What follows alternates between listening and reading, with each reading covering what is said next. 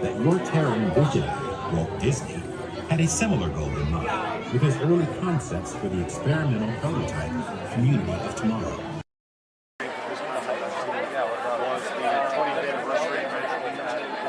Oh my God, that was the most amazing celebration I've ever seen them do. It was, I think they're sold out dancers, in the park, but they still got there's like 200 dancers on Main Street, and then 3 different marching bands. And the cold day of the year, you just get nothing going on. George's and skating with his dad stood, reading the dedication, synced with his dad. That's the only one that got that joke. Then the celebration really began. Nothing to see here. Ladies and gentlemen, boys and girls, 55 years ago today, Walt Disney dedicated the happiest place on earth. Since then, Walt's dream has brought joy to millions around the world. Join us now as we go back to that memorable day, July 17, 1955. To all who come to this happy place, welcome. Disneyland is your land. Here age relives fond memories of the past. And here you may savor the challenge and promise of the future. Disneyland is dedicated to the ideals, the dreams, and the hard facts that have created America, with the hope that it will be a source of joy and inspiration to all the world. And now, let's all join together in singing Happy Birthday to Disneyland. Are you ready?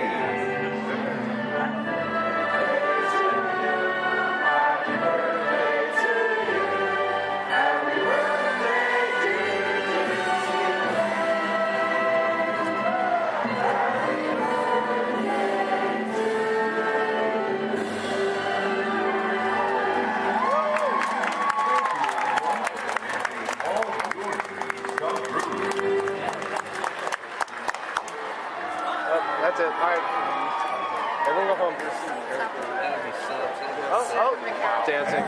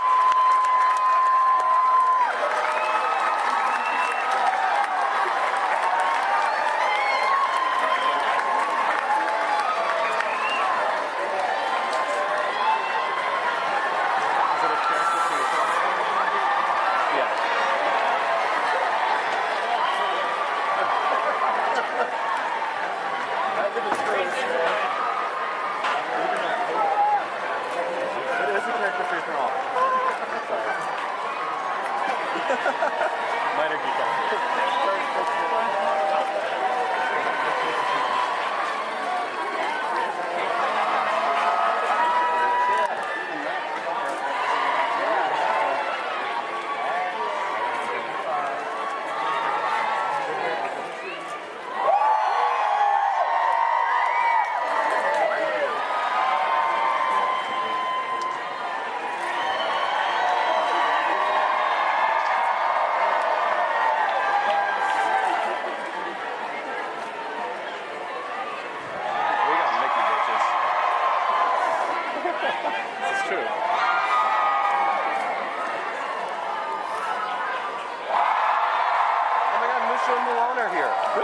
Right there. Behind the light post. They keep doing this like cool like. Oh, Pluto. We should go say hi to Pluto.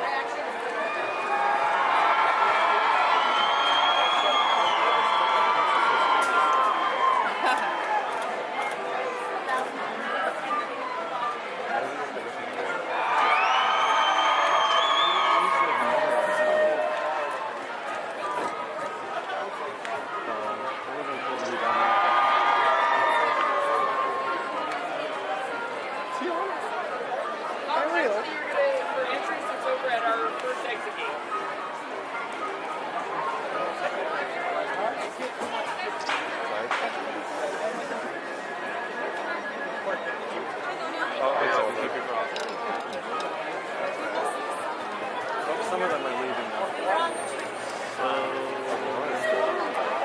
It's over. Everyone go home.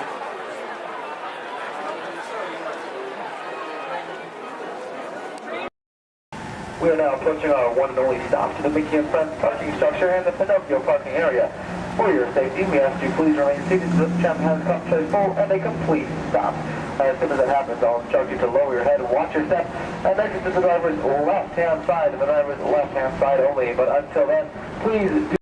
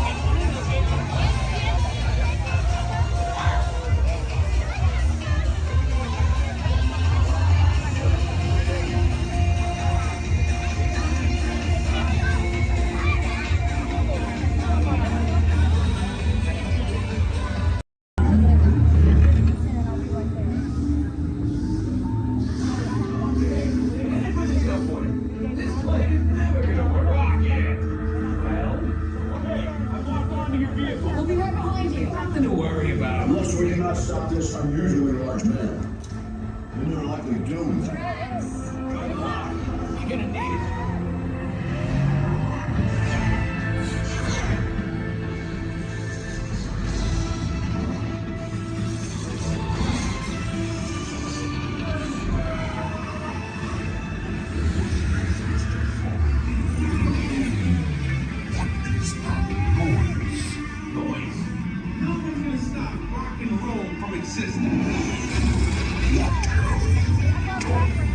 What have we done?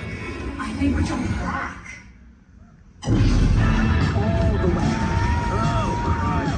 We've got the scenery. The big bang. Let's be bigger. Gotta get that generator. It's the only way back. We got the generator.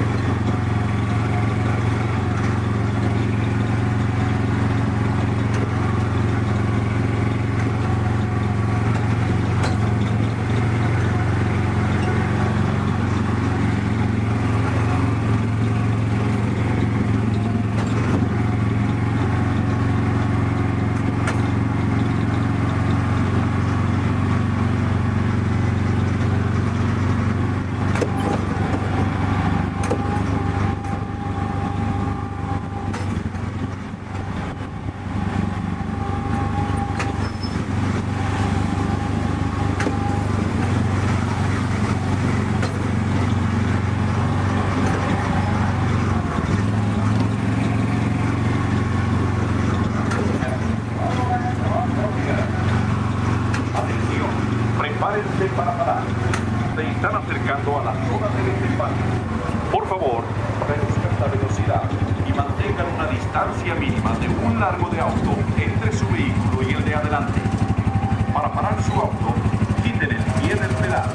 Gracias.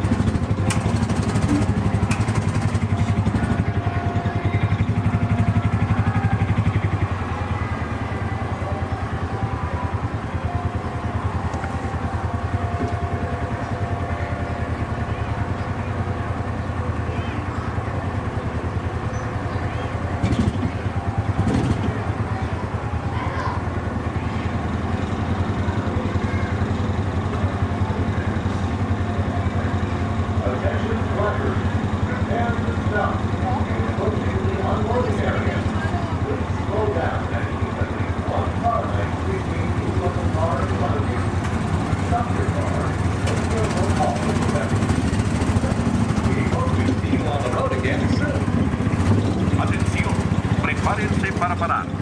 Se están acercando a la zona de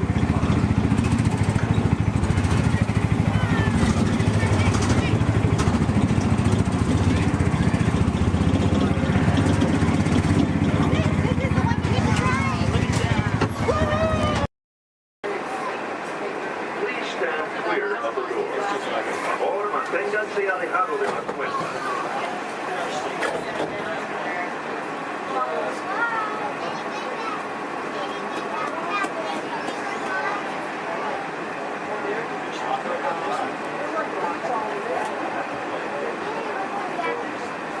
Welcome aboard the Walt Disney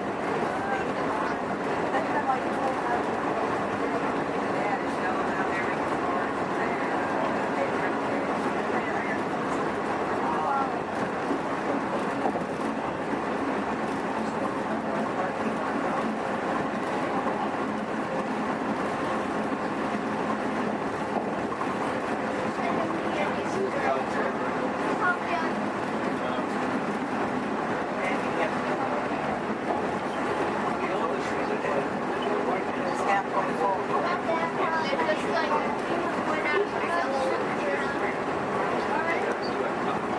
man.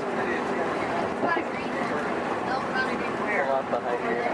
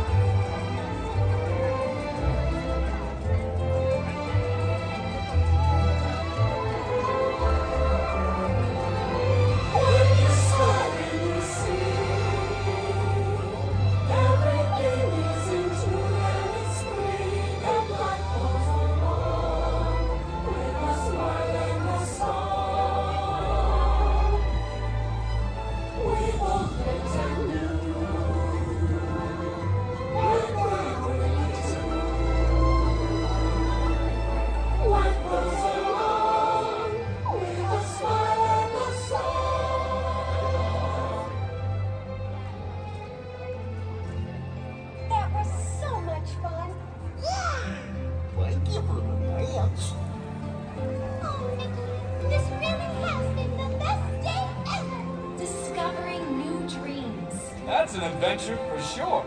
Uh-huh. Trying something new. And having a swinging good time. You bet. Finding the confidence to be true to yourself. That's right. Here's to all of us, old friends and new. Warm hugs for everyone. Oh, this is what I love about the Friendship Fair. Wherever you are.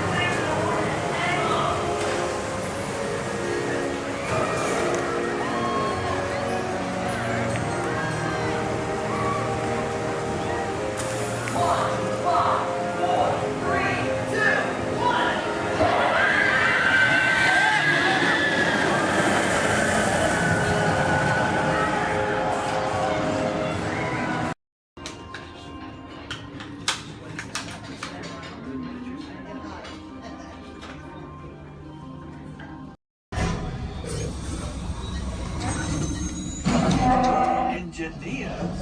Automatic repair engaged.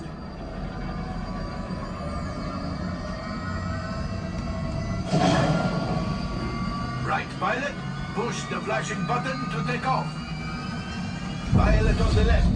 Move your stick to fly right and left. I was just about to say that. Pilot on the right. Pull back on the stick to fly out. And push forward to fly down.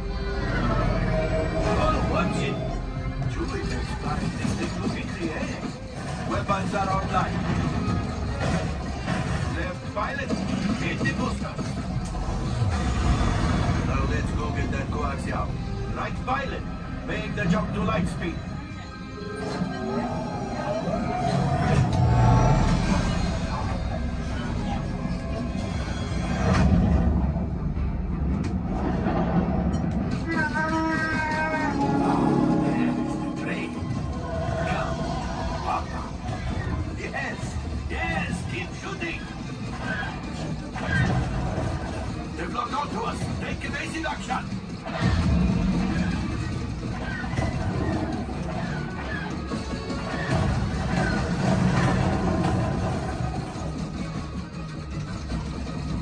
There it is, after that train. Gunners, fire the harpoon. Excellent, now gunners, shoot the cargo free. Left pilot, brakes. Well, my friends, that could have been much worse. Okay, it's much worse.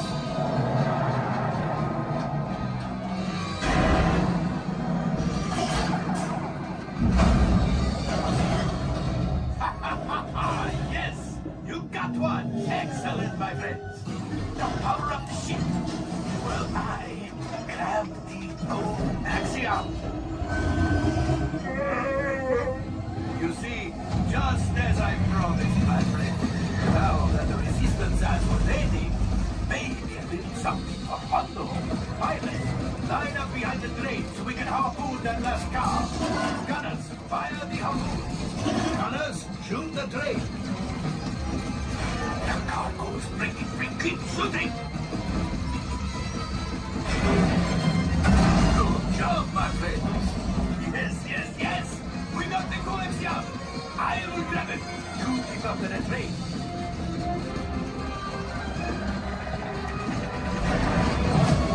Gunship! Oh, that's ridiculous! Things are getting too hot! We need to get out of here! Yes, a distraction! Fire the missiles at the train! Hey!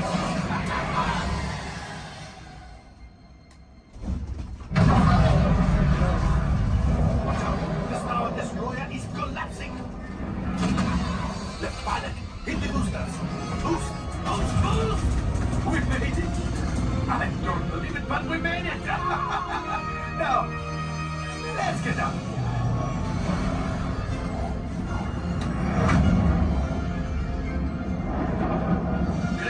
My friends. You retrieved 2 containers of coaxium. This will greatly help the resistance. You have heard the First Order and made Chewie proud. Now, after my modest profit, your cut minus what you owe me for damaging the Falcon is... Hey, not bad.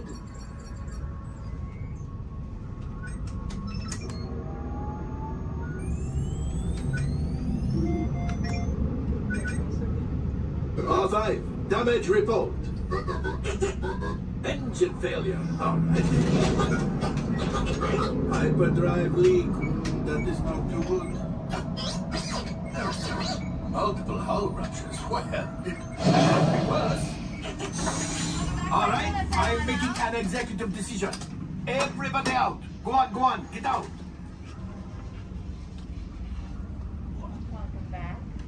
All available techs, we have a Corellian freighter that needs immediate transport back to the maintenance bay.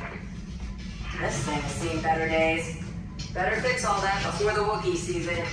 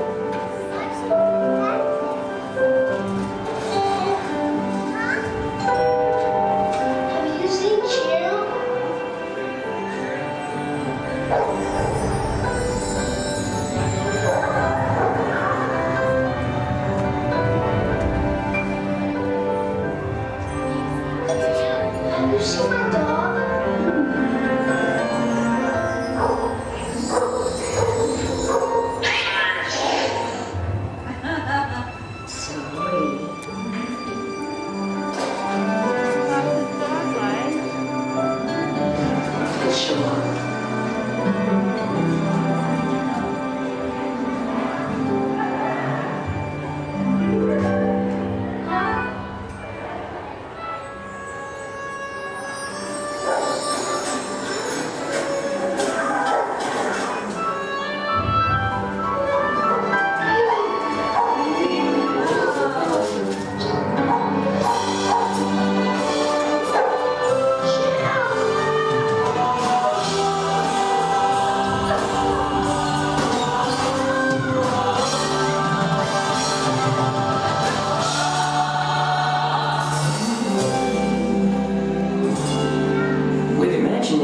Every picture tells a story.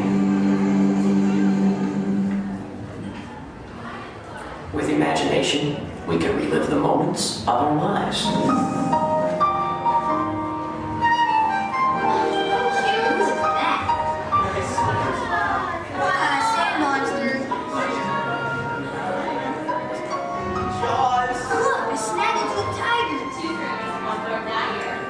Here's my little shortstop. She's got frog feet.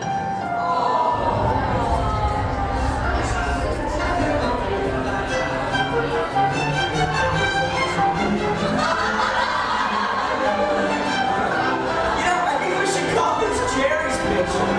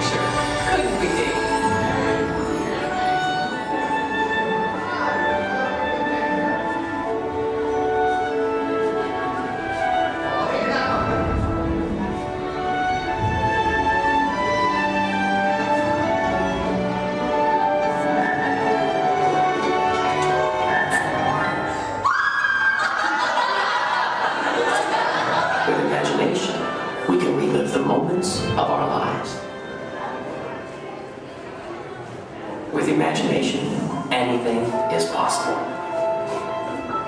I'm gonna be a fireman just like my dad. It's Billy Cartwright stepping up to the plate. Bases are rolling on for the nine. One, two, three, fresh to air it back.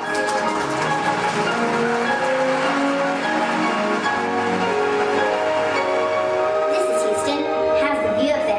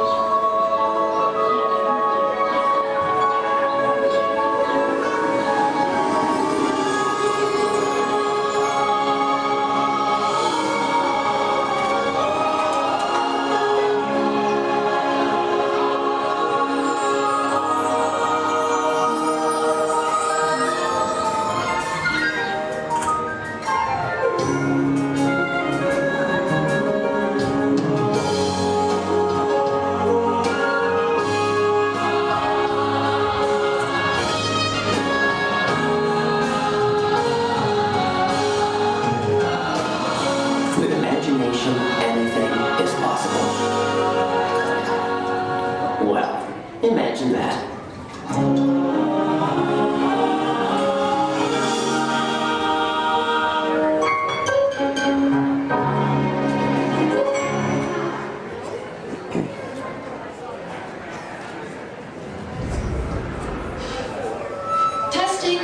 1, 2, 3. I don't think this... Is this thing on? I don't think this thing is on. Can anyone hear me? Good, you can hear me.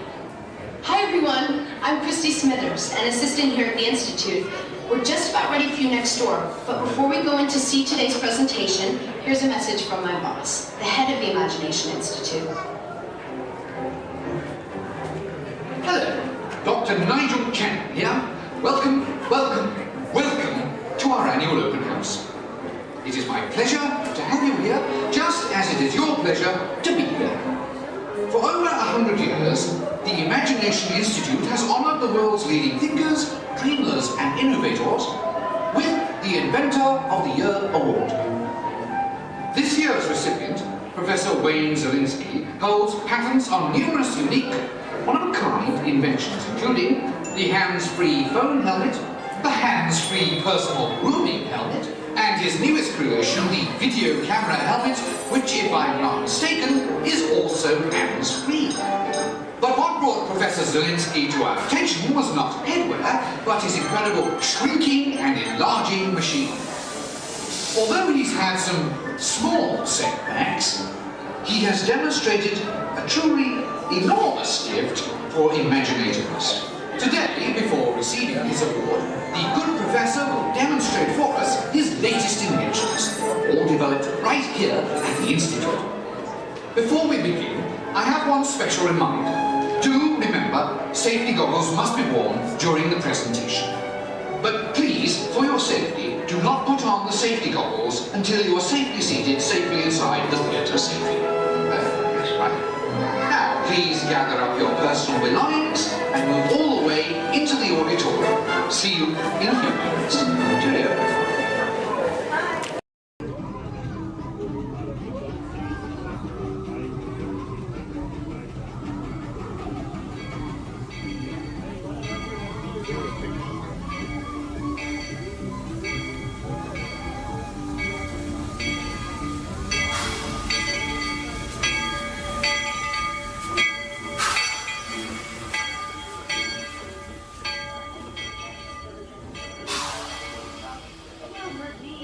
Magical words all clear.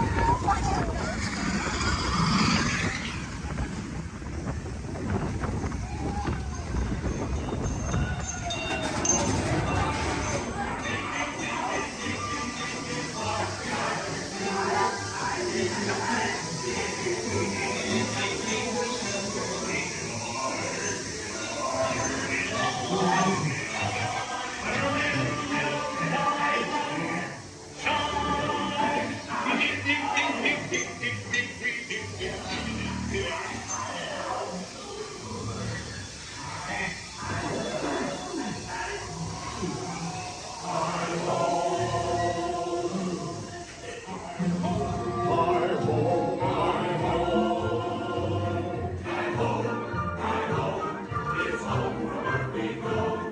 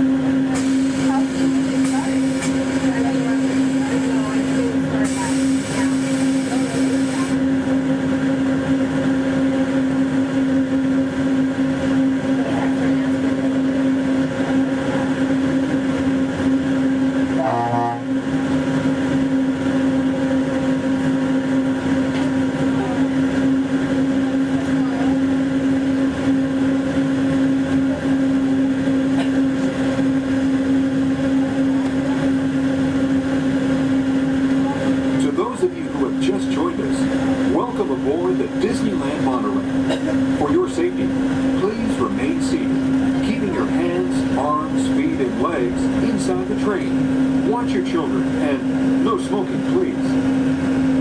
Bienvenidos a bordo. Para su seguridad, permanezca sentado y mantenga las manos, brazos, pies y piernas dentro del tren y cuide a los niños. Por favor, se dirija a la Gracias. We're now en route to our final stop, the Tomorrowland monorail station. Along the way, you can get a bird's-eye look at the downtown Disney district, Disney's Grand Californian Hotel and Spa, and Disney's California Adventure. To the left of the monorail is the main entrance of Disneyland, the happiest place on Earth. Disneyland is truly an American original. Since its opening in 1955, it has hosted more than 500 million guests from around the world, including presidents, kings, and celebrities. It is the original Disney theme park, created and enjoyed by Walt Disney himself. To the right is our transportation plaza, where you'll find taxis, hotel shuttles, and public transit stops. We're about to enter Disneyland. Some of the clearances are pretty tight up ahead, so be sure to remain seated, keeping your hands and arms inside the cabin.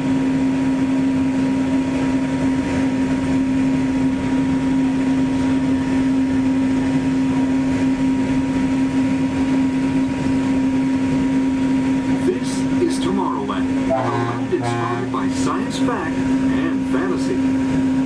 Directly below us is the Submarine Lagoon, where you can dive into an exciting underwater adventure aboard the Finding Nemo submarine voyage. Across the way are the icy peaks of Matterhorn Mountain, home of the world's most famous bobsled run. And beneath us are the roadways of the Utopia, where drivers of all ages can ride the road to tomorrow. As we cruise over Tomorrowland, our pilot would like to share a few program reminders. Hello everyone, welcome aboard Monorail Red. For your enjoyment, this land park will remain open until 9 p.m. tonight. The park's hours has been extended to 9 p.m. Our last monorail tonight will be at 9 p.m.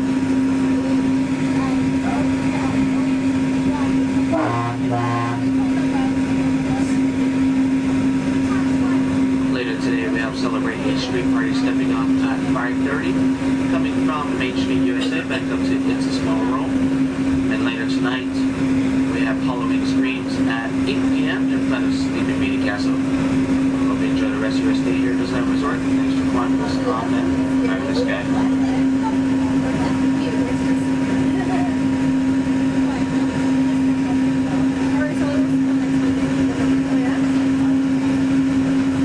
Just ahead and to the right of the train are the sparkling gold spires of one of Disney's most beloved attractions, It's a Small World. Beyond it is the wacky world of Disney's classic cartoon characters, Mickey's Toontown. We're now riding alongside the happiest kingdom of them all, Fantasyland, home to Pinocchio, Snow White, Peter Pan, and other storybook characters. Last time I went, one of the guys got really close with the little boys right here. It freaked me out, and I hit him, and I was like over it. I was like, no. I don't come back. I haven't gone to We're now approaching the Tomorrowland monorail station, our final destination. Please remain seated until the monorail comes to a complete stop. Then, collect your belongings, watch your head, and step carefully from the train. On behalf of all of our crew, thanks for traveling with us, and we hope you'll have a happy and memorable visit here at Disneyland. This is the Tomorrowland monorail station.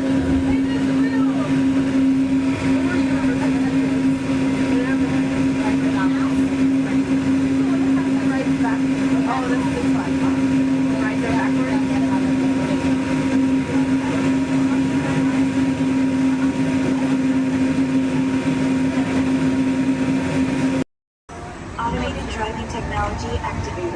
Welcome to the sim track.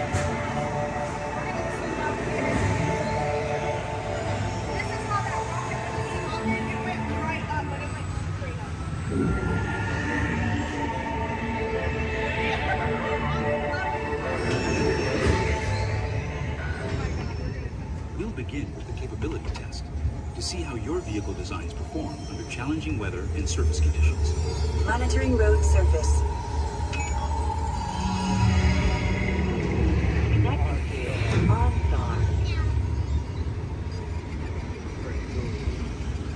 SIM car performance data acquired.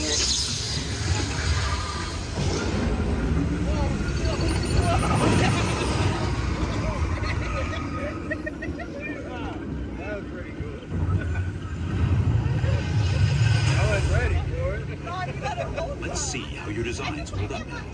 Commencing SIM car off-road and extreme weather stunts.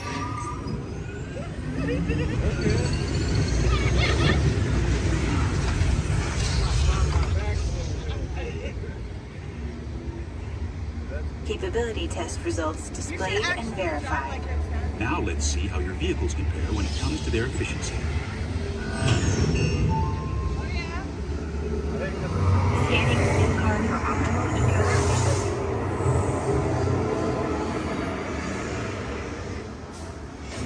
Engaging eco-scan for aerodynamic efficiency.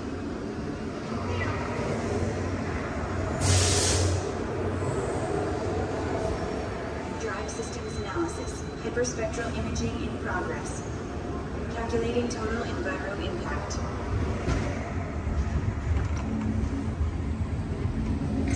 Commencing responsiveness test. Okay, the responsiveness data is now being synchronized.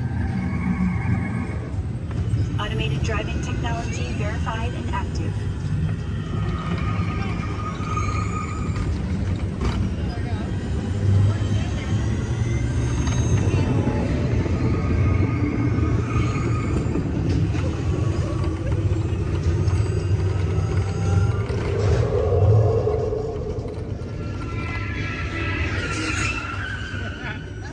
Automated crash avoidance technology disengaged. Displaying responsiveness data. Here comes the final test. Energizing for pilot test.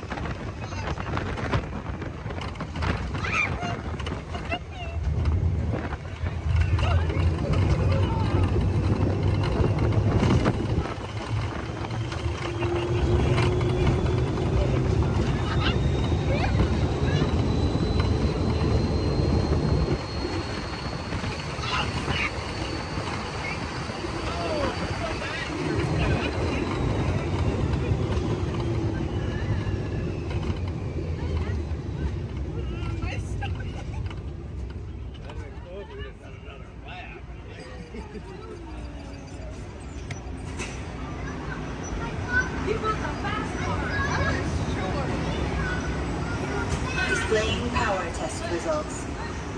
SIM track performance testing complete. This concludes your performance testing. You'll be able to see how your Chevrolet custom concept vehicle designs compared with the sim car after you disembark.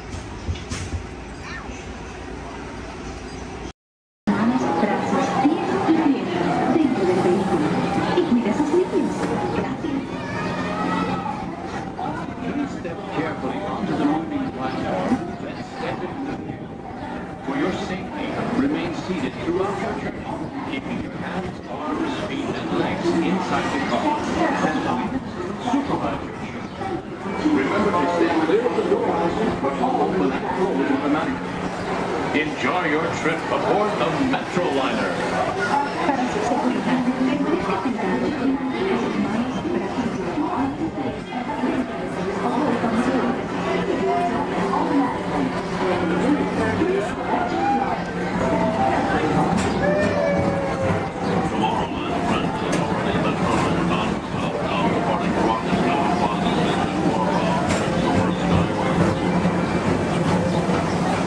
Welcome aboard, TTA travelers. We hope you enjoy Tomorrowland Transit Authority's Super Skyway.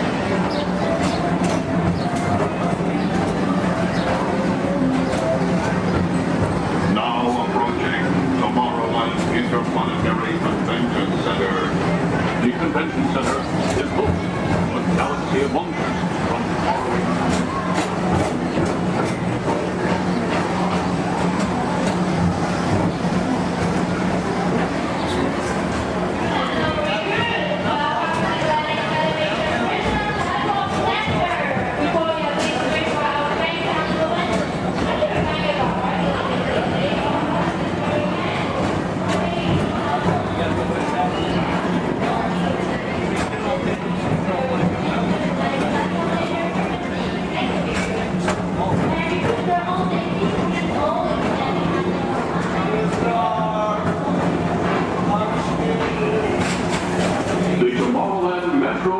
Historical Society presents Walt Disney's 20th century vision for the future.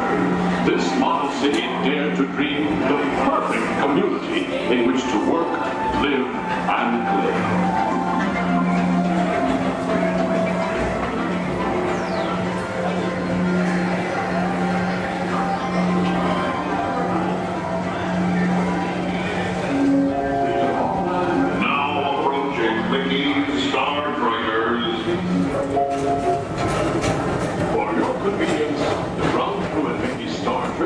Will be glad to rocket ship to many planets in the galaxy.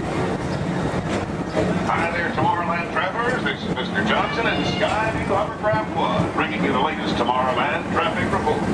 As usual, everything is perfect on Tomorrowland Superhighway. Back to you at TTA Center.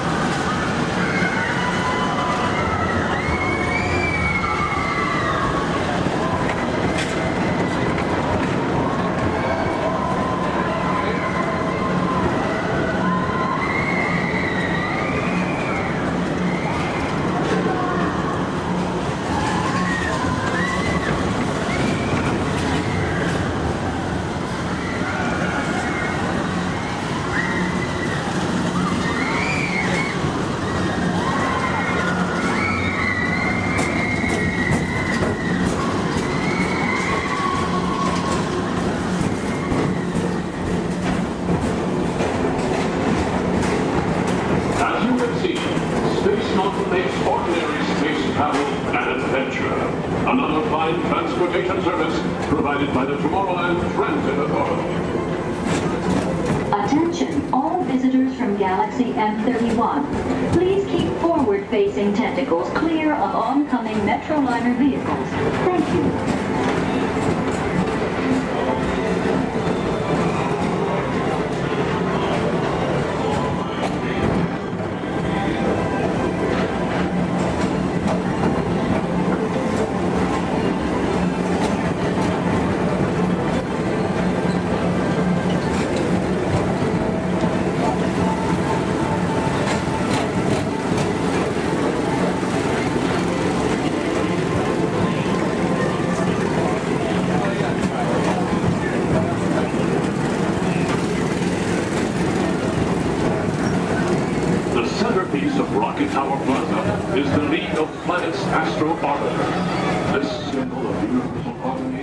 Interplanetary fellowship provides all beings with an exhilarating spin around the planets.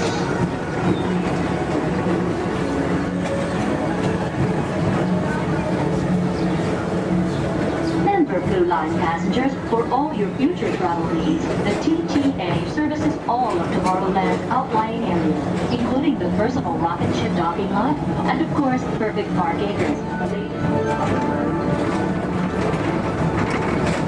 Paging Mr. Morrow, Mr. Tom Morrow. Your party for the Saturn has arrived.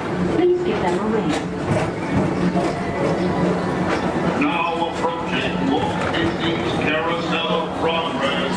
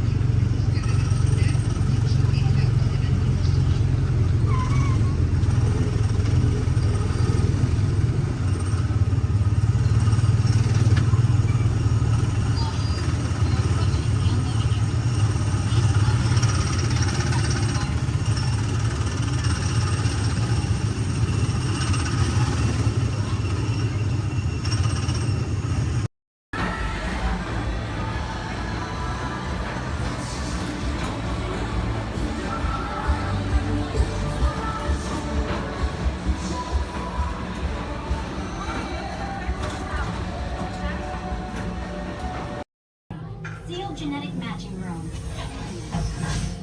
Okay, Dr. Stevens, they're ready. Can everyone see me? Great. Welcome to the Avatar program. Soon, you're going to have a chance to undertake an amazing Na'vi rite of passage, flying on the back of this powerful animal called an Ikron, or as we call it, a Banshee. The way you're going to do this is by being matched to something called an avatar. And I'm here to help you guys get ready. But first, we have to scan you for Pandoran microparasites. All right, everyone, stay on your number and move your arms a bit. Whoa. Okay, start scan.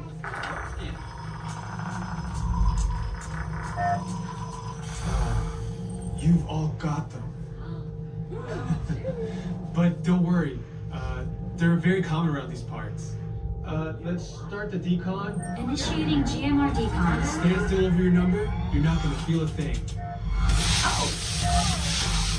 You're doing great. Almost done here. They're all clear. Great. Now let's go over how all this works. Like I said before, you're going to be matched to these things called avatars, which look a lot like the Na'vi. They're created by blending human DNA and Na'vi DNA. Once we match you to an avatar, thanks to a special link chair, your mind will be able to control that avatar. Using avatars to fly this way was all figured out by my boss, Dr. Jackie Ogden. She leads our science team, which is part of the Pandora Conservation Initiative, and we're here in the Valley of Moara studying banshees and their environment. Over a generation ago, this enormous company called the RDA created a lot of damage to the area through their bad mining practices and conflicts with the Na'vi. Just like on Earth, it can take decades for ecosystems to recover. Okay, to get you flying on a Banshee, we need to find each of you an avatar. Let's prep the genetic sampling. I'm on it. Okay, first we need to find the compatible match of your genetic material with the genetic material of one of the avatar bodies that we already have. Once we do that, you'll be able to link to that avatar and fly. Help us out and move around a bit. Almost. Yes, got him. Now, let's find you your avatar matches.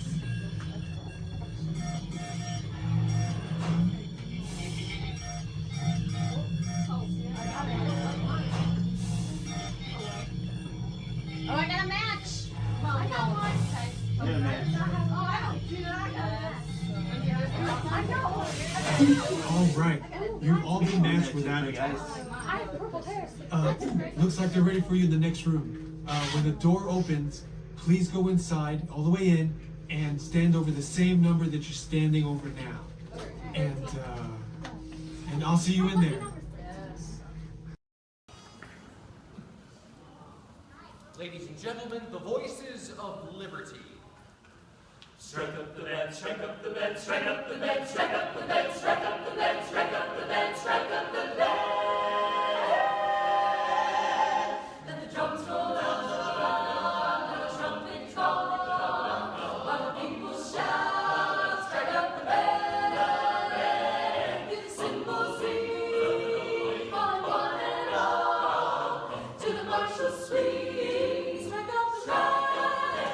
There is work to be done, to be done. There's a prize to be won, to be won. Come, you son of a god, take your stand. Come on and take your stand. On the 9-day board, come along, let's go. Hey, leaders, strike up the band. Strike up the band. Come on and hear. Come on and hear. Alexander's ragtime band. Come on and hear. Come on and hear. It's the best band in the land. They can play bugle call like you've never heard before. So natural that you want to go to war.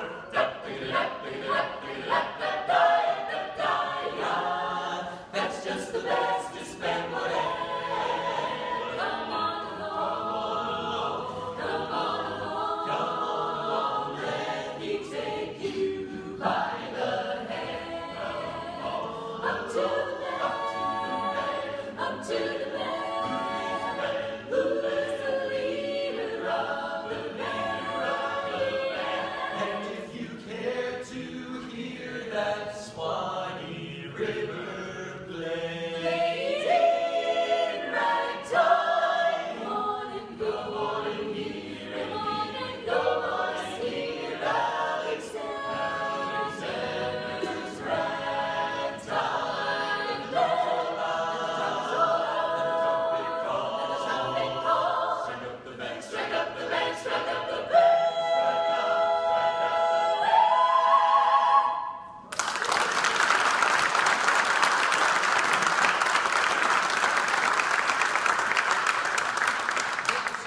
everybody. We're the Voices of Liberty, and we're thrilled that you've joined us today here in our home, the American Adventure.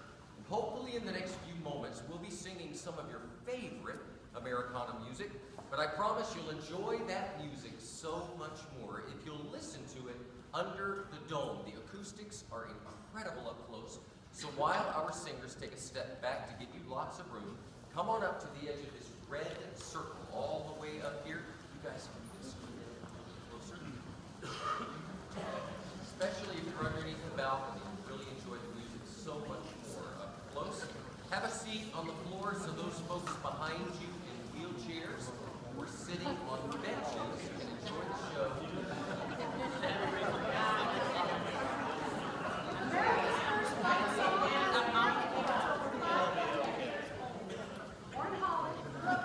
During the Revolutionary War, British federal music on our ragtag troops. We liked it so much we sang it in every camp and battle, and we turned it into a song that the British later regretted.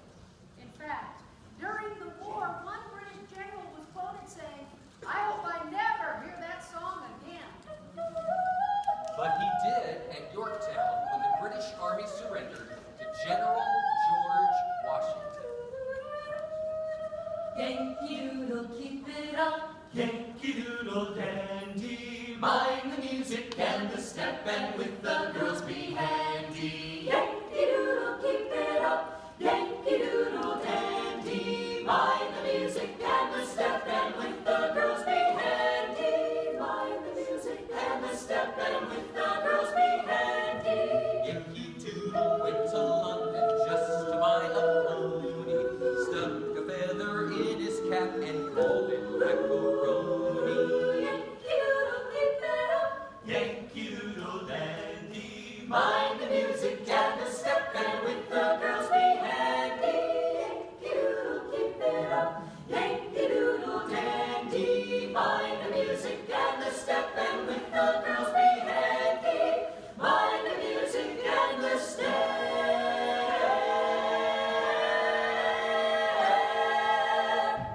And with the girls be handy.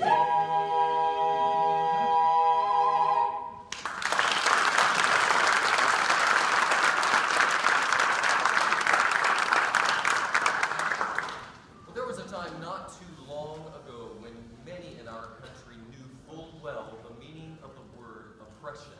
And out of that oppression were born songs of hope, songs of a better day.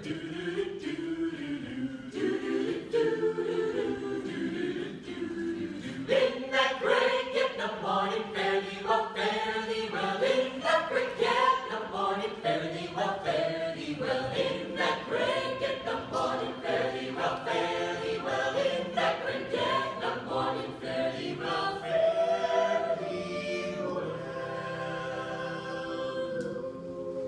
Sometimes I feel like a motherless child. Sometimes I feel like a motherless child. Sometimes I feel like a motherless child.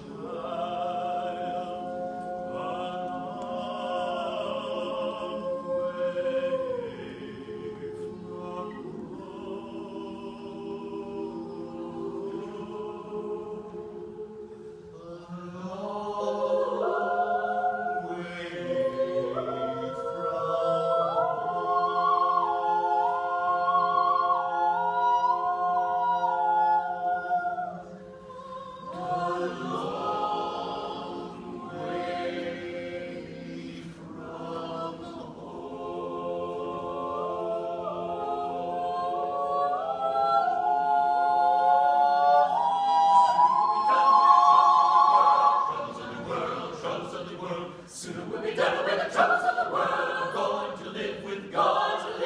No more reaping and away. No more reaping and away. No more reaping and away. I'm going to live with God.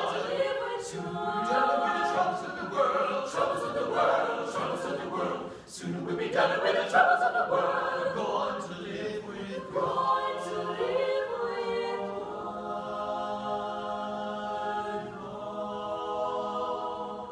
my trials, Lord. Soon be over. If religion were a thing that money could buy, rich would be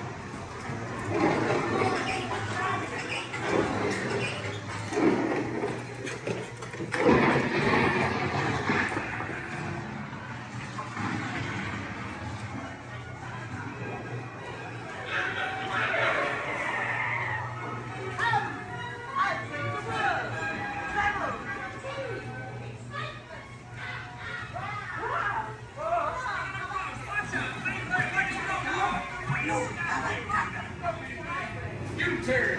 Thank you, that is all.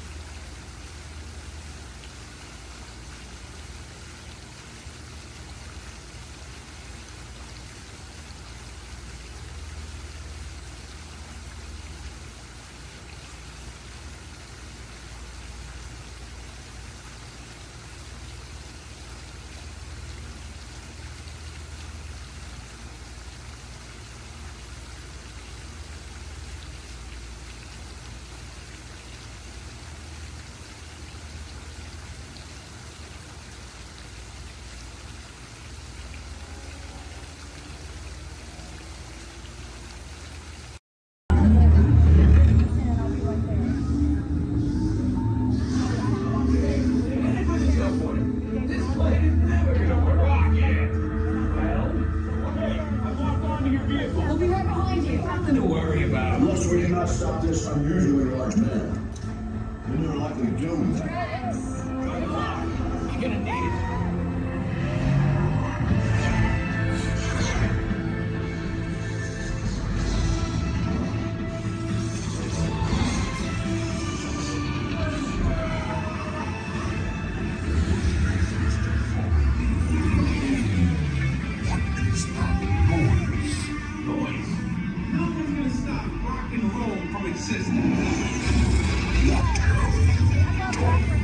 What have we done?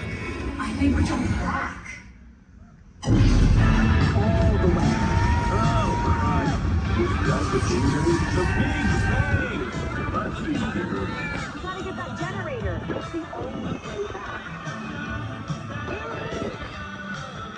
We got the generator.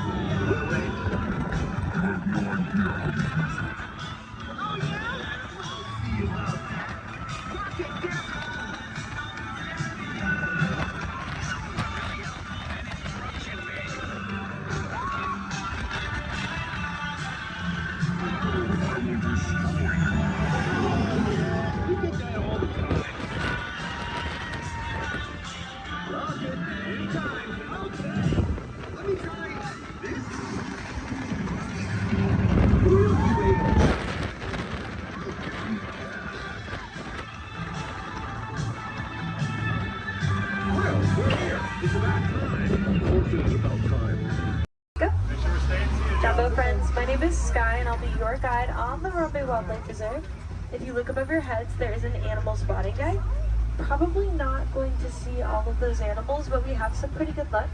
Just remember to stay seated at all times.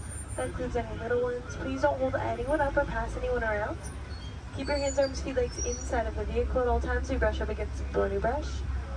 And these are going to be real wild animals. They are going to be moving around, so you may want to have your cameras out ready. Hold on tight. I recommend a sport or an action mode if you have it.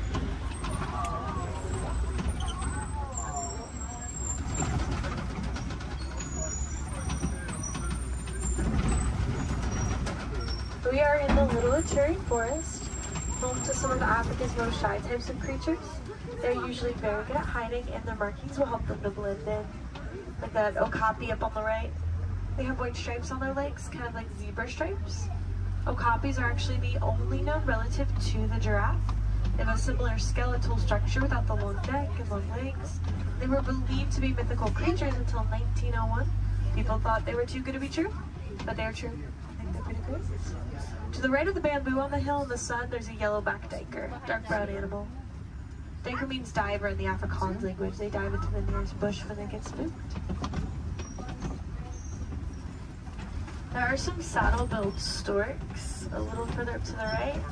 They're walking up this hill. There's one on the top of the hill. Looked like they were collecting things to build a nest, but big black and white birds. stand about 5 feet tall, have a 9-foot wingspan, and they're made for life.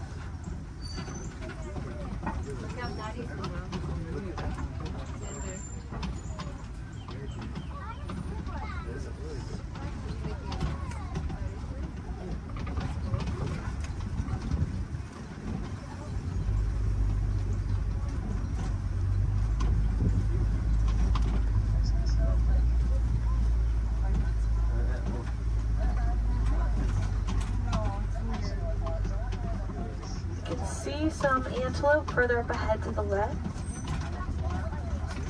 There's going to be some tan ones called greater kudu.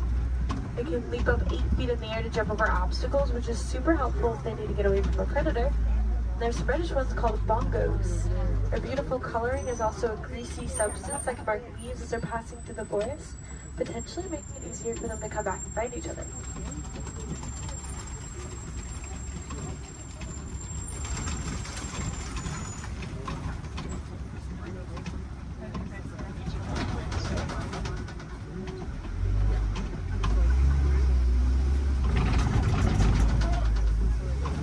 Let's make our way down to the Safi River next. That's home to some of Africa's more aquatic animals. We should probably look for them in the water.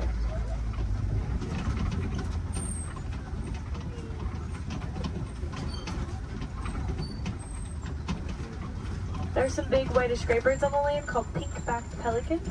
Get a pink coloring on their backs during mating season to help them attract the mates. And there's also some Nile hippopotamus. Hippos spend most of their time in the water. They can swim, but they often choose not to. Instead, they sink down to the bottom and tiptoe at the bottom of the water. And they'll often come out to find food or relax on a cool day.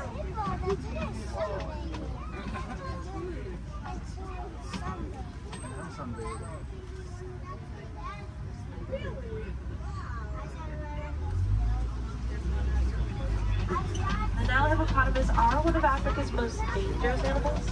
They don't really eat, they are herbivores, they eat plants, but are very territorial, and some can even outrun us on land at up to around 30 miles per hour, which is very impressive for an animal that can weigh around 5,500 pounds.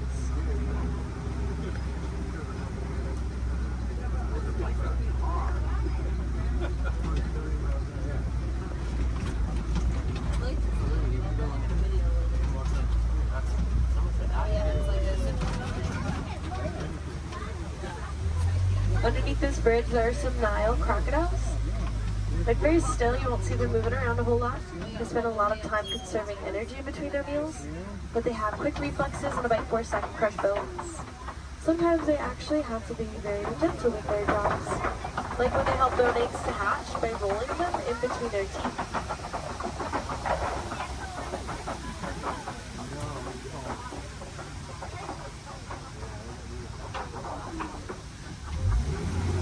Let's make our way towards the savannah next. That's where we will be spending the most of our time. It's known to have vast open grasslands, and it's a really great place to find some more animals.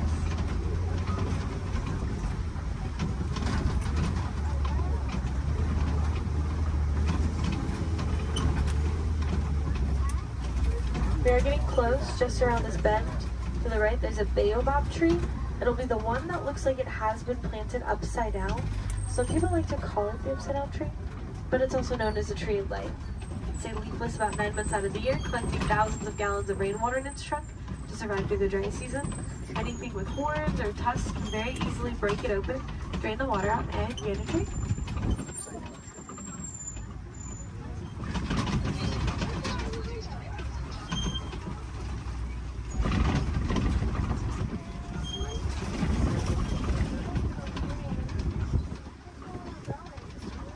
There's some wildebeests at the bottom to the right.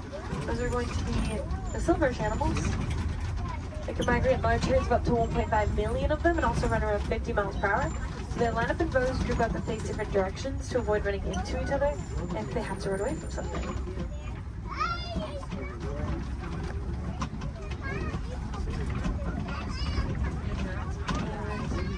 There's some giraffes. There's a tower, which is a group.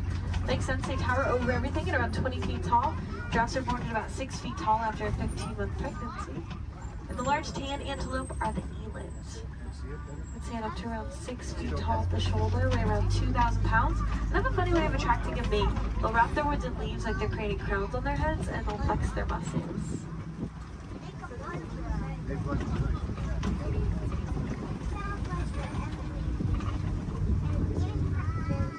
To the right of this den, on our left, there are some African painted dogs.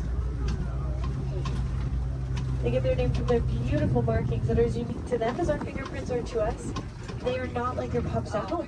The African painted dogs are the most successful hunters on the savannah. They hunt in packs and chase their prey to the point that it drops of exhaustion. So very dangerous, also very cute.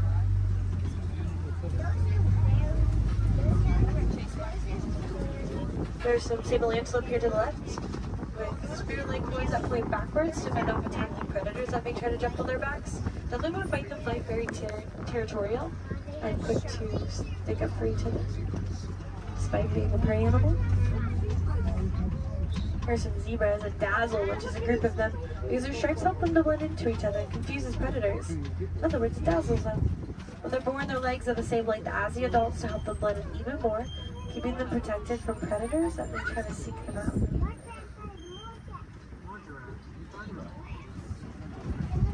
Large mounds at the side of the road are termite mounds, made up of animal dung, dirt, and termite saliva. They get as hard as concrete in the sun, so animals like elephants, giraffes, like to use them as a scratching post, wearing them down. Antelope can stand right on top of the worn down buds to use them as a lookout, looking out for predators.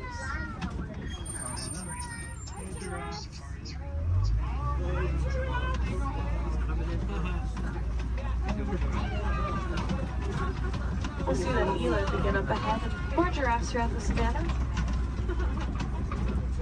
So we keep on going. See some wildebeest not too far away from us.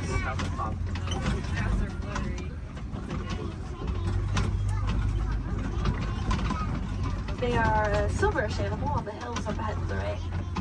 Wildebeest can migrate large herds with about 1.5 million of them crossing the savannah each year.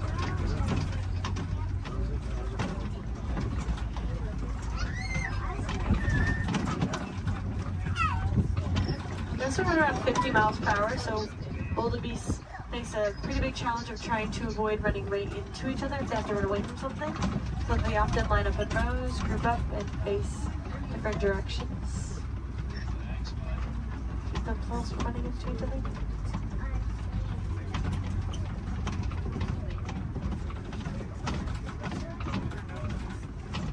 On the very top of the hill to the right, there are some really cute tiny tan antelope called springbuck in that tree. They can spring up 6 feet in the air, 13 feet across. It's called pronking. Sometimes they do it to show off to predators because they can also run up to about 60 miles per hour, making them one of the fastest land mammals.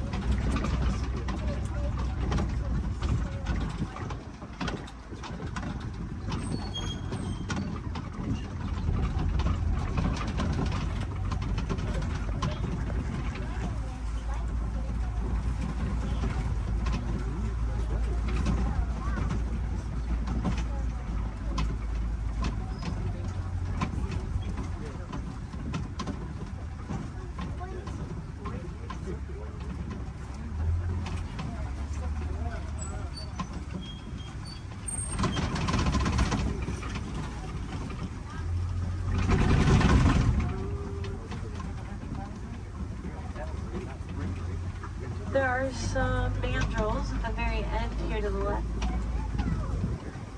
Largest of the monkeys. Males get around 100 pounds. And they have a bright red and blue coloring on their face and rear end, just like Rafiki.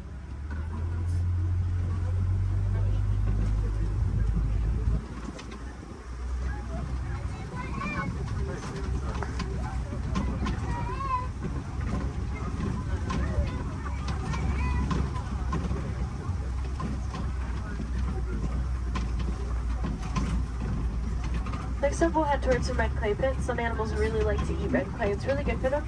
Kind of like taking a vitamin. Although, unfortunately, red clay pits are also often a site of coal pan mining. which can cause some problems like habitat destruction, limited food source, more poaching. It's actually very easy to help out with those issues if you are interested. All you have to do is recycle any of your old and used broken electronics or appliances.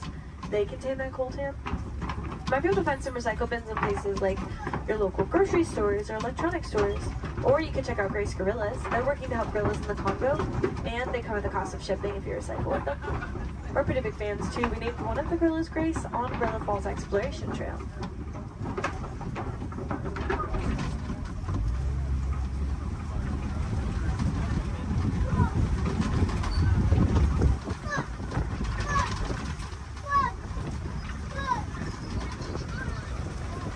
Looks like there are some tusk marks and footprints, which means we could be getting close to smoke.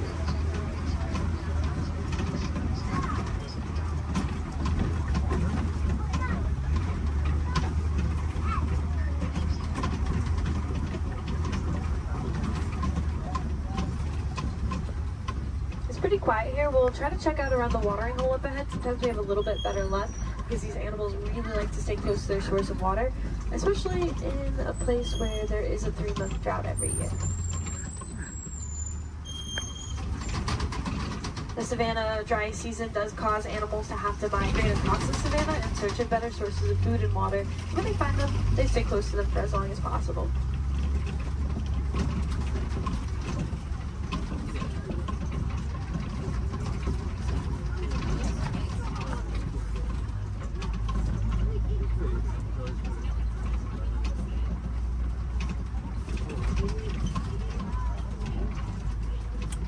There's an African elephant up ahead to the left.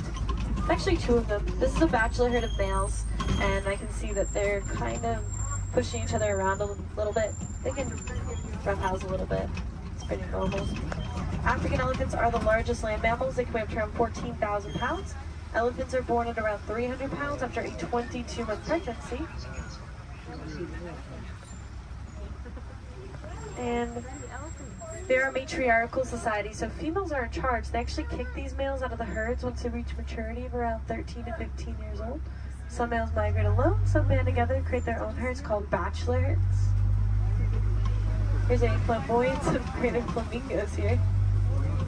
These ones are a very light shade of pink, and it can take up to 2 years for them to get their coloring from beta-carotene found in the brine shrimp that they eat. There are a few different theories to why a flamingo might stand on one leg. It's mostly believed to help regulate body temperature, kind of like sticking one leg outside of the covers at night to cool yourself off. A flamingo might just put one leg up.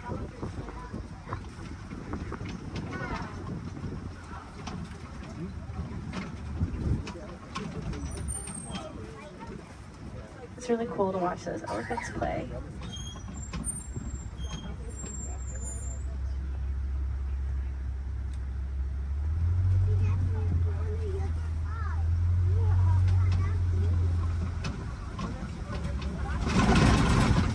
Like something may have been rolling in the mud up ahead. Some animals like to use mud as a sunscreen, a bug repellent. It's also just good for their skin, especially these white rhinoceros. They do that. They're almost always covered in mud. Rhinoceros can get up to around 5,000 pounds and are very social, love to hang out in crashes, their groups. Unfortunately, they are poached for their horns made out of keratin, which is hair and fingernails. People believe that it has medicinal purposes. It is really just hair and fingernails, so awareness is a big part of rhino conservation. Rhinos here in this reserve are helping us to spread that awareness. There's an ostrich to the right. Largest birds, flightless. They run around 40 miles per hour. Their wings help them to keep their balance and quickly change directions while they run.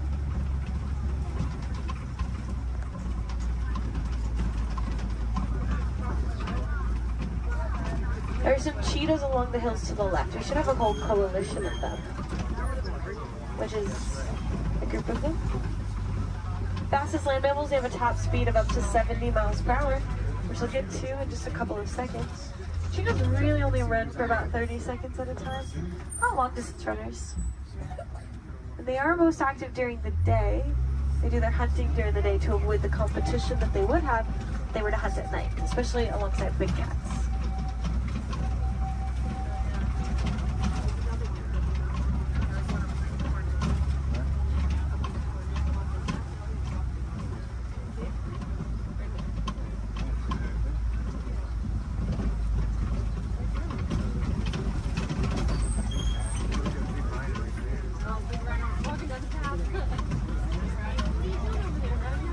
large rocks are kopis, tallest point on the savannah. Some animals like to use them as a vantage point to look over the savannah. See if maybe you can find something on the other side.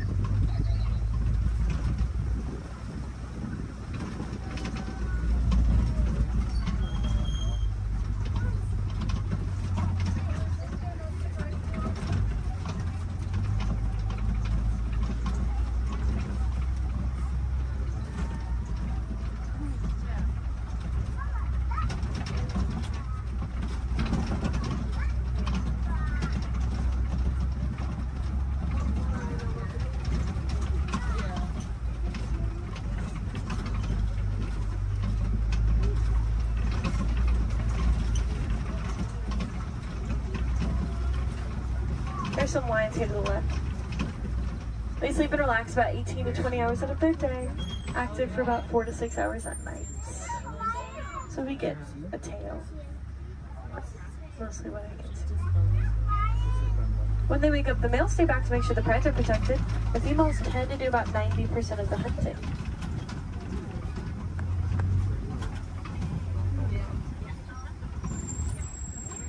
There's some warthogs in the back left. They just look like hairy rocks in the break of that bush. Pumbaa, that means foolish one in Swahili. Actually very intelligent. They'll back up into those burrows with their tusks out to ward off predators. Also use them to dig too, but they work smarter, not harder. They will find them abandoned or steal them from other animals if they can.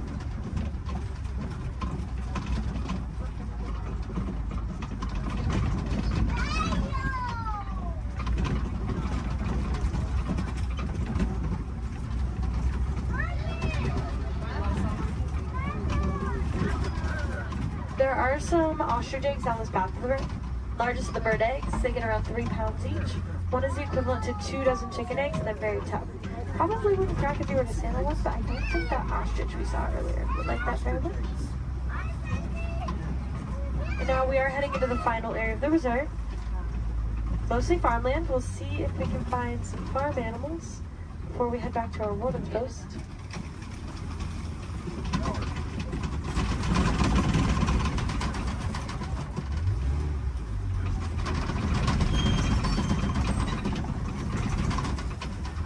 There are some Nigerian dwarf goats here. Very tiny type of goat known to take up very little space, and they produce a milk that's nutritious and high value. Helps communities to rely less on their local wildlife for things like nutrition and income.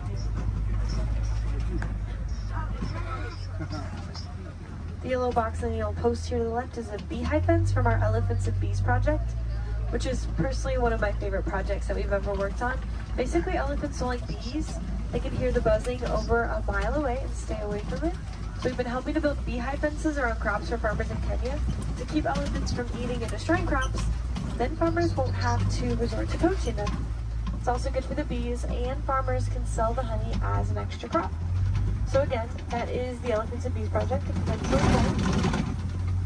It's about that time that we start to make our way back to the warden's post. Just make sure you have everything. Check those rows, gather up all of your trash. Please don't leave anything on the tracks. If any of you are wilderness explorers, you have been aboard the Symbol 1. That is SAM BA1 Symbol 1. Badges can be collected further down the path as you exit. And if you want to help out these amazing creatures, then I definitely recommend checking out the Disney Conservation Fund. You can learn more about the cool projects that we work on. You can donate to it if you'd like. Any amount Disney matches every cent. We'll give you a cool pin for it. You can also just reduce, reuse, recycle. Those are great ways to help. And if you learn any cool facts about animals or conservation anywhere around the park today, just share them with a friend. Awareness is always the first step, so by talking about the animals, you can help them out. Again, my name is Sky. I had a lot of fun out there. I hope you did too, and I hope you'll join us here again soon. No two safaris are ever the same. The animals will definitely make sure of that. But we aren't going to stop in this area right here. I'm actually going to take you back to the same warden's post I picked you up from. So we're just passing through, but it's not going to take us too long.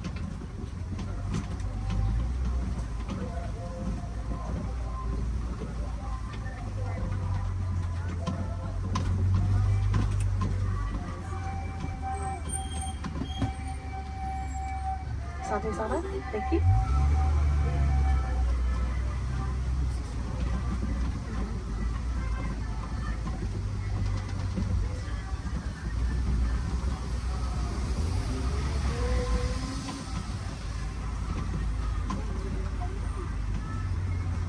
good. Just going to pass through here and keep on going.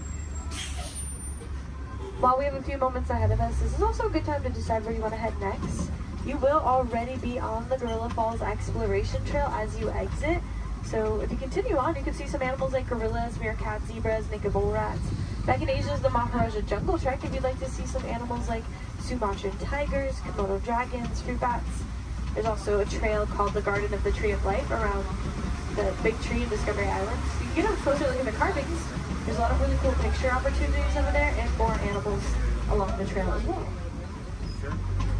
And of course, if you love those goats as much as I did, you probably want to pet one. There's a petting zoo at Rafiki's Planet Watch. Just take the Wildlife Express train and Harambe to get up there. Let's try to make this a little less awkward and hang out here while they load this truck ahead of us. In a moment, we will be passing by this guest who are probably a little confused right now to why you're on the truck and they're not. So personally, I like to wave to them, say Jumbo, get them excited for their adventure. You don't have to do that if you don't want to. You can completely ignore them. We'll never see them again anyways.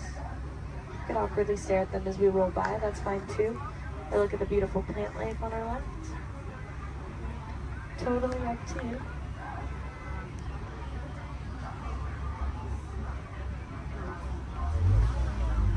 Alright, here we go. Jumbo friends, Jumbo warden. Jumbo friends, Jumbo warden.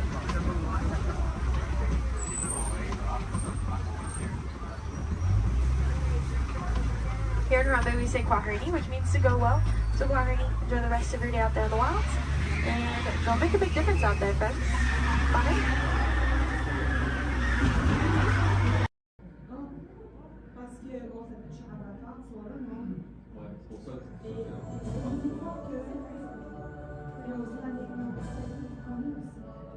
Hello. I'm Dr. Marsh, director of the Dino Institute, and I hope you enjoyed those quaint exhibits in the old wing. That's how dinosaurs have been presented to the public since the study of fossils began over 150 years ago. Today, that bare bones approach is about to become extinct. In a perfect blending of science and technology, the Dino Institute has created the Time Rover, an amazing vehicle that will literally transport you to the age of the dinosaurs. How? That's proprietary. But the result is a breathtaking journey through a prehistoric world where you will witness the most spectacular creatures to ever walk the earth. In a moment, you'll be going live to our control center for a comprehensive safety briefing, and then it's on to the tour that will convince you forever that the future is truly in the past.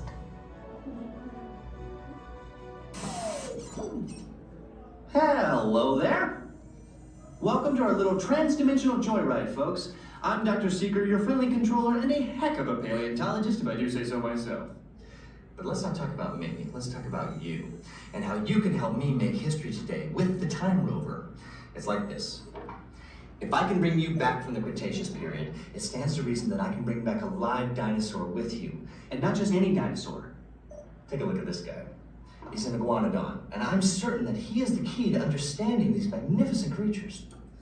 I tagged him with a locator during an unauthorized field trip. Otherwise, I'd be traveling with you. Right now, our dino should be about here, at the very end of the Cretaceous period. That's where you're going today. I've arrived, it seems, just in time to correct a little misstatement. Dr. Marsh. That is impossibly close to the giant asteroid impact that destroyed most life forms on Earth. Our tours are designed to take you to the early Cretaceous period. And I can assure you that all time rovers have been securely locked on those coordinates. That's right. See? Securely locked. Access denied. Continue. Of course. We were just talking about seatbelts. Plug them in, use them. It can get kind of choppy out there, so keep your hands and arms inside the vehicle at all times. Flash photography? I wouldn't. It alters the homing signal, and that's not good. Oh, and one more thing. Those locked coordinates? We're in. Now, here's the drill. You follow the homing signal to the iguanodon, then I'll enlarge the transport field, and boom, you're back with one additional passenger extra large. And don't worry about that asteroid. You'll be in and out of there before it even breaks the atmosphere. Trust me, what could go wrong? Hey, it's me again. Remember, only you guys are going on this special mission, so don't tell anyone, okay?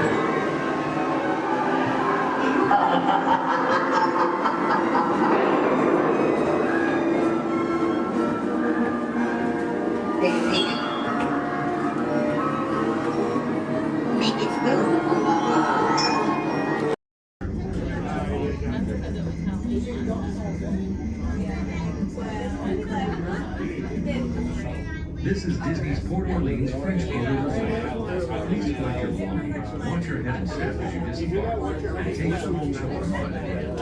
Thanks for riding with us, and welcome home.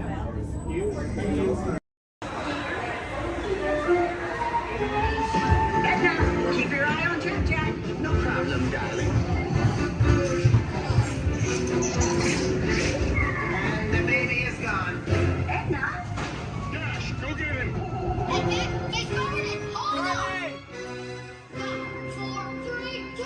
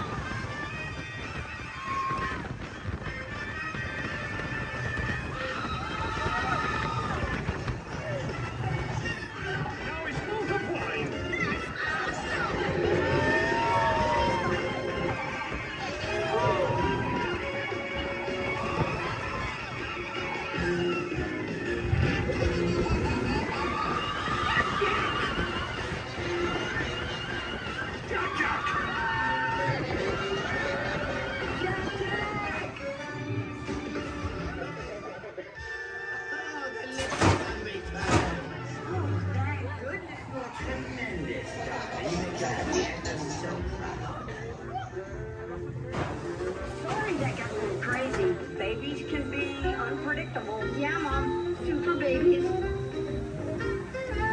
Please remain seated until the coaster comes to a complete stop. Remember to gather your belongings. Your little brother. And safely exit your vehicle. An incredible day.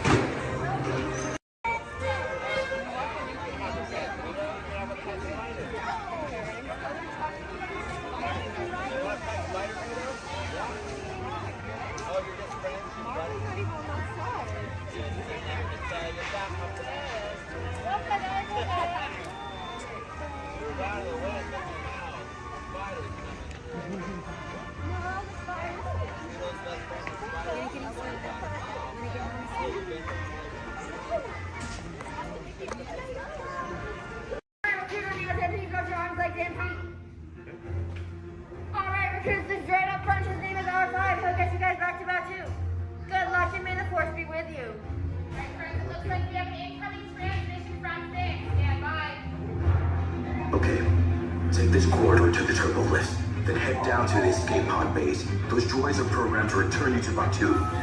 Hurry and don't get caught. Lieutenant Beck will guide you. Recruits, for your safety, stay seated with seatbelts securely fastened. Keep hands, arms, feet, and legs inside the transport and supervise your children. Tell them it's a prisoner transfer. Did it work? Good. Now get a move on. There's a clear path to the turbo lifts at the end of the hallway. Turn right. Probe droid. You're lucky it didn't spot you. Take those turbo lifts and stay out of trouble. Hey, you're not authorized. Wait, those are the prisoners.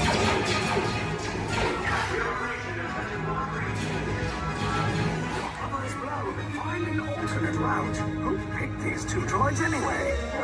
Detention blow bridge. Prisoners not seen and never seen. There they are! Fire!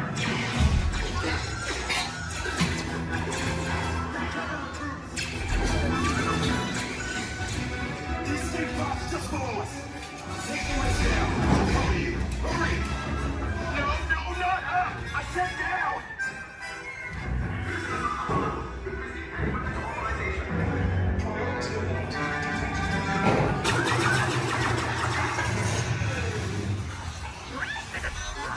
This does not look good. Try to find another way down to the escape pods. The resistance will attempt to rescue the prisoners. They have neither the resources nor the courage to engage us. You underestimate their conviction. Raise the shields! Shields? I see no evidence. Now!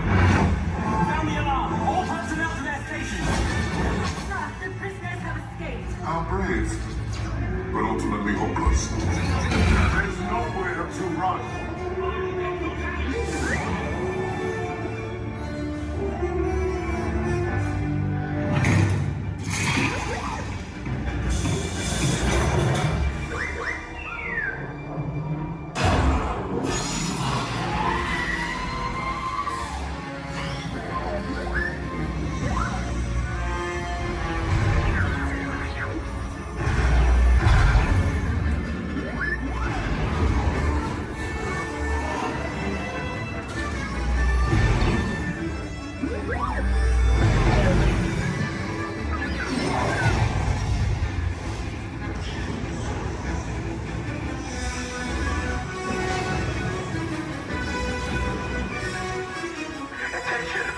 Resistance personnel, abandon ship.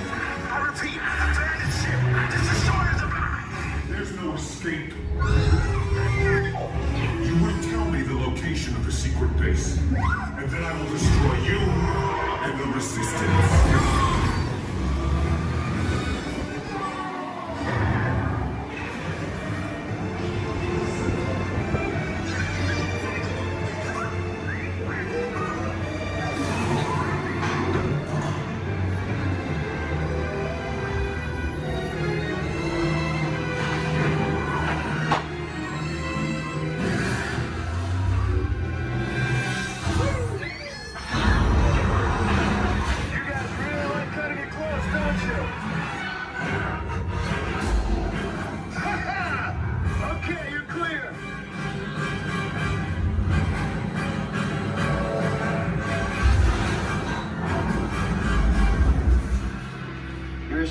shots came in a little off target.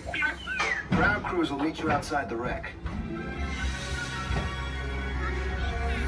All right, nice job, recruits. Not what you signed on for, but hey, you're resistance now. I think I have that authority. Right, Beck? Where's the lieutenant? I need eyes on Beck. Line up, scan for his pod beacon. 4 escape pods down in Sector 4.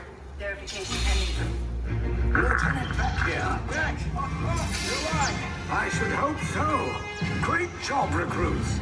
Thanks to your heroism, the location of the resistance base is secure. Bravo! Yes, R5, you too.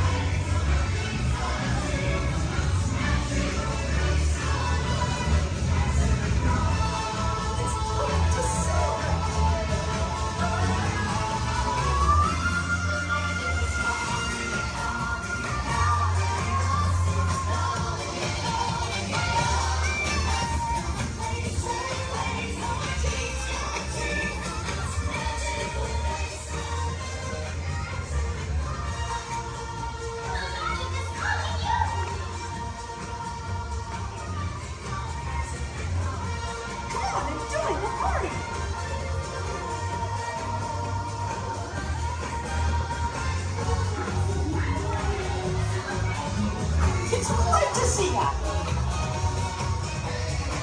Welcome to the celebration, everybody!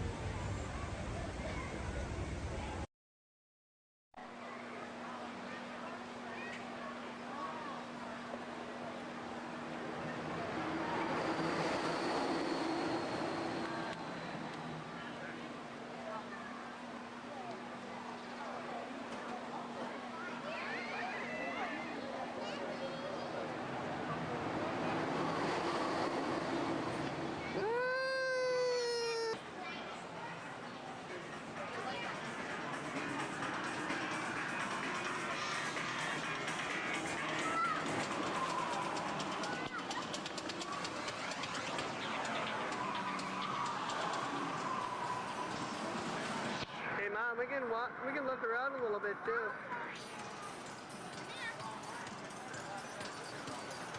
One ahead. Stick them out.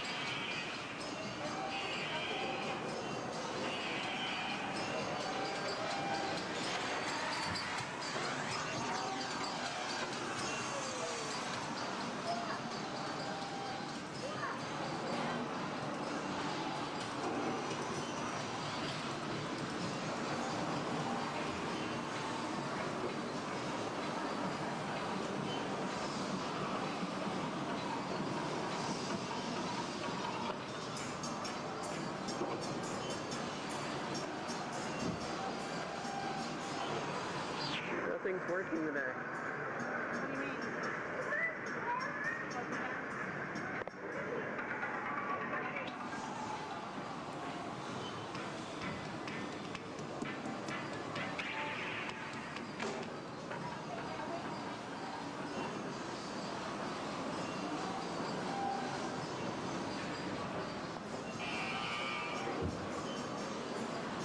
Mom.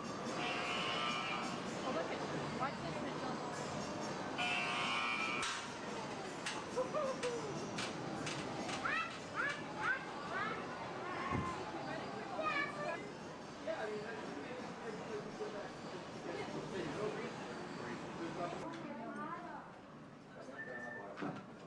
Yeah. Uh-huh. Oh, yes. Oh, okay. Hold on. 1 second. Okay, got it. Yeah? Okay. Thank you.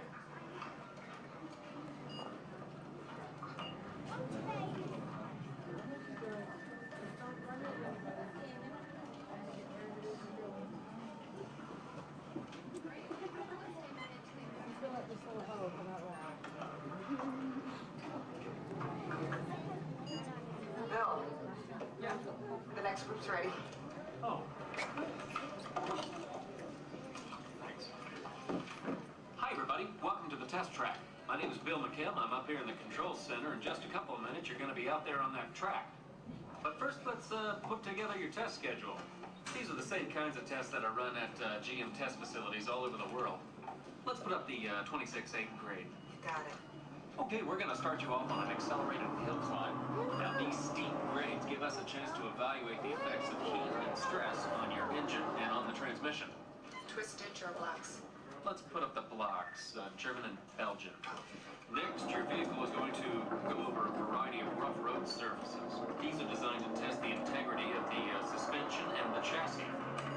It's going to get a bit bumpy. Yeah. Next, you're going to see and feel what it's like when your brakes lock up and you lose control of the steering. Not such a good feeling, but hang in there because we're going to do the test one more time, this time with the ABS or the anti-lock brakes. Okay. All right. What's next? Let's do some environmental tests. Put up 2, 5, and 7. 7? Yeah, 7. Okay. After that, we're going to subject your vehicle to some extremes in temperature, as well as corrosive conditions to see how it handles nature's worst. And finally, we'll take you out for some handling runs. Let's do the I'm going to send you through some hairpin turns, and then we'll take you out and do the high-speed loops. And depending on how your vehicle and you hold up, we'll even throw a few surprise tests in there. Surprise test? Yeah. Pick one. Jack? Now, if this whole routine seems a bit extreme, you're absolutely right. That's what a test track is all about. The cars you drive at home are made up of over 15,000 different parts, and every one of them has to pass the test under very extreme conditions before we ever let it off that test track and out onto the road. Now, as you can imagine, safety is a big concern of ours, so we're going to insist that you buckle up your safety belt securely. You'll be glad you did. Oh, we're ready. Oh, great. Well, Sherry says we're ready, so we'll see you out there on the test track. So please make sure your safety belts are securely fastened, as they always should be in your vehicle. We're clear for dispatch. Okay, let's move them up to the test area.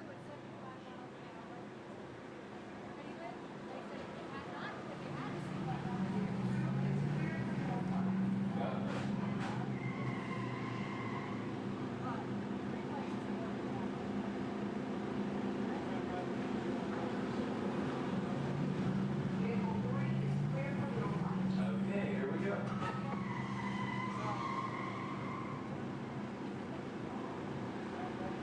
Ready, Mitchell? Vehicle 4 is clear for hill climb. Okay, here we go.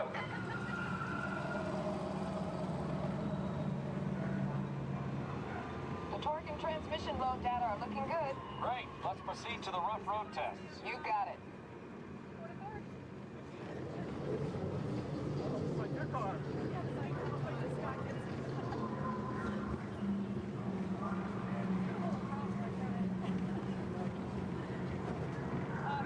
Okay, I'm going to take you right up to the cones, hit the brakes, and see if I can steer you through. Hold on.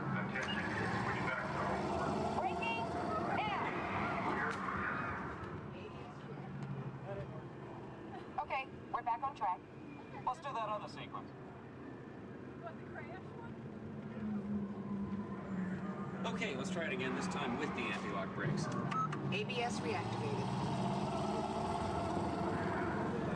Braking. All right, that's the way it ought to be. You see how ABS lets you keep control of the vehicle while braking?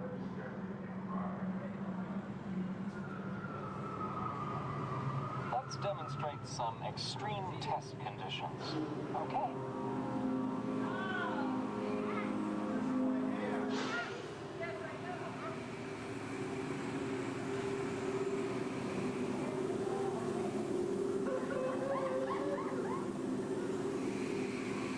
Did you remember to turn off those robots?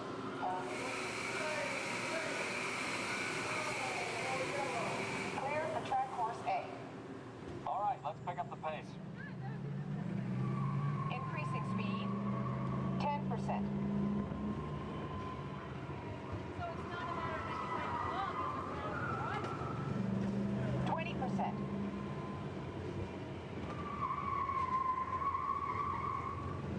30%. Are you seeing an increase in lateral forces? Sure am.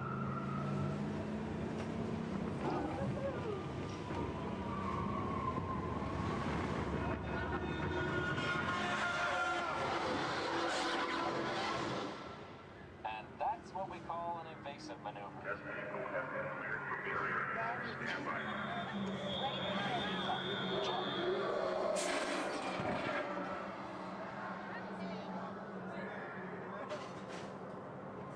Hang on tight.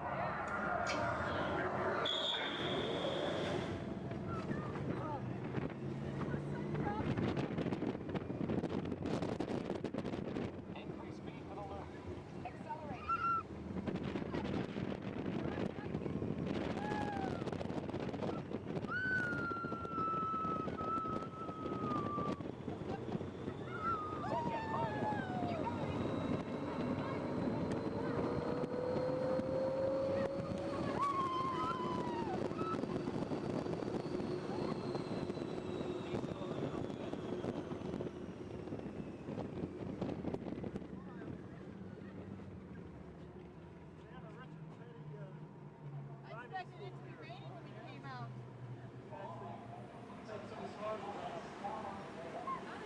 As long as they're heated up, let's grab a thermal image. Will do. Cameras on. Looks like all components are well within test parameters. Well, all right, that completes our test schedule. Let's download the data.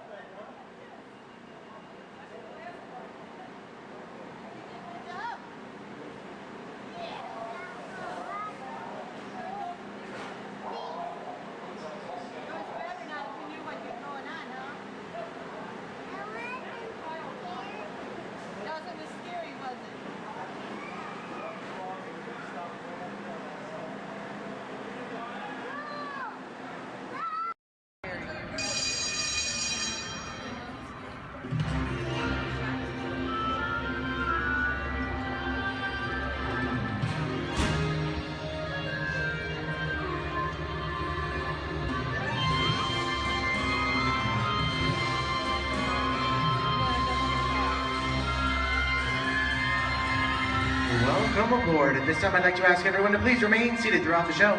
Please keep your arms, hands, legs, and feet inside the vehicle at all times. Don't forget to supervise your children. And for the safety of our cast, please refrain from the use of flash photography and external video lighting. Now that we've taken care of business, let's talk about me. My name is Justin, and I will be your guide for this magical journey into the movies. It's the perfect job for me because I love movies. Is everybody ready? Well, great, because it's showtime. Ready when you are, CB.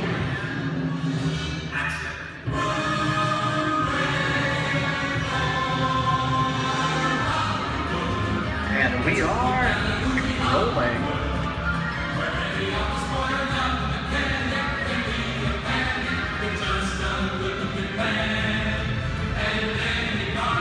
Hello, everyone.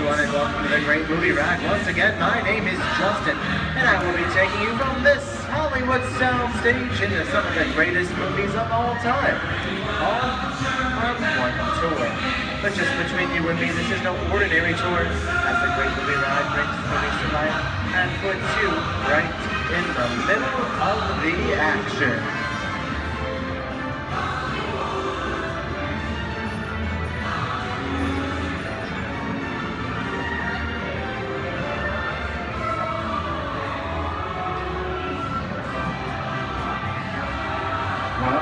I don't know about you folks, but I just love the great Hollywood musicals of the 1930s. This scene is from one of my favorites, the Busby Berkeley classic Footlight Parade, starring James Cagney, Ruby Keeler, and Dick Powell. In 1952, Gene Kelly was singing in the rain with Debbie Reynolds and Donald O'Connor. Did you know Gene Kelly co-directed to this movie? And can anybody tell me what movie this is? Right, Walt Disney's Academy Award-winning film from 1964, Mary Poppins, starring Julie Andrews and Dick Van Dyke. The London fantasy of Mary Poppins was shot entirely indoors on sound stages at the Walt Disney Studios in Burbank, California. There was no exterior shooting at all.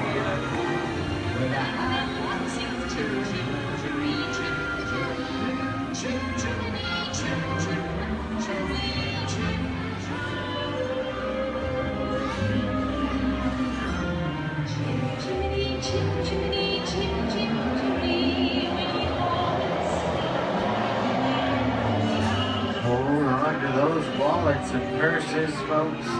This doesn't look like a very good neighborhood. In fact, it looks a lot like the underworld, the scene of such classic gangster films as The Public Enemy, starring one of my favorite tough guys, James Cagney. The working title of the film was Beer and Blood, and in the United Kingdom it was known as Enemies of the Public.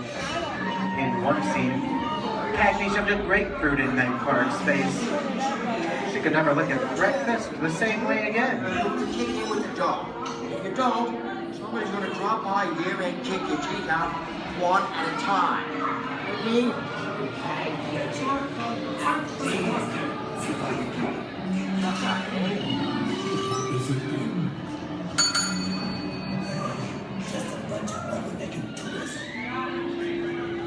Sorry about the delay, folks, but I don't want to run a red light, even if it is just a movie. You talking to me? You talking to me?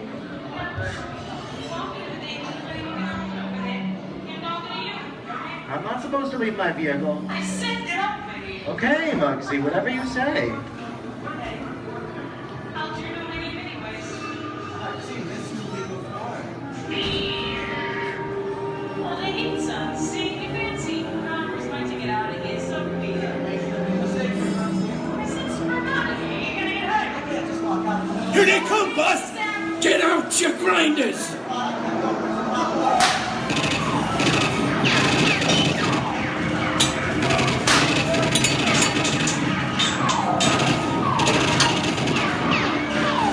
I'm hit! Hey, I'm hit! Muggsy! They got Squid! Muggsy! Muggsy! Squid's hit bad! Real bad!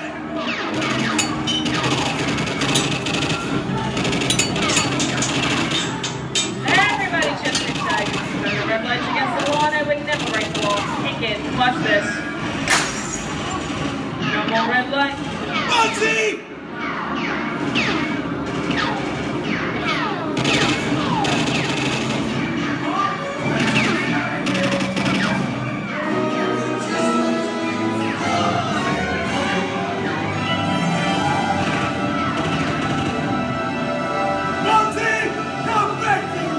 Sorry, boys. I'm making my getaway. I'll see you some change. Wait, what are you looking at? Everybody mind your P's and Q's, and maybe I won't get a... Who's this? JC? And now, the Old West, and two of Hollywood's legendary stars, Clint Eastwood and John Wayne.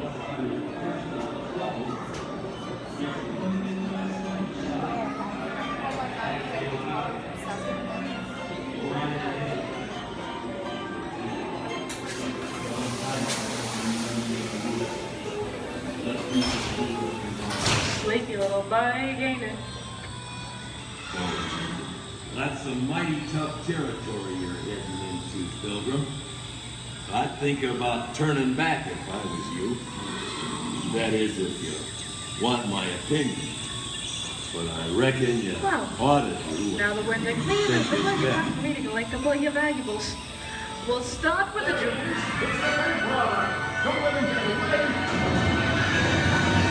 You're gonna have to catch me first, Papa. Give yourself up. This is not so nice. I'm getting out of here. For this. I've been doing. Nobody's staying my neck in a noose. You can't get any worse. Put a hole right in the sky. Okay. That's worse. I don't know about you guys. This is kind of creepy. What is this? This is Alien. You are with Sigourney Weaver aboard the spaceship Nostromo. Something has gone wrong. One by one, the crew has vanished. And somewhere in the ship, a terrifying creature waits to claim its next mate. Look now, bring the victim. Warning, remain in your vehicle. The area you are entering is extremely dangerous. Proceed with caution.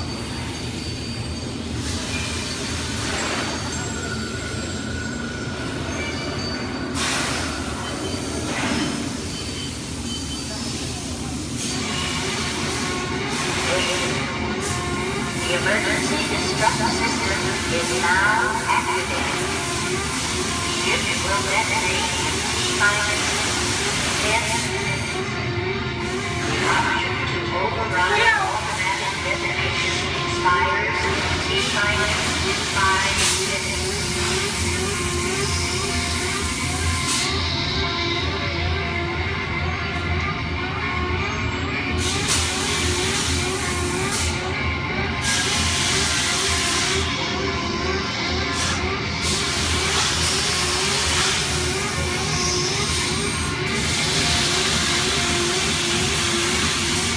There he is again.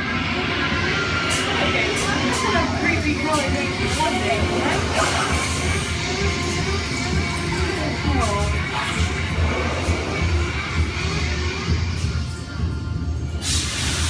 Dear invaders of the Lost Ark, amid 1,000 deadly snakes, Indiana Jones unearths a great treasure. Will Harrison Ford escape with his discovery? And what will be your fate? Beware. Snakes. Why did it have to be snakes?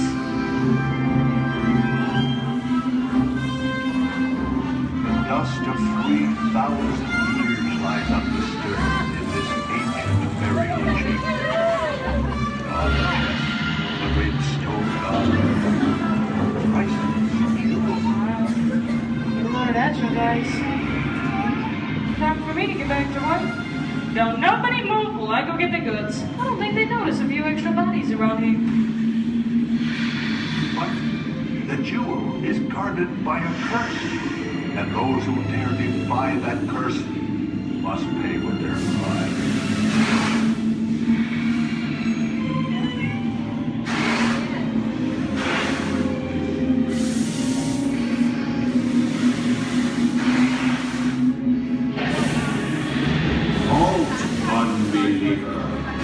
Disturb the treasure of the gods, and you shall all lose your lives.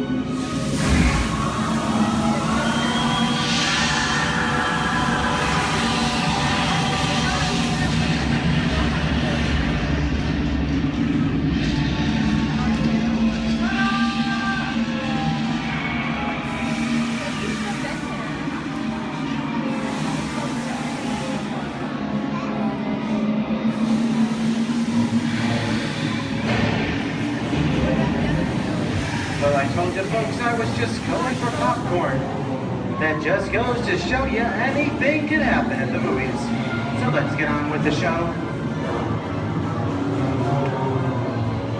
I see dead people. The horror movie is my all-time favorite genre. Some of the best horror films are produced in the 1930s and 40s, but monsters, mutants, and maniacs are still audience favorites and continue to haunt us today. Now that's what I call a wrap. We're now entering the jungle home of one of the most beloved characters of all time, and no, it's not George of the Jungle. Actually, it's Tarzan, played there by Johnny Weissmuller. Over here we have Marino Sullivan as Jane, and the one and only Cheetah as herself. Tarzan has appeared in nearly 50 film adaptations since 1918, including Disney's 37th animated feature.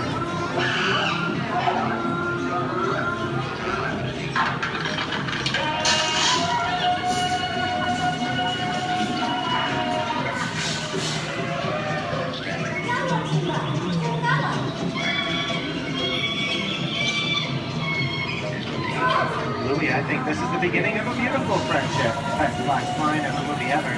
Humphrey Bogart to Ingrid Bergman in the classic romance, Oscar Longfellow. Inside of us, both when you belong to Victor, it's worth nothing to use it. Maybe not today, maybe not tomorrow, but soon, the rest of your life. You'll always have past. You didn't have it. You lost it until you came to Casablanca. You got it back last night.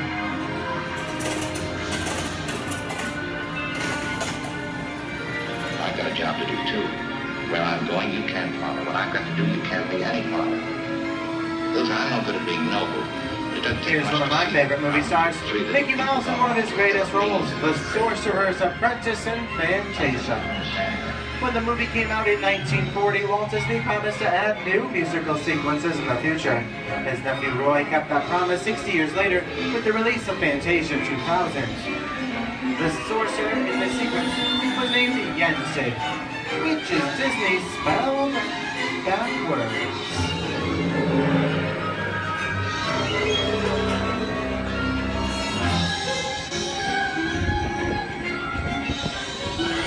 I don't have a feeling we're not in Kansas anymore. How often do you get to say that?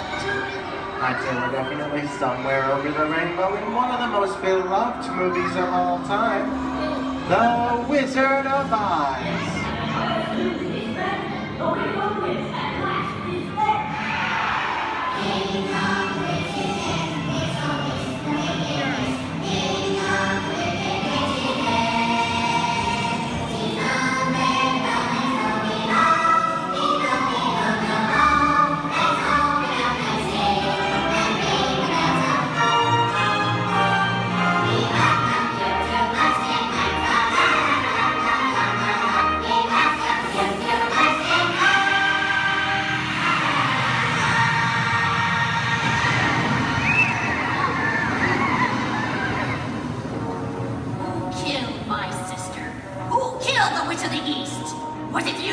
No, it was an accident. I didn't mean to kill anybody. Well, my little pretty, I can cause accidents too. Oh, rubbish. You have no power here. Be gone before somebody drops a house on you, too.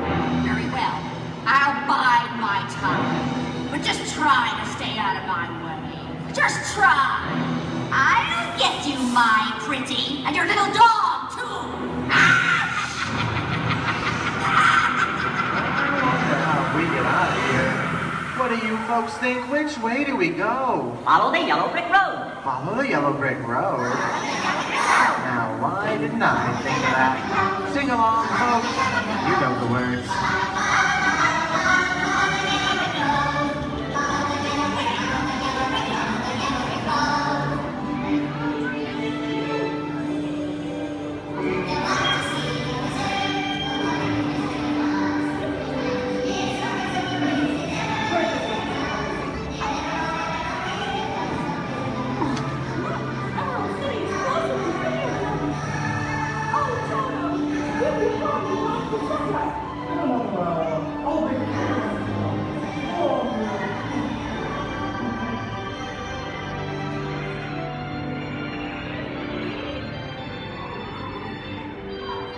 I hope you've enjoyed our tour through these great moments at the movies.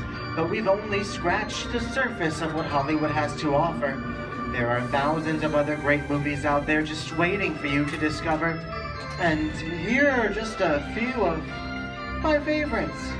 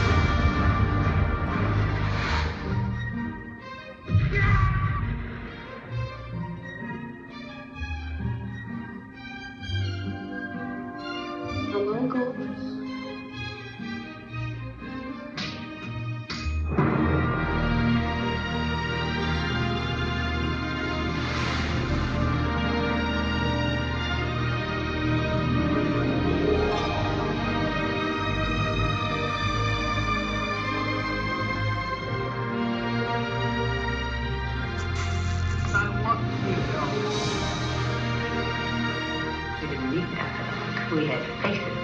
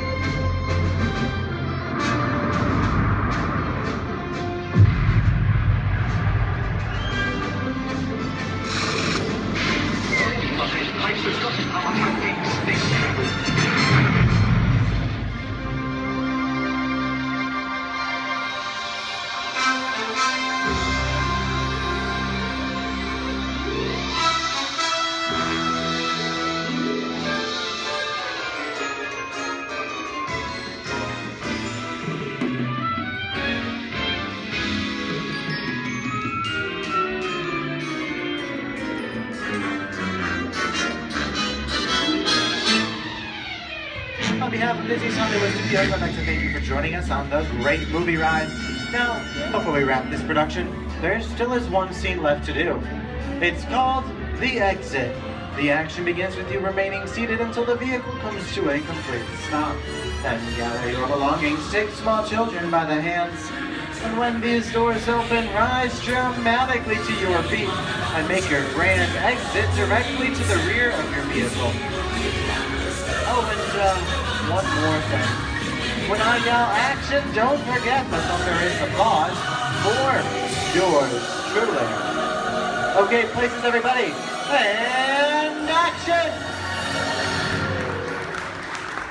Thank you. Have a wonderful day here at Disney's Hollywood Studios, and also you and the movies, the stuff dreams are made of.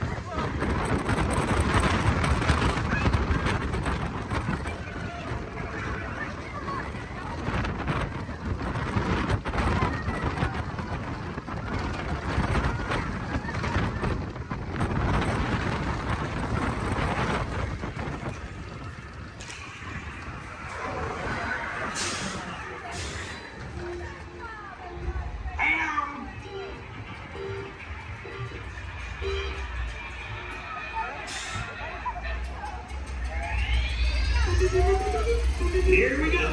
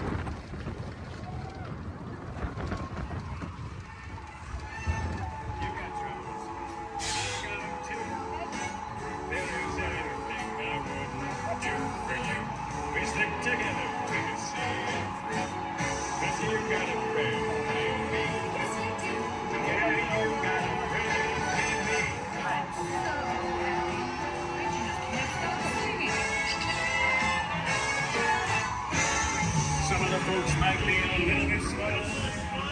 Stay seated till we come to a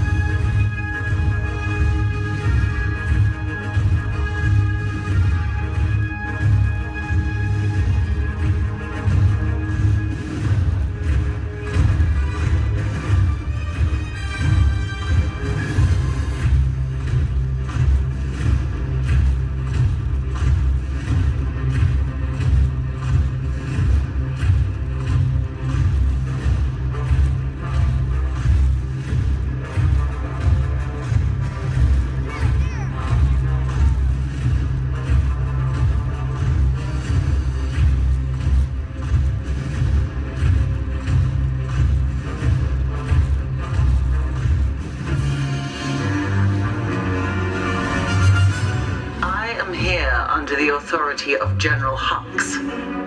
You are here under the authority of me. Stand proud.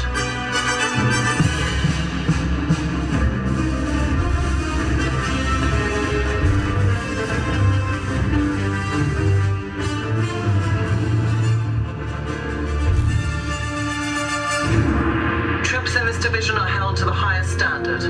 Mine. Show me fearless.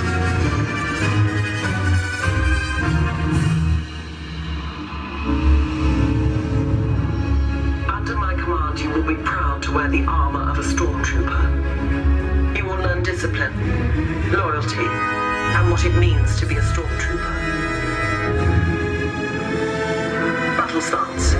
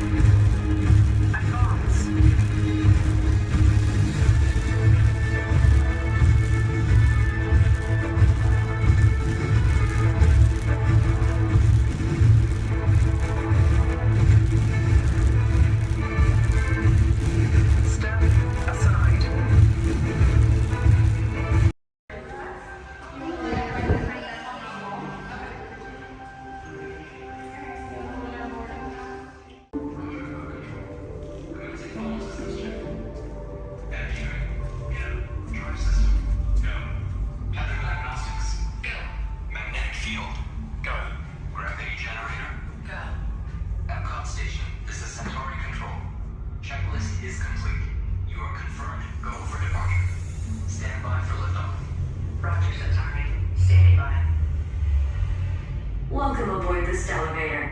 In just a few moments, you'll be on your way up to Space 220 aboard the Centauri space station. Enjoy the ride. SV1, you are clear for departure. Initiating in 3, 2, 1, liftoff. You're riding aboard the Mark V Stellarator, the latest in space elevator design and technology. Today, you'll have a spectacular view of Florida and the eastern seaboard. Enjoy the ride. I'll be back in a bit with arrival information.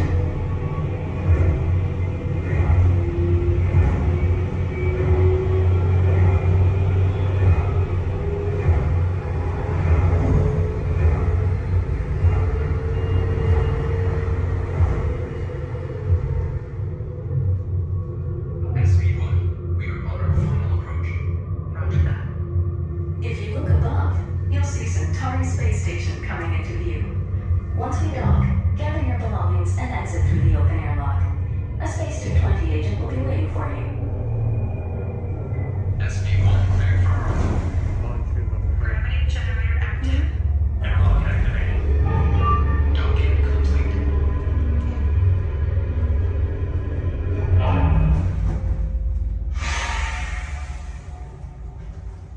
Welcome aboard. Is this where we go down?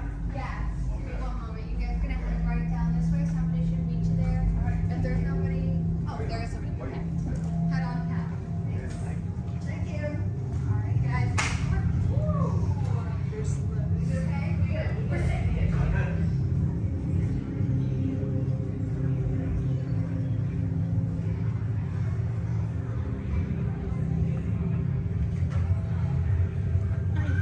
Hello, guys. Hello. Got boarding pass. What's the last name? Niece? All right, for Joffrey.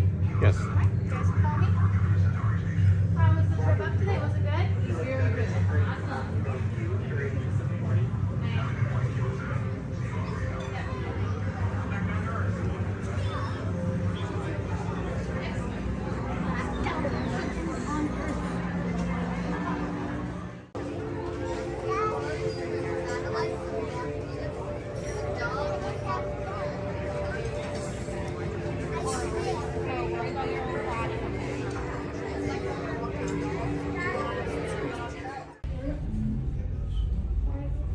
SV2, you are cleared for departure. Initiating descent in 3, 2, 1. Your journey back to Epcot will be a smooth and quick one today, so enjoy the ride.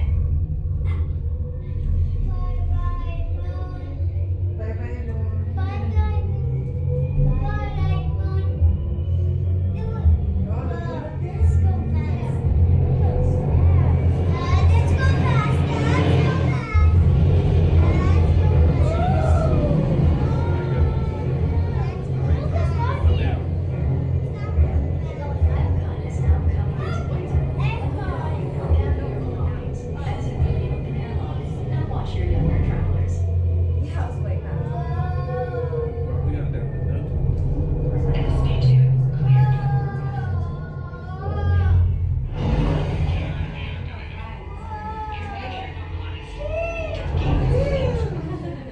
We hope you enjoyed your visit to Space 220 and look forward to seeing you again The soon. ground is in the sky.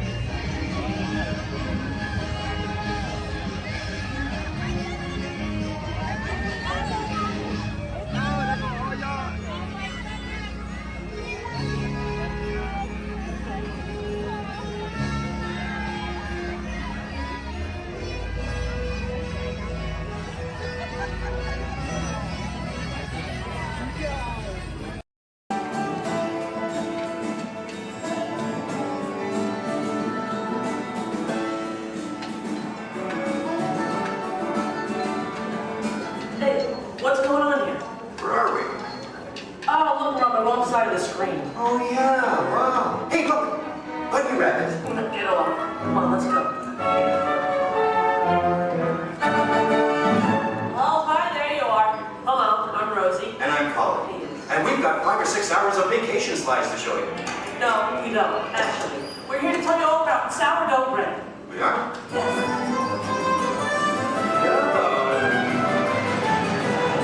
Okay, let's get started. Did you know that a traditional sourdough baking process goes back to the California Gold Rush? You're reading this, aren't you? No, of course not. I did some research. I made a few notes. So, my little encyclopedia, what exactly is sourdough? Well, it's a type of bread that doesn't use yeast as a leavening agent. These miners had agents? I don't think so. Look at them. Isn't it nice to see the guys helping with the dishes? Now, Colin, did you know to make sourdough bread you need a chunk of what's called starter or mother dough? Wouldn't you need mother dough and father dough? No, just mother dough. These guys here used to carry a chunk of it with them in their bedroll to keep it warm. Well, that's an image I'll carry with me through supper time. Well, we're not talking 5-star restaurant here, we're talking grub. They would take the dough, put it on a stick, and cook it over the campfire. Isn't it true they used to strain their coffee grounds through a sock? I hope so. Oh, I love these guys. The Jefferson Airplane. No. This is the Bodine family. And this is Isidore Bodine. He's the one who perfected the sourdough starter. Tastes perfected to me. Yeah. By the way, did you know they are still using the same sourdough starter that Isidore mixed here 150 years ago? Excuse me? Must have made an awful lot of it. You see, you have to save a little bit of the starter dough to mix with the next day's batch of flour and water to keep the fermentation process going. Hey, did you know that the strain of bacteria found in mother dough is Lactobacillus San Francisco? How did you know that? Internet. Hey, can we watch them bake something? Oddly enough, that's what we're here for. Great. You people go on ahead. I'm going to meet you in there. Colin, you stay here and make sure there are no stragglers, okay? Okay. All right. All right, just more kind of a red line to my right. Good. They're on their way, Rosie.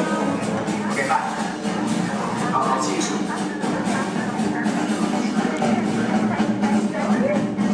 Okay, everybody, here we go. Come on in. There's plenty of room. Gather around the window right here. Make sure you can find a spot where you can see me on one of the screens. Come on, Colin. They can find their way, okay? It's not the California Trail.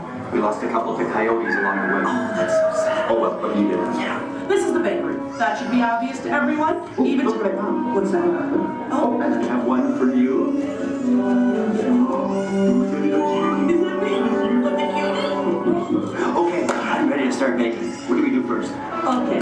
First you get a hunk of the mother dough and mix it with flour, add a little salt and water, and that's it. Voila, the entire list of ingredients. All right. Here's some dough. Let's bake it. Oh, not so fast. From start to finish, it takes bakers about 72 hours to make a loaf of sourdough bread. 72 hours? Yeah. Yeah, what's your hurry? Relax, and all the roses. Okay, so what's next? Well, you know, bakers actually think of dough as a living thing. So after it's been beaten up and kneaded by the mixer, it needs to sort of relax and calm down. Seems pretty relaxed to me. In fact, almost catatonic. Right. I internalize all my tension. Well, what happens then? Well, then we drop it into that funnel over there, above the divider. The divider cuts it into nice, even pieces. So for this, it has to be relaxed? Yeah. Okay, fine. Oh, what happens then when it goes down that conveyor belt? Well, it goes into the rounder. Do you know what the rounder does? Oh, makes it into squares? No. Tetrahedrons? No. Polygons? Is that your final answer? Okay, so now the dough is round. Yes. Then we have my favorite machine, the overhead intermediate proofer. Wow, it's like a little Disney ride for bread. Attention, please keep your little buns in the vehicle at all times. The device rolls the dough over and over from basket to basket, takes it on a little trip, letting it, once again, relax. This is the most laid-back bread on earth. Come on, Rose, you're teasing me. Can't we bake it? No, not yet. Next, the bakers lay the dough on screens and put the screens into oven racks. Then we bake it. Not yet. You'll have to go around the corner to the next window to find out more, okay? And you go on ahead. I'll stay here and get the stragglers. You stay with the nice lady. All right. All right. Everyone, follow me. Follow him, everybody. And you relax, okay? Okay. Come on.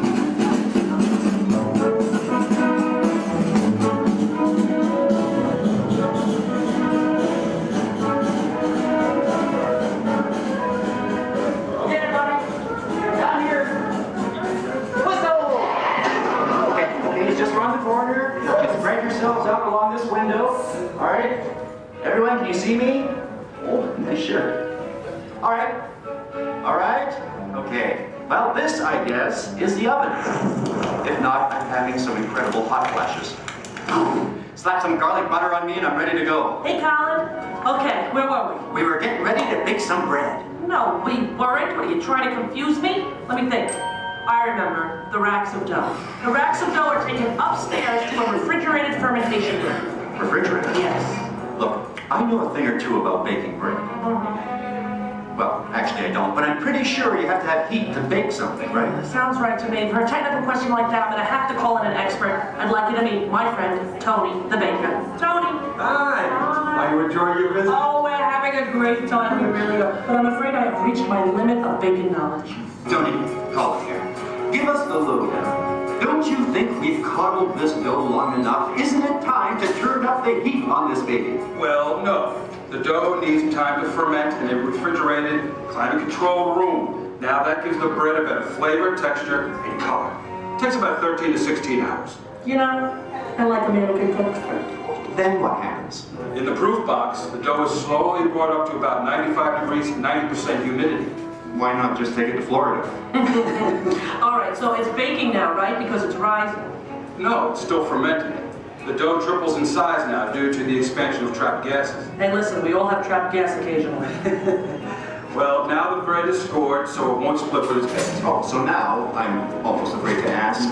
It's time to bake it, right? Or do we have to take it out to dinner first? Maybe a bit of a rub-down. It's ready to bake. You're kidding.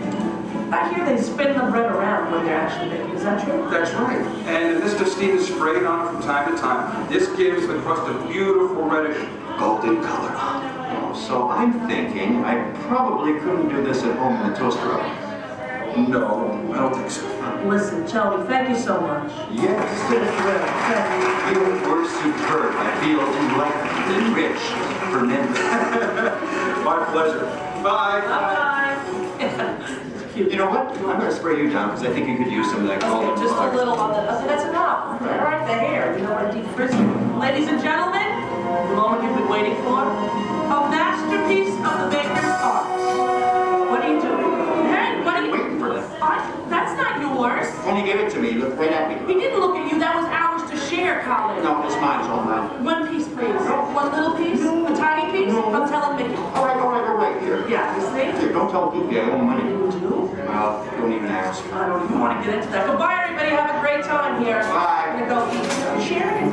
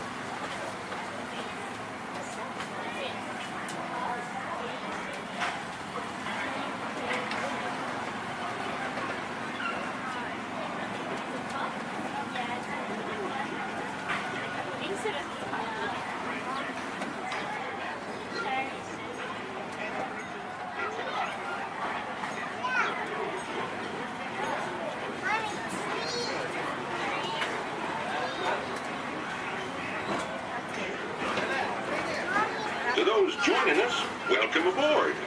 The next leg of our journey will take us along the rim of the Grand Canyon. It's a mighty long drop to the canyon floor. Okay, ladies and gentlemen, reminder, no flash picture.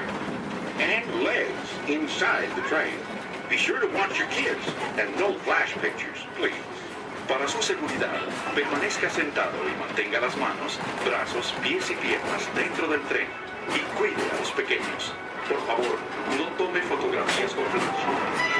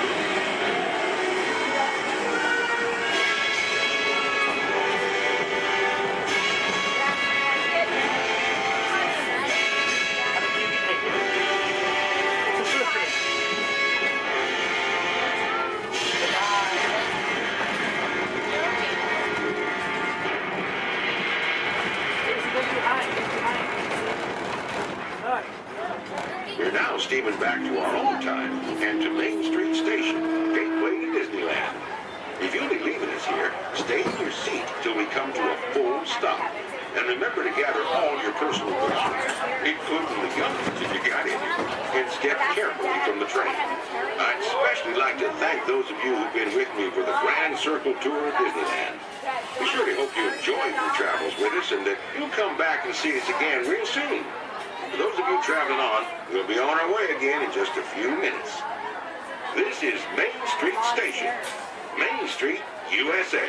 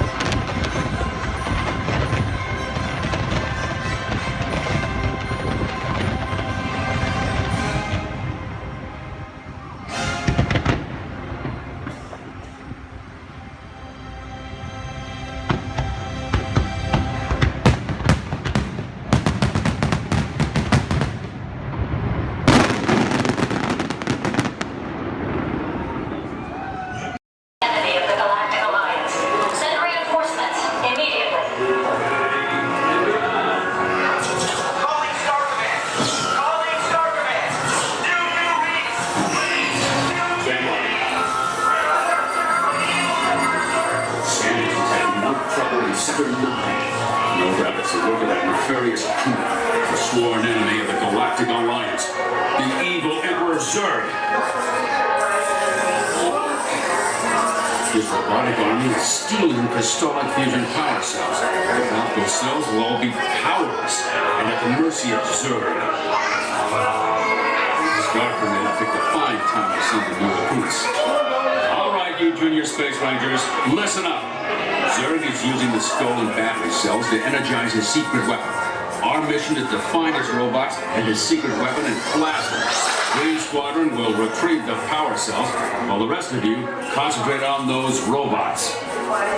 You'll rendezvous at Planet Z.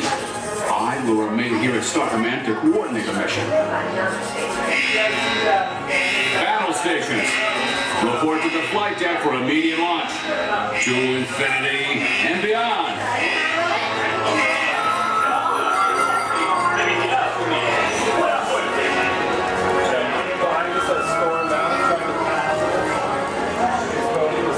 Attention, Space Rangers. This is Star Command. Prepare for immediate launch. Flight safety requires that you remain seated in your cabin while you meet the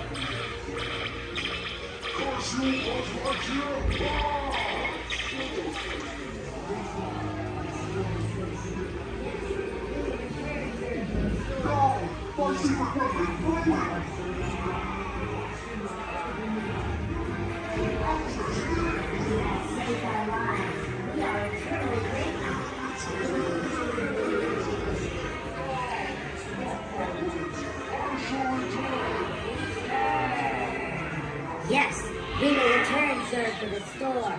He is a bad toy.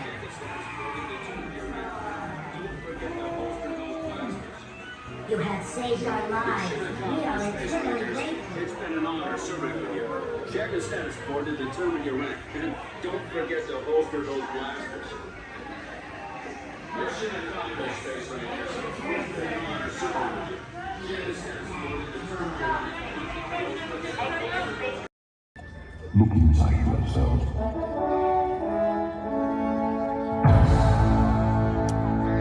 You are more than what you have become.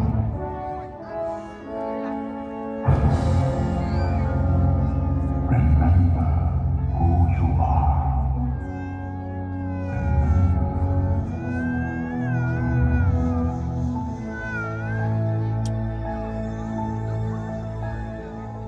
I have all dreamed of a far place where a hero's welcome would be waiting for me.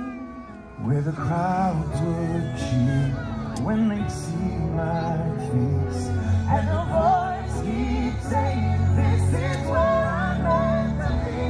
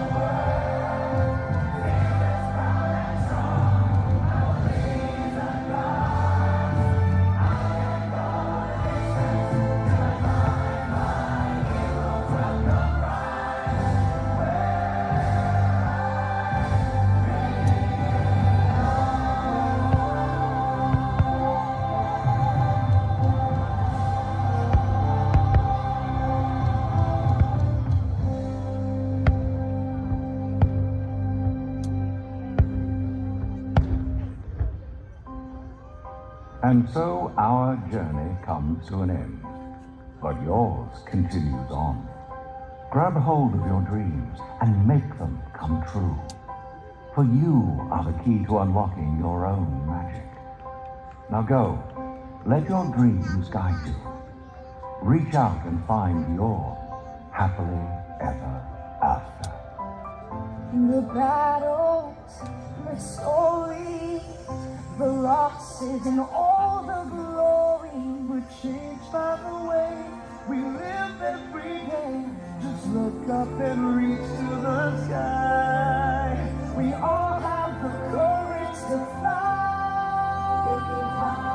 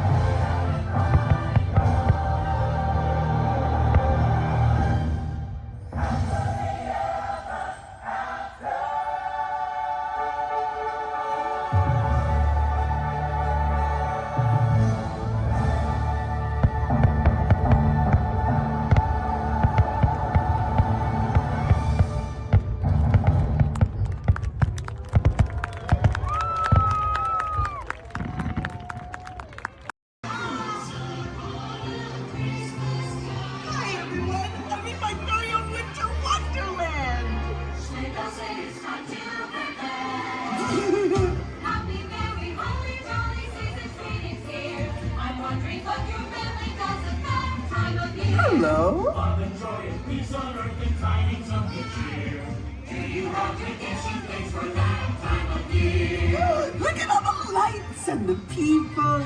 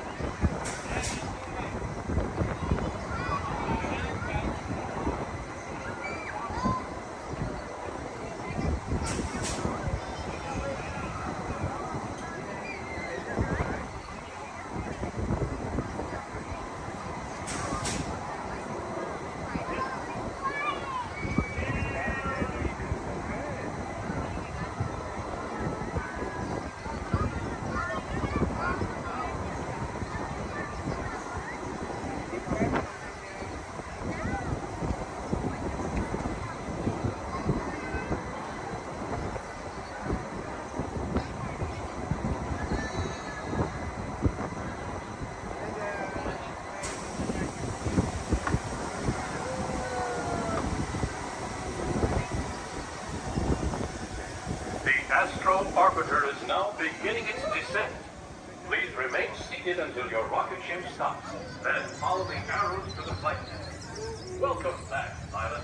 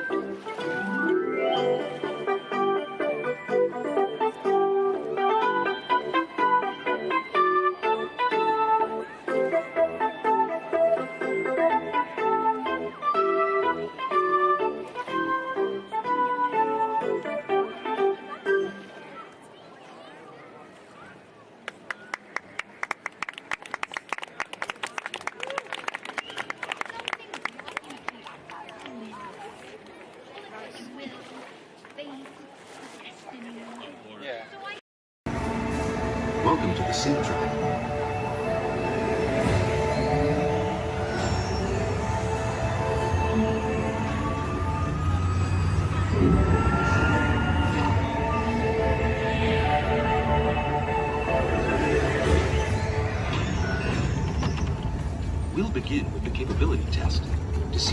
vehicle designs perform under challenging weather and surface conditions. Monitoring road surface. Connecting to OnStar. SIM card performance data acquired.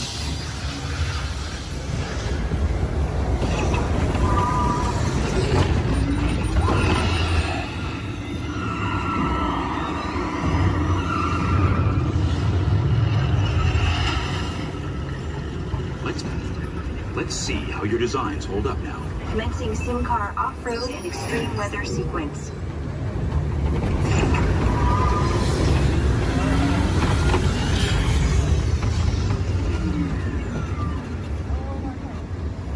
Capability test results displayed and verified. Now let's see how your vehicles compare when it comes to their efficiency.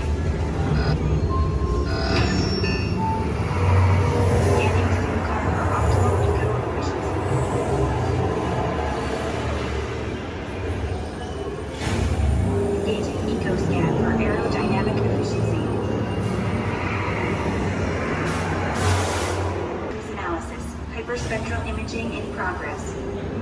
Calculating total enviro impact.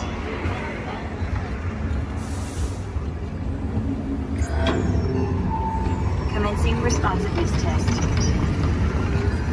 Okay, responsiveness data is now being synchronized. Automated driving technology verified and active.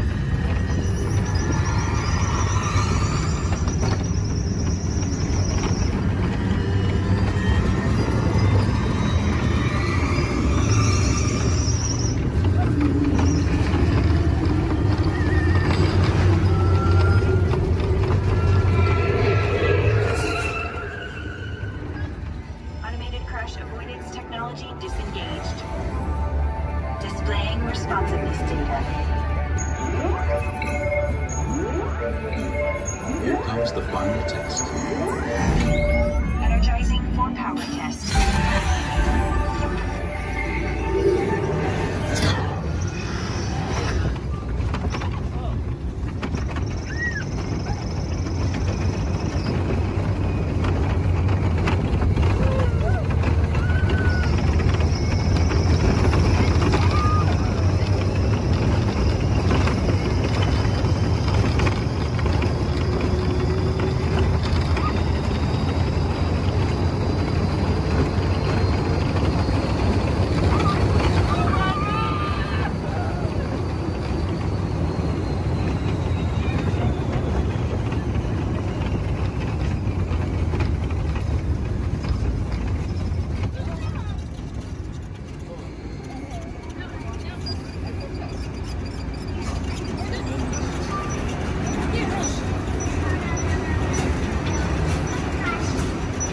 Displaying power test results. SimTrack performance testing complete. This concludes your performance testing. You'll be able to see how your Chevrolet custom concept vehicle designs compared with the sim car after you disembark. Please watch your step as you exit, and remember to take all your personal belongings with you. Be sure to check your final performance numbers in our scoring area.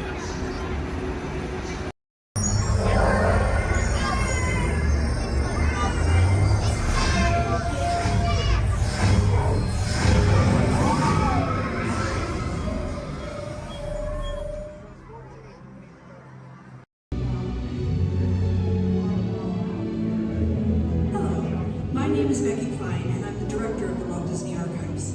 Here at the Archives, it is our mission to protect, preserve, and make available the history of the Walt Disney Company.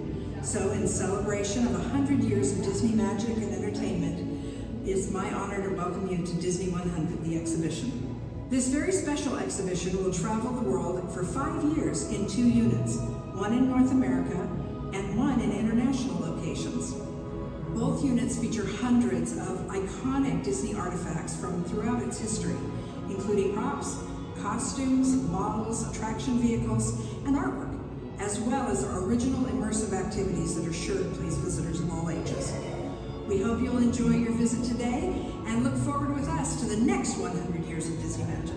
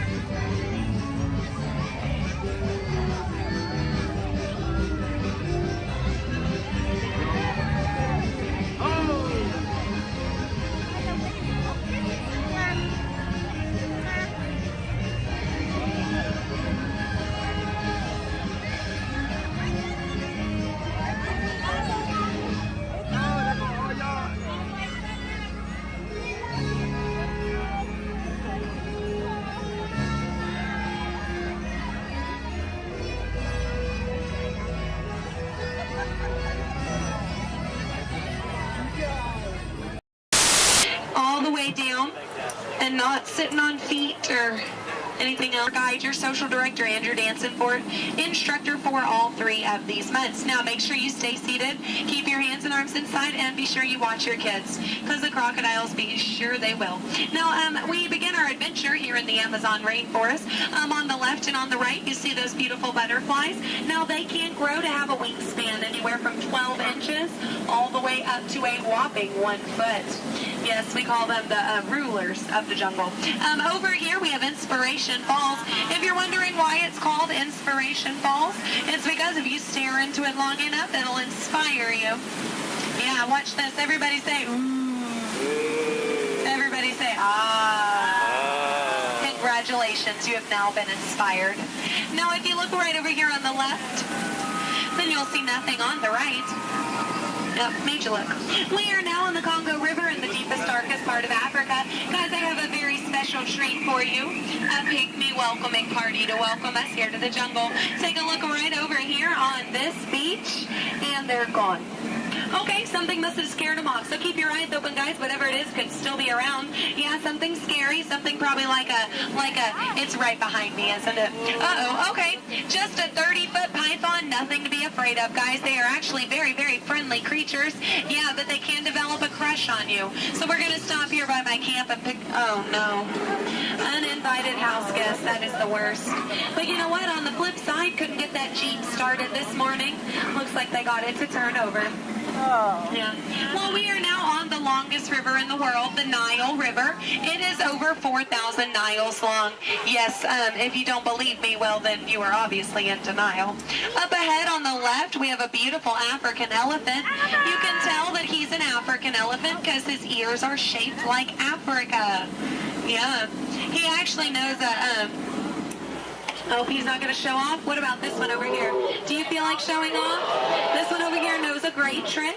We'll see if he decides to take attention. Speak. There we go. Louder. Stay. Good elephant. I want to point out this sandstone here. You know, many people just take it for granted. Yeah. But I definitely think it's one of our bolder attractions. This is the belt, yes, the African belt where all the animals come down for water. They won't all return to their herd, yeah, thanks to that pride of lions. Now, up here, this demonstrates a basic law of the jungle. Never, ever be a zebra. Now, another basic jungle law states that a safari on foot cannot outrun a charging rhinoceros. Yeah, I tried to warn them, but they didn't listen. But you know what? I feel like they got the point. In the end, you know, when you hate to be the low man on that totem pole. Now, danger lurks around every bend in the jungle. As we come around this next corner, we are entering crocodile country. The big croc on the left, that's Old Smiley. Old Smiley is 75 years old. He just lays there all day looking for a handout. Yeah, I had an English teacher on my boat, try to give him one time. Now she's teaching shorthand. Up ahead is Schweitzer Falls. Now, Schweitzer Falls is named for Dr. Albert Falls. Those of you in the back, you might want to lean in. Lean in, guys. Lean in, lean in. It's going to be close. Lean in. Or don't move a single muscle. That works too. Paralyzed with fear, sir, I understand. Now, people ask me all the time how I landed my job here at the world-famous Jungle Cruise. I think it's plain to see. I took a crash course. Because when you've been here as long as I have, you just start to smell. Smell danger, that is. Like up ahead, this pool of hippos. Guys, I know they look cute, but they can actually capsize the boat. I'm going to use my gun to scare them off. Cover your ears, guys. This is going to be loud. Shoot! Shoot! Shoot! Shoot! Shoot! Shoot! There we go. Yeah, it's actually a little known fact about hippos. They are terrified of shoes. Now, up ahead, headhunters. This is bad. This is bad. This is a very bad place to be headed. All right, stay calm, guys. Don't lose your heads. Yeah, there's my last crew in that boat over there. Bunch of numbskulls. Now, that dance that they're doing, that does mean they are going to attack. But they only attack from the right-hand side. Stay focused on the right, and they can't ambush us. Over the top of the hill. They're on the left. Get down. Get down. Get down. Get down, sir. Don't worry about looking stupid. I'm doing it for you. Get down.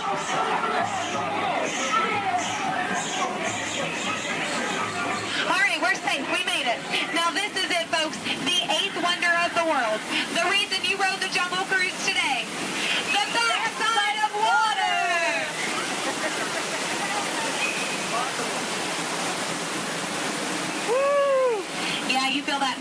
Kind of nice, kind of cool. That is the largest concentration of bacteria in the jungle. You're welcome. Well, we are now in Southeast Asia, deep in the heart of Cambodia. Up ahead, we have a temple. Uh-oh. Guys, I was going to take you in this temple. I think there's been an earthquake or something. This is a new entrance. I don't know where it leads. It could lead to danger. It could lead to treasure. Should we go in? Yes? Good. I do not know how to reverse.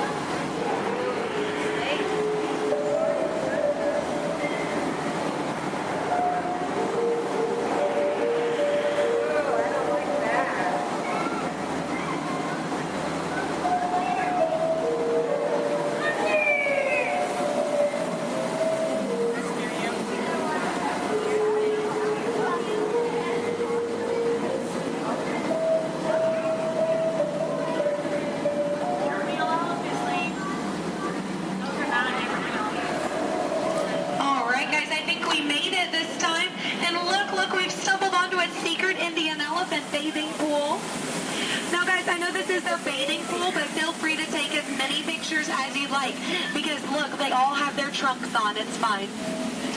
Now, some of these elephants are very, very friendly, and they might try to spray the boat. So we are just going to scoot on through. Oh, no, up ahead. Up ahead. Get down. Duck, duck, duck. Goose. All right. No, oh, no. Oh, no. Both sides. Oh, no. Get down. You fell for it twice. Yeah. No, that one over there, don't worry. He always forgets to pack his trunk. Now, guys, I'm going to take this time to point out some of my favorite jungle plants. That one. That one.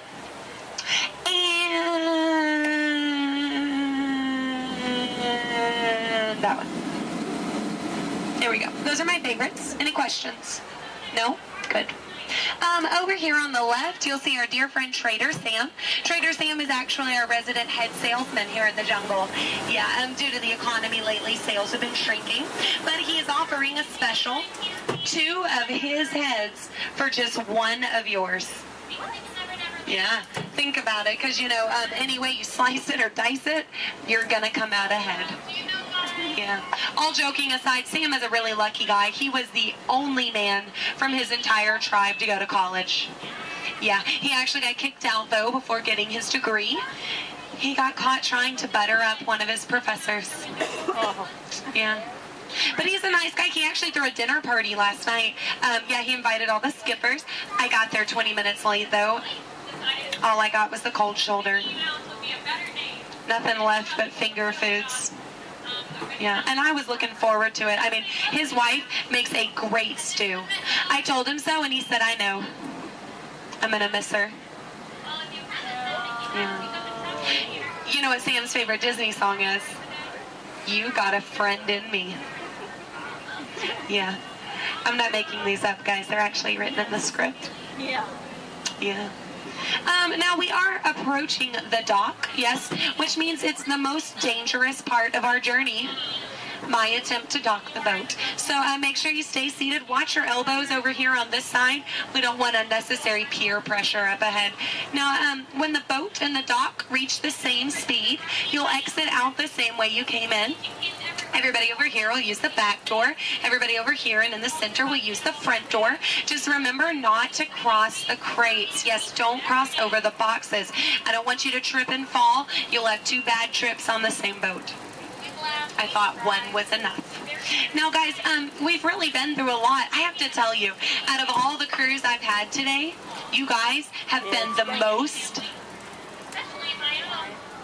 recent. There we go. No, really, that is an honor only a few thousand people get a day.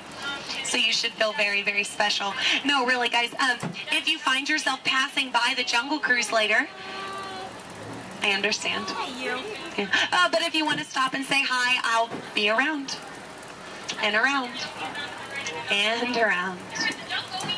Stay in school. No, I'm kidding, guys. I'm kidding. 4 years of college. Yeah. My mom is so proud of my brother. He's a doctor. I tried to be a doctor. I really did, but I don't have the patience. Yeah. Now is that? Those are raindrops I hear hitting the top of the boat.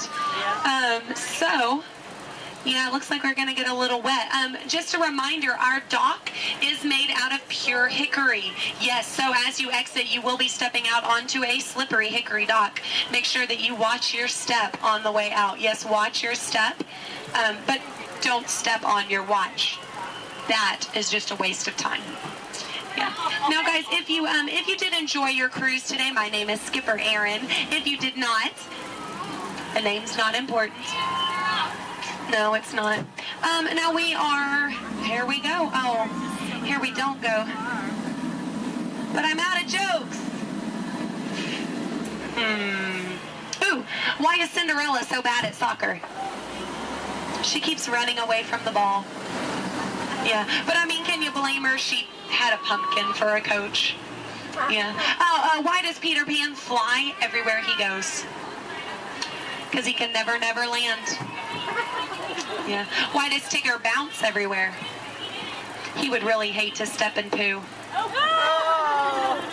Yeah. What was Aladdin doing in the Haunted Mansion? He was looking for a boo. Yes. Well, I guess if we're still here, I could leave you with a few words from our sponsors. Yes, today's cruise has been brought to you by the Miracle Boat Engine Company. Yes, if this boat made it all the way around the river, well, it must have been a miracle. Yes, and Animal Crackers of the World, teaching children everywhere that all animals taste exactly the same. Delicious.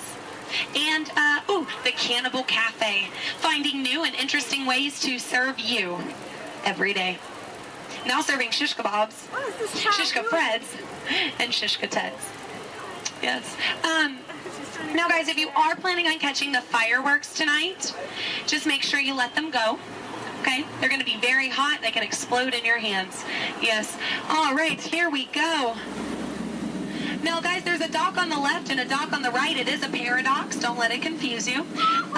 Yeah, but the skipper on the left and the skipper on the right, we just call that a paradorx. Look, they can't even deny it. It's true. Guys, I really don't want to say goodbye to you today, so I won't say goodbye, but I will say this. I mean it from the very bottom of my heart.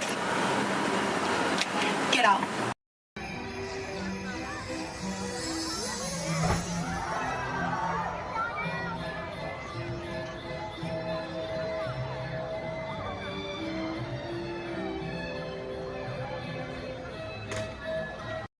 Head out, please remain seated at all times. Please keep your hands, arms, feet, legs, and elbows inside the vehicle, and please supervise your children. This is a one-way trip to Main Street, USA, and enjoy your ride.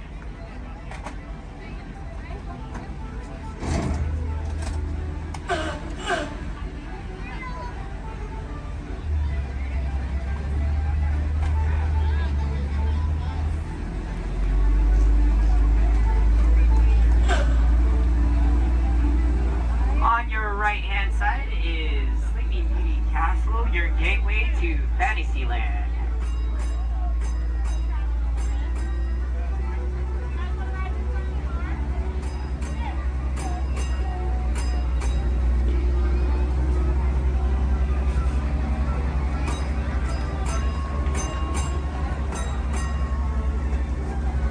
Coming up on your right-hand side is Frontierland and Adventureland. Beyond that, Critter Country, Darling Square, and Star Wars Galaxy's Edge.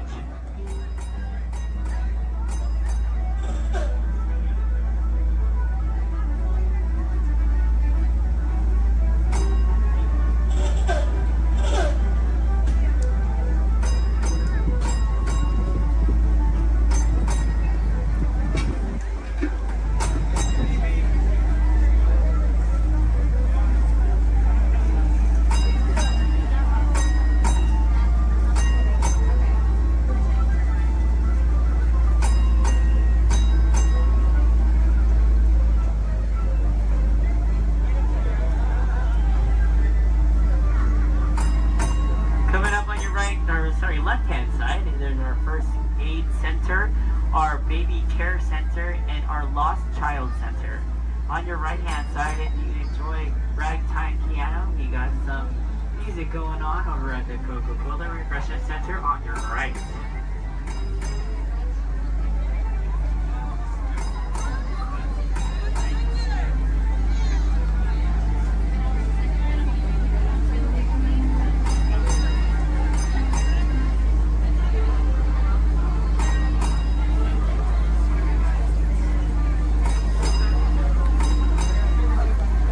If you get hot later, on your right hand side is our Dips and Girl ice cream parlor.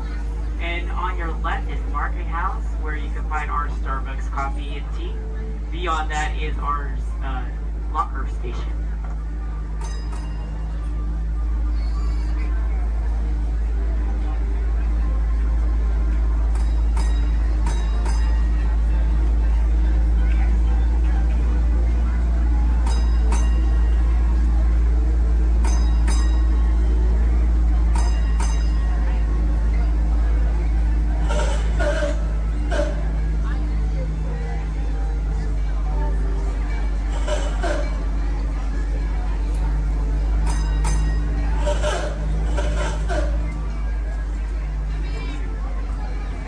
To our final destination in front of Disneyland City Hall. Please remain seated until the bus has come to a full and complete stop. For those of you who are sitting in the top stairs, please watch your step as you exit the stairs and assist young children, and enjoy the rest of your day here in the Magic Kingdom. My name is Justin, and thank you for riding.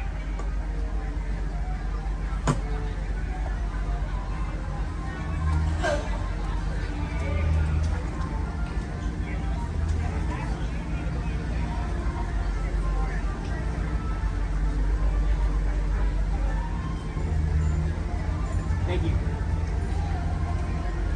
Please remain seated, folks. I do need a park deck right over there. Yeah. Please remain seated, folks.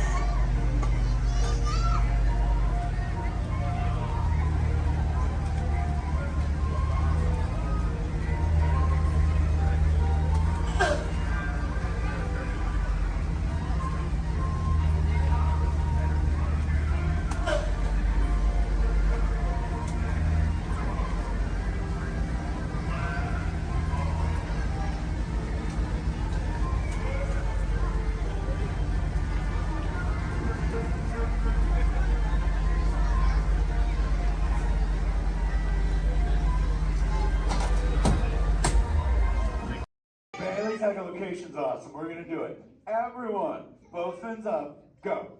Okay, sub-level, really good. Back bench, solid. Grandma in the corner. This is where we put our fins up. Good job, Grandma. Good job. Fins up, eyes closed, go. How many fins am I holding up now? No, you gotta go. Yeah, you so totally rock.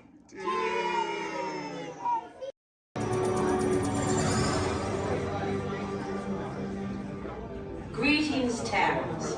I am Nova Prime Irani Rayan, Commander of the Nova Corps. On behalf of all Xandarians, I hope you have enjoyed exploring the wonders of Xandar. As you have seen, your world and ours were born of the same moment, one which you refer to as the Big Bang. As such, we are all galactic neighbors in a vast universe which we and countless others share. For you to travel to Xandar would take 2.5 million years, assuming you had a ship that could fly at the speed of light. So we decided to come to you. But even we could not have reached you so easily were it not for the Cosmic Generator, an advanced piece of Xandarian technology that creates jump points, artificial tunnels that act as shortcuts, linking distant points in space. It is is our desire to share this wondrous technology with your people so that together we might explore new worlds and create a brighter tomorrow. And now, as the culmination of the wonders of Xandar, you will be teleported to a Nova ship above your planet for a demonstration of the cosmic generator. I trust you will find it an unforgettable experience.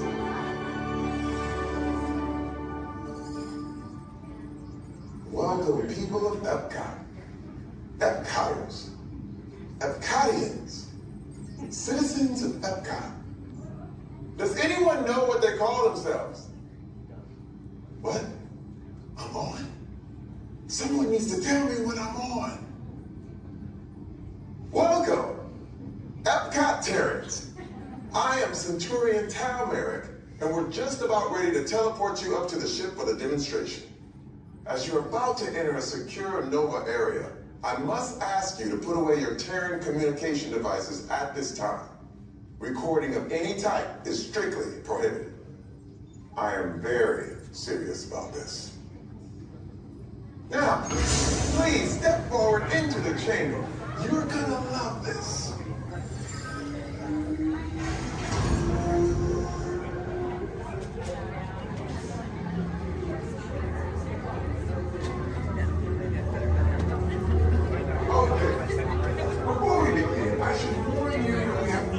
Teleported Terrans before, but since your molecular structure is very similar to Xandarians, it should work. It'll work. So long as you are standing inside the lighted ring. You do not want to know what happened last time someone did not stand where I told them to, okay? Stand by for teleportation. Here we go.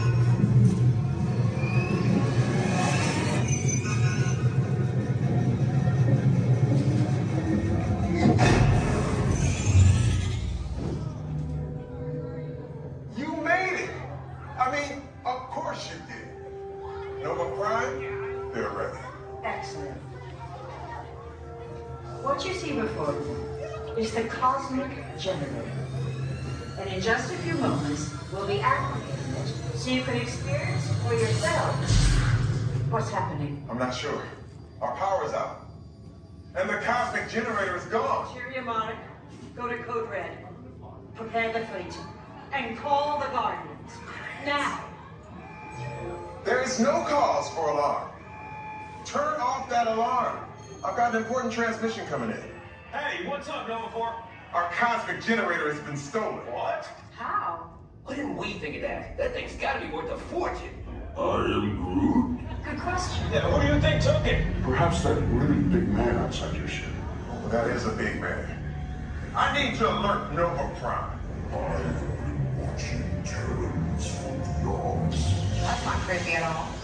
This species has failed. Wait, whoa, we didn't even know there was a test. He's got the cosmic generator. He's creating a new jump point. Jump point to where? It's some kind of mutant jump point. It's going back to the dawn of time. Dawn of time, why? To erase an error. Well, that doesn't sound good. Your time is over. Wait, what do you mean? What do you mean it's so vague? The jump point is closing. Hey, Nova Dude, you're Nova Corps need to follow that whatever it is until we get there. We can't. Our power is down, and I've got to get these Terrans onto evacuation shuttles. I got it. I reprogrammed the shuttles to follow them through the jump point. Wait, what? Look, they're our only chance of keeping track of that whack job until we get the cosmic generator back. Piece of cake. Wait! There's cake. Where's this cake? The odds are impossible. Yep. But it's our only shot. Good luck. Are you sure you can control it? Come on, it's me. I got this. We're all toast. First there was cake, now there is toast. This plan is making me so hungry. Terrence, listen up. You need to make your way to the evacuation shuttles now.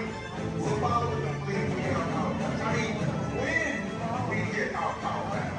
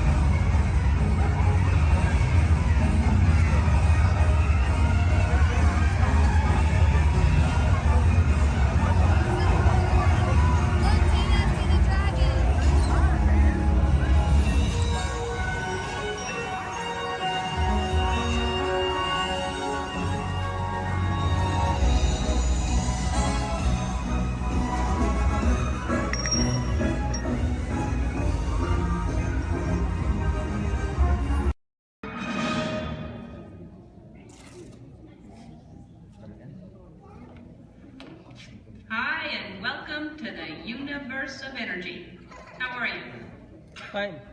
No need to answer. You know, you're probably surprised to see me here, aren't you?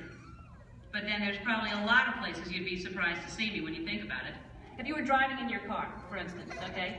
Close your eyes, you're in your car, no, close your eyes, in the car, but right now think about it. You're in your car, you're driving, and then all of a sudden from the back seat, I just pop up and go, hey! You just whack me in the head, wouldn't you? That wouldn't be nice. But then it wouldn't be nice for me to do that to you. How'd I get in your car anyway? Did you lock the car? Maybe it was your fault. Maybe I'm just teaching you a lesson. But the point is, to see me here as a spokesperson for the universe of energy. I mean, that's crazy, you know. I mean, I'm an expert on a lot of things. You know that. I know that. But not a lot of things. A few things. But energy, I mean, there was a time I could care less about it. And then suddenly everything changed. One day I was sitting in my apartment. I said I was sitting in my apartment when, there it is. I'd offer you some snacks, but I can't hear me. Hey, you! How about sharing some of those chips? No, you're on a diet. Me? How about you? Anywho, I'm watching TV and my favorite show's about to start. This is Jeopardy! Yes! I told you it was my favorite show. Who is it? And of course, no one locks their doors in New York. Hey, it's your neighbor, Bill Nye the Science Guy. Hey, Bill Nye the Science Guy, it's Ellen, just Ellen, I guess. What can I do you for? I'd like to borrow some aluminum foil, a clothespin, and a candle. Another hot day, huh? Actually, I'm working on a new experiment. Take whatever you need. I don't want to miss any of the game. What are you watching? Jeopardy. Yes. A professor of energy at Princeton University, Dr. Judy Peterson. Oh my gosh. What? It's my old college roommate, Judy Peterson. She was such a smarty pants know-it-all. I had the best nickname for her, though. What was that? Stupid Judy. Ellen, that makes no sense. She has a PhD. I know, but it made me feel better. So now I guess she's some hotshot, energetic professor. She's a professor of energy. Whatever. Who cares about stupid Judy and her stupid energy? Ellen, energy's the most important thing in the universe. Oh yeah, sure. Take her side. I'm not taking her side. It's just that without energy, nothing would go. Nothing would happen. I mean, there'd be nothing. Well, then we'd really be in jeopardy now, wouldn't we? Yeah, well, what is, thanks for the supplies, and see you later. What is? Bye-bye. It's the Parliament of Israel. Right ahead. Go. Right again, Judy. U.S. Constitution. Stupid Judy, stupid energy. Maybe the universe needs energy, but I don't. I'll take a nap for 100. I know. Big piece of corn right there in the teeth. How could you not see it? I'm gonna have to call you back. Now, as most of you know, when someone falls asleep watching TV, that person is going to have a what? Anyone? Sequence. Anyone? A crick in the neck? Bad hair day. A dream sequence. That's right, ma'am, a dream sequence. Right. Mine was more of a nightmare, actually. And actually, we should get some fog in here. Always nice to spice up a dream sequence with fog. No, not in here. Over there. The dream. Scary, huh? This is Jeopardy! Now here are today's contestants. Dr. Judy Peterson, Dr. Albert Einstein, and finally, just Ellen. And now here is the host of Jeopardy, Alex Trebek. Thank you, Johnny Gilbert. Hello, contestants. Welcome to our program, and good luck to you in the game. Here are the categories for the first round of play. Solar energy, wind power, energy from water, fossil fuels, fusion, and finally, gas. Ellen, since this is your dream, we'll let you make the first selection. I will take fossil fuels for, let's go 100. Fine. The answer is, this was formed from microscopic plants and animals trapped in ocean floor sediments millions of years ago. Ellen. Yes, I know that one. That's, what is the stuff trapped? Microscopic fuels and plants and animals and Sorry, Ellen. We were looking for something more than just an embellishment of what I had already said. Anyone else? Judy? What is petroleum, Alex? What is bituminous? What is solar thermal conversion? What is hydroelectric? What is helium? And so, as we come to the end of the first round, ladies and gentlemen, Judy has the commanding lead. Ellen has her work cut out for her, and Dr. Einstein is nowhere, relatively speaking. Is this a nightmare or what? Oh, Ellen, your first correct response. Wait a minute. Dreams! This is my dream. I'm in control now. I can still win. I still have a chance to. Ellen! Who is it? It's me, Bill Nye the Science Guy. Hey, I'm glad you came to help me. Actually, I came to see Einstein. Wow, you're getting clobbered. Yeah, this Nightmare Jeopardy version's a lot harder than the home version. Can you help me? Sure, but first we have to go back. Backstage? No, way back, like many billion years ago. Okay, but can we stop at a mini-mart or something to get some snacks? Because I have a tendency to get hungry after a couple billion years. No can do, time's wasted. Come on! Wait, it's not even over. It gets really weird from here. Now some person I don't even know reminds me there's no eating, drinking, smoking, or flash photography allowed in my dream. There is no eating, drinking, smoking, or flash photography allowed in Ellen's dream. And she forgot something. And no videotaping, okay? And those of you who are just walking in right now, you're late. Where have you been? I love your hair. No, not you. No, I mean, it's all right, but that's cute, yeah. Anyway, so you're not completely lost. Here's a recap of what has been going on. I'm Ellen. Hi. I love Jeopardy. I used to not care about energy at all until I had a nightmare that I was on Jeopardy and all the categories were about energy. Oh, don't I know it's scary. So my neighbor, Bill Nye, stepped in to help me out. Bill Nye, the science guy. You know him? Anyway, so he comes in to help me out. That's what's going on. Got it? Good. If you don't, then that's your problem because you're late. And you think about that next time.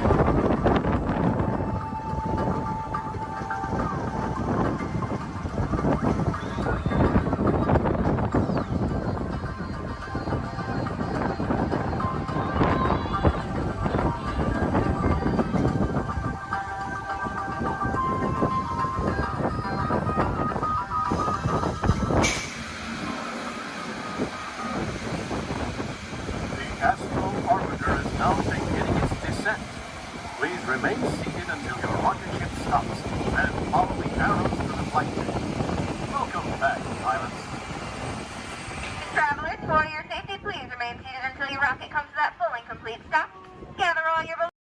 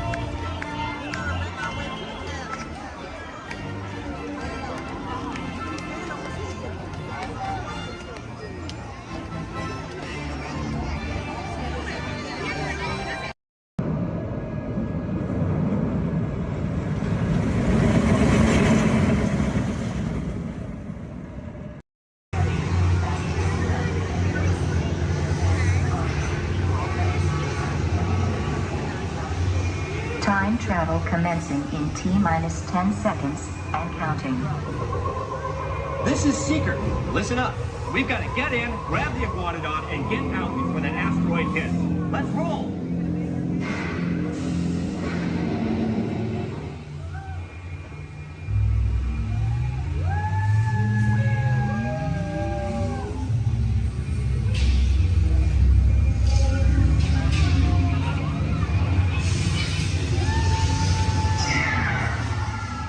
Okay, now, let's go get that dino. Computer, what are you tracking? Styracosaurus. Not our dino. Warning, meteor shower in range. Just little one. Oleoramus. Hadrosaur. Raptor. Time to get serious. Locking autopilot on homing signal now! Hang on! I'm tracking a big dino on the scope. Could be ours. Computer, full stop. Identified. Carnotaurus. Definitely not our dino. Go, go, go!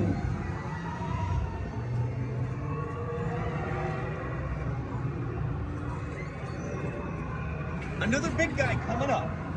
Computer. Slow and identified. Sauropod. Still not our dino, but at least this one's a vegetarian.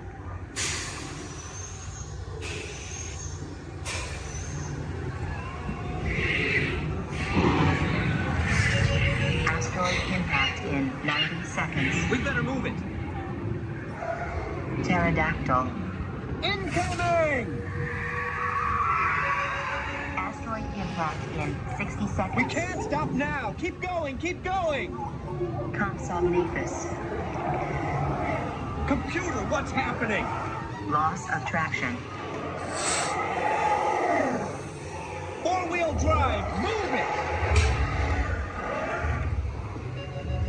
Warning, meteor strike. Evasive maneuver! Left! Right!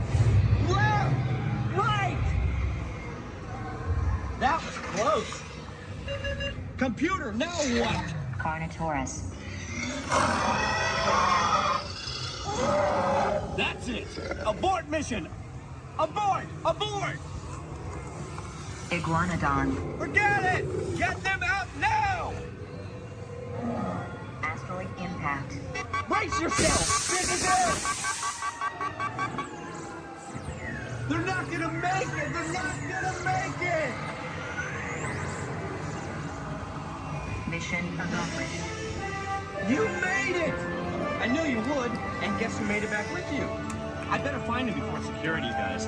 Thanks for everything!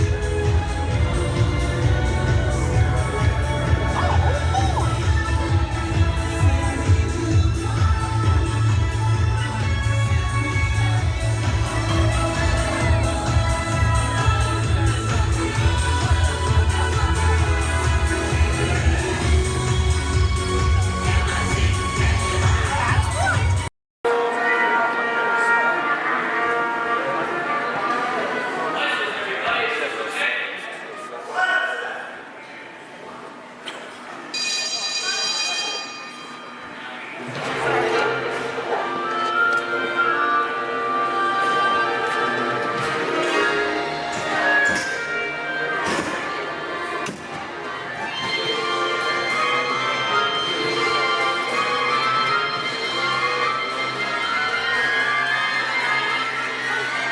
aboard. At this time, I'd like to ask everyone to please remain seated throughout our show, and please keep your arms and hands inside the vehicle at all times. For the safety of our cast, we ask you please refrain from the use of flash photography and external video lighting. Now that we've taken care of business, let's talk about me. My name is Patrick, and I'll be your guide on this magical journey into the movies. It's the perfect job for me because I love movies. Is everybody ready? Yeah! Great, because it's showtime. Ready when you are, CB?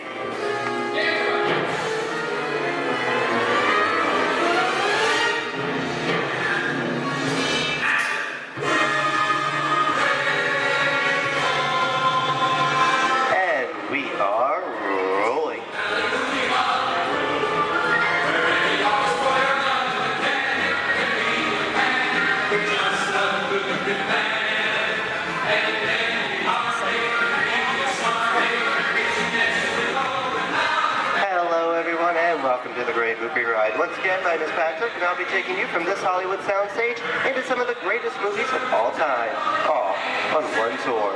But between you and me, this is no ordinary tour, because the Great Movie Ride brings these movies to life and puts you right in the middle of the action.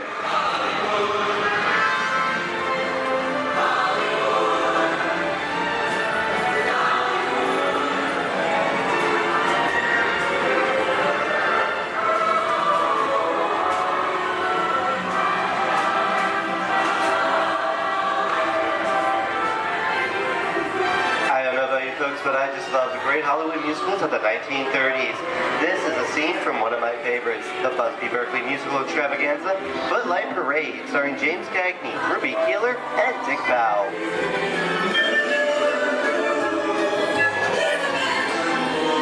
In 1952, Gene Kelly was Singing in the Rain with Debbie Reynolds and Donald O'Connor. Did you know that Gene Kelly co-directed this movie? Who can tell me what movie this is? That's right, it's Walt Disney's Academy Award-winning film from 1964, Mary Poppins, starring Julie Andrews and Dick Van Dyke. Julie Andrews won an Oscar for her portrayal of the nanny, who is practically perfect in every way.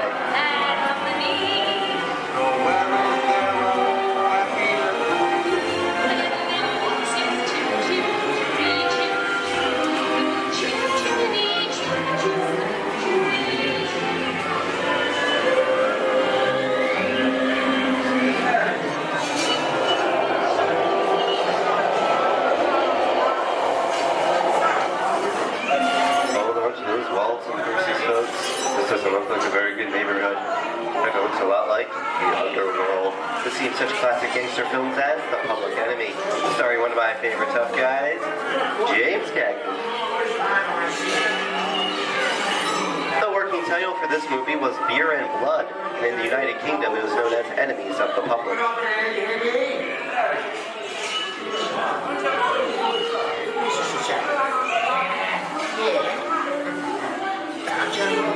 Very nice time. George comes around, he's going to leave you some beer. We're going to check it. And you're going to kick in with the dog. And if you don't, somebody's going to drop by here and kick the teeth out one at a time. You me? I get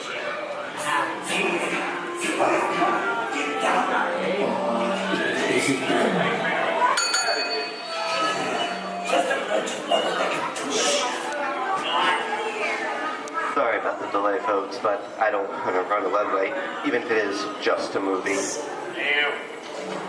You talking to me? You talking to me? That's okay, I'm talking to the demon who's putting enough of the day. You're talking to me. I'm about to mislead my vehicle. I think it'll... Oh, okay, Moxie, whatever you say. Hey, how'd you know my name anyway? I've seen this movie before. Oh. It's unseen, you can't see us by thinking of these things. You make a big mistake about this and scream out of here. You gotta get out of here. You gotta build a movie. I'm beating you, son! Here they come, boss! Get out, you grinders!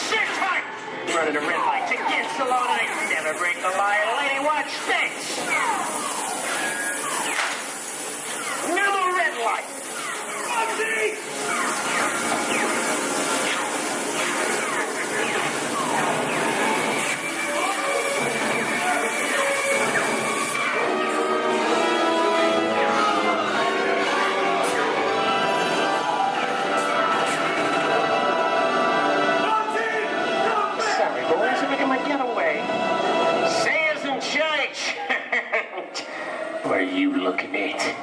Everyone mind your P's and Q's and maybe you won't get hurt. What is this? Jay-Z? And now, the Old West, and two of Hollywood's legendary stars, Clint Eastwood and John Wayne.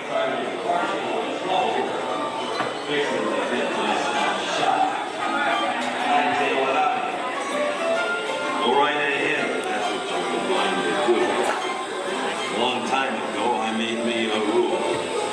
Let people do what they want. Sleepy little bird. That's a mighty tough territory you're heading into, Pilgrim. I'd think about turning back if I was you. That is, if you want my opinion. Now to make it clear, it's a perfect time for me to collect up all your valuables. Starting with the jewelry, going on to the cold hard cash. Perhaps work... Hey! It's the bank robber! Don't let him get... I don't like this neighborhood, Cabba! This is nuts. Nuts! Tell us I'm getting out of here. Go, woman! Get yourself up! Looking at this one. Easy on me. Can't get any worse!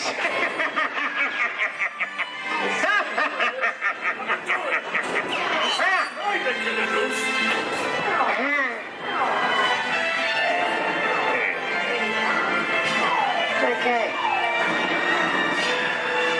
It's worse.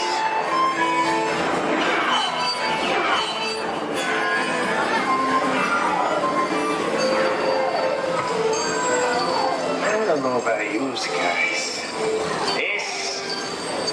This is kind of creepy. What is this?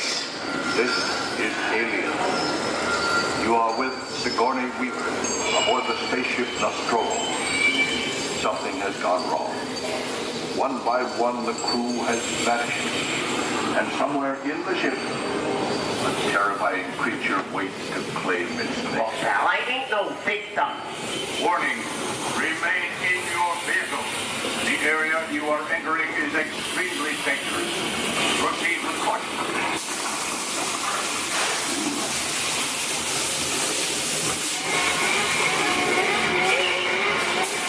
The emergency distress system is now activated.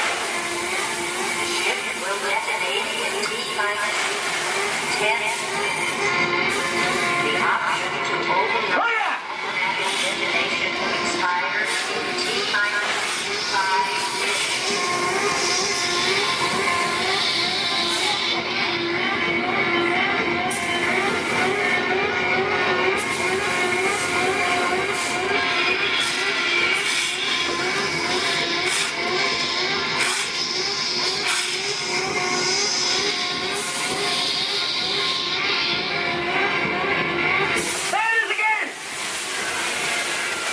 That's enough creepy crawly things for one day, right? Wrong. Here in Raiders of the Lost Ark, amid 1,000 deadly snakes, Indiana Jones honors the great treasure. Will Harrison Ford escape with his discovery? And what will be your fate? Beware. Snakes. Why did it have to be snakes?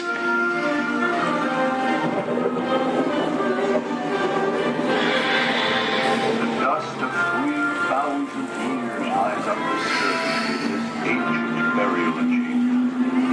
And on the chest of the great stone goblet, a priceless Get a load of that chunk of ice. Time for me to get back to work. Don't nobody move while I go get the goods. I don't think they'd notice a few extra bodies around here. Know what I mean? But the jewel is guarded by a curse, and those who dare defy that curse must pay with their lives.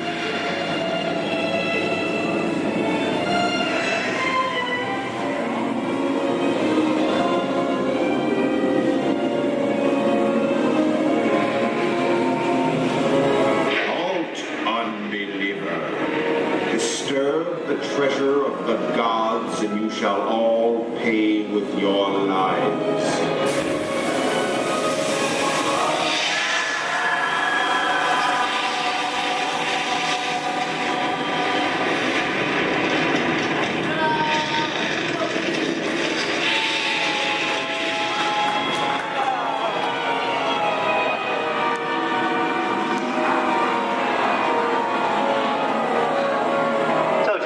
popcorn? Well, this just goes to show anything can happen in the movies. Now, let's get on with the show.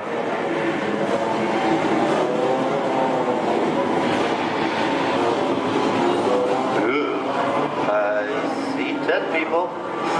The horror movie is my all-time favorite genre. Some of the best horror films were made back in the 1930s and 40s, but monsters, mutants, and maniacs are still audience favorites and continue to haunt us today. And that's what I call a wrap.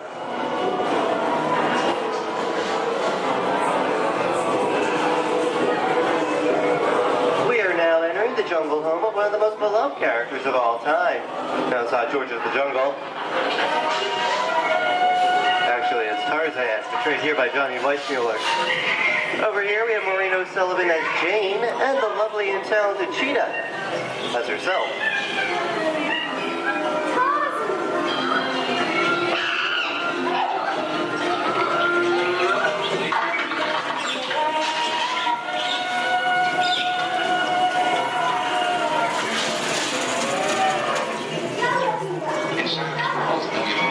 Zoe, I think this is the beginning of a beautiful friendship.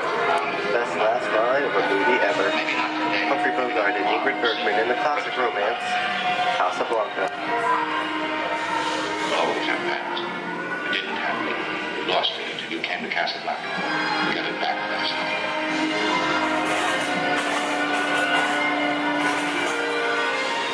I've got a job to do too. Where I'm going, you can't follow. What I've got to do, you can't be any part of. Look, I'm not good at being noble, but it doesn't take much to see that the problems of three little people don't amount to a hill of beans in this crazy world. Someday you'll understand that.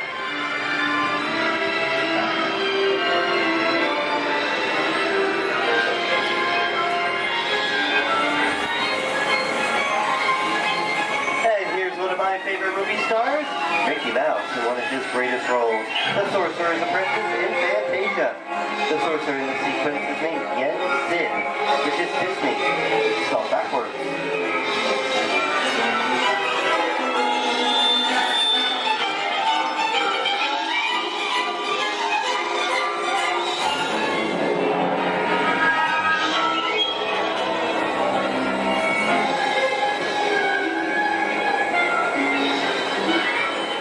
Toto, I have a feeling we're not in Kansas anymore. How often do you get to say that? I'd say we are definitely somewhere over the rainbow in one of the most beloved movies of all time.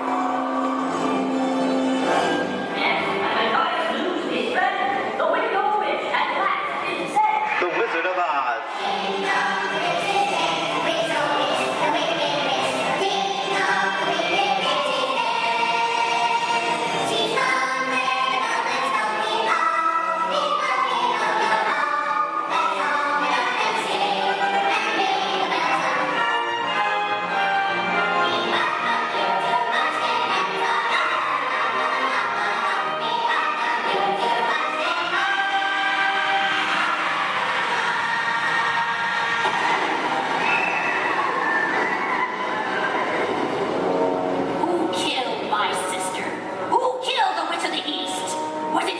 No, it was an accident. I didn't mean to kill anybody. Well, my little pretty, I can cause accidents too. Oh, rubbish. You have no power here. Be gone before someone drops a house on you, too. Very well. I'll bide my time. But just try to stay out of my way. Just try. I'll get you, my pretty. And your little dog, too. I wonder how we get out of here. What do you folks think? Which way should we go? Follow the yellow brick road. Follow the Yellow Brick Road? No, when I think of that. Bring along, folks. You know the way.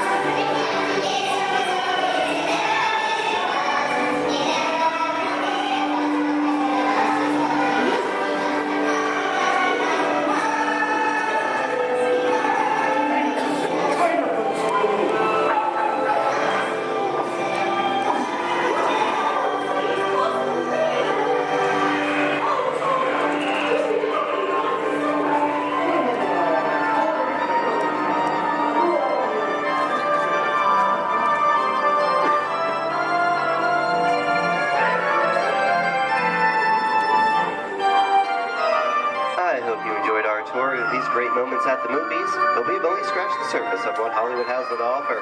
There are thousands of great movies out there just waiting for you to discover, and here are just a few of my favorites.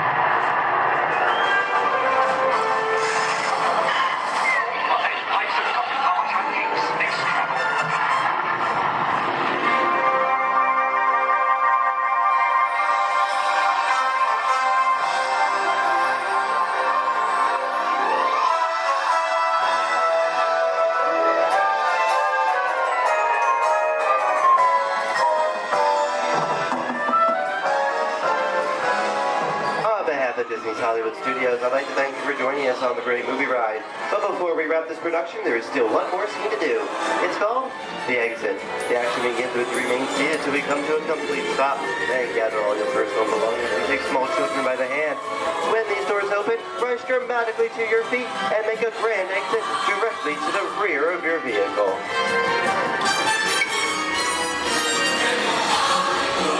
Oh, and one more thing. When I yell action, don't forget the thunderous applause for yours truly. All right, places, everybody, and action! Thank you, thank you. Have a wonderful day here at Disney's Hollywood Studios, and we'll see you at the movies. The stuff movies are made of.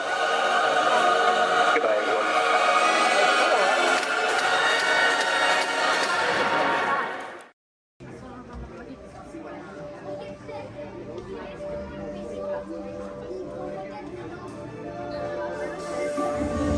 I see we have new visitors. Welcome, Terrans, to the wonders of Xandar. I am World Mind, sentient supercomputer of Xandar. I hold the knowledge, memory, and experiences of all Xandarian citizens, past gives me extensive knowledge, yet I am constantly learning, and I am now learning about you and your planet, Terra.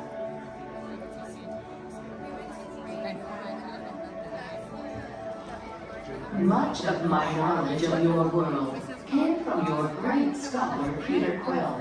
However, many of his facts have yet to be confirmed, such as the incredible importance of a legend called Footloose. Through my fellow Xandarians working here at the Wonders of Xandar, I am discovering more about you Terrans. Such as your fascination with eating the turkey leg. Why only the leg? What about the rest of this creature? We are eager to learn the answers to these questions and so much more about your world. In return, we Xandarians hope to share with you more about ours. Although Xandar is 2.537 million light years away from your planet Terra, our worlds are actually quite similar and began at precisely the same moment. We refer to this as time zero, before the existence of anything. Our worlds were born of a single point of matter and energy that blasted outward in what you Terrans refer to as the Big Bang. And from nothing came the beginning of everything.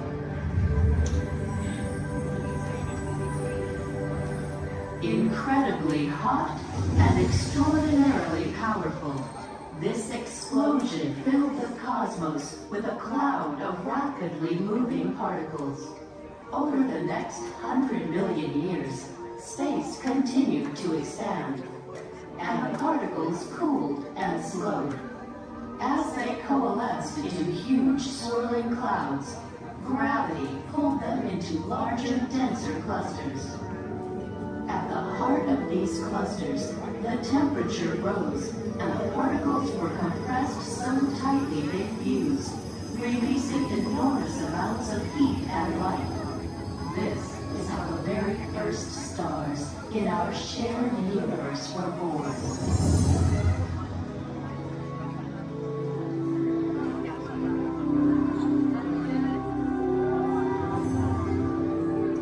The singularity is just one of the commonalities between our two worlds that we will explore today. Welcome, Terrans, to the Wonders of Xandar.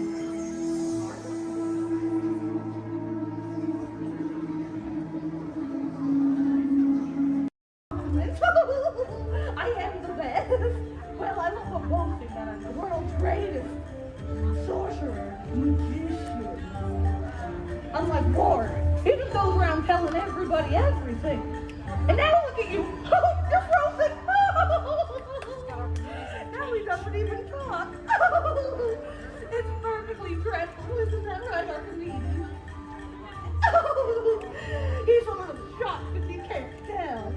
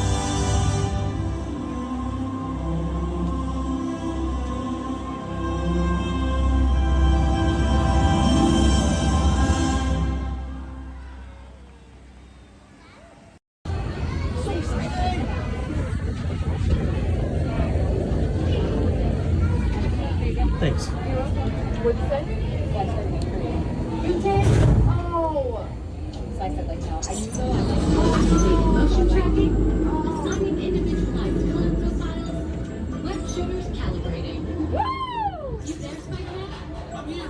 Where are you? On our way. Okay, please sit back and enjoy your ride until we reach the intended disaster. Wait, I thought you were still an exponential laser.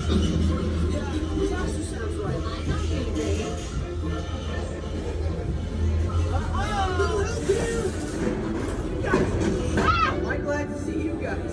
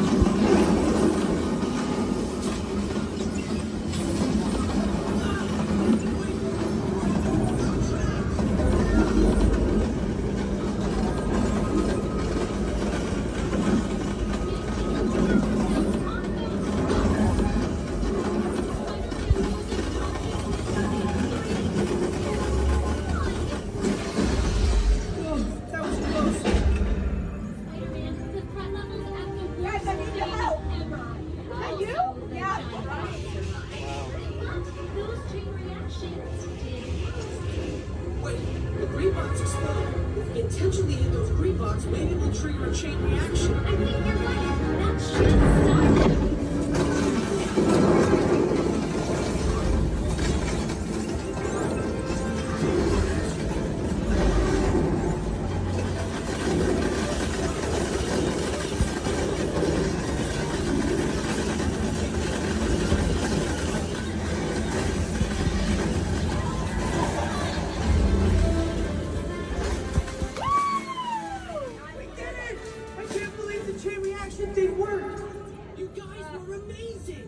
I'm very impressed, Spider-Man.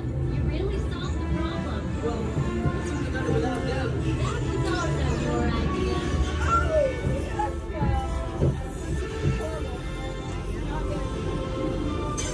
Dang it!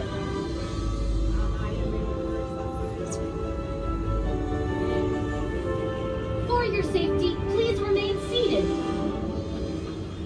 We failed. I did better this morning. Jackson's been so good.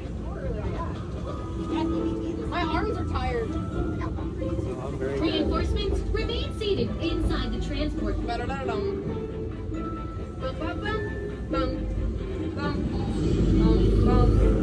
Hey, thanks for attending our open house presentation and preventing the destruction of the world as we know it. Please collect your wits and any personal belongings as you exit the vehicle. See you later.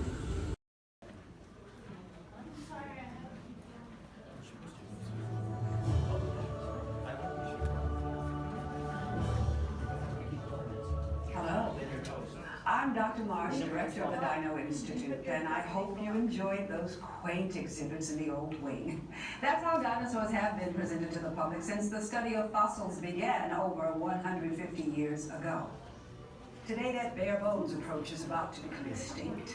In a perfect blending of science and technology, the Dino Institute has created the time wheel An amazing vehicle that will literally transport you to the age of the dinosaurs.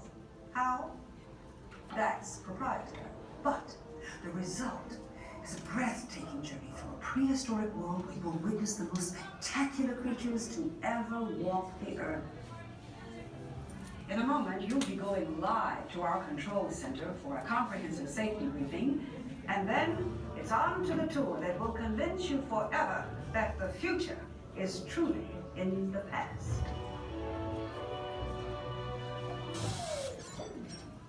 Hello there. Welcome to our little trans-dimensional joyride, folks. I'm Dr. Seeker, your friendly controller, and a heck of a paleontologist, if I do say so myself. But let's not talk about me. Let's talk about you, and how you can help me make history today with the Time Rover. It's like this. If I can bring you back from the Cretaceous period, it stands to reason that I can bring back a live dinosaur with you. And not just any dinosaur. Take a look at this guy. He's an iguanodon, and I'm certain that he is the key to understanding these magnificent creatures. I tagged him with a locator during an unauthorized field trip. Otherwise, I'd be traveling with you. Right now, our dino should be about here, at the very end of the Cretaceous period. That's where you're going today. Arrived, it seems, just in time to correct a little misstatement. Dr. Marsh. That is impossibly close to the giant asteroid impact that destroyed most life forms on Earth.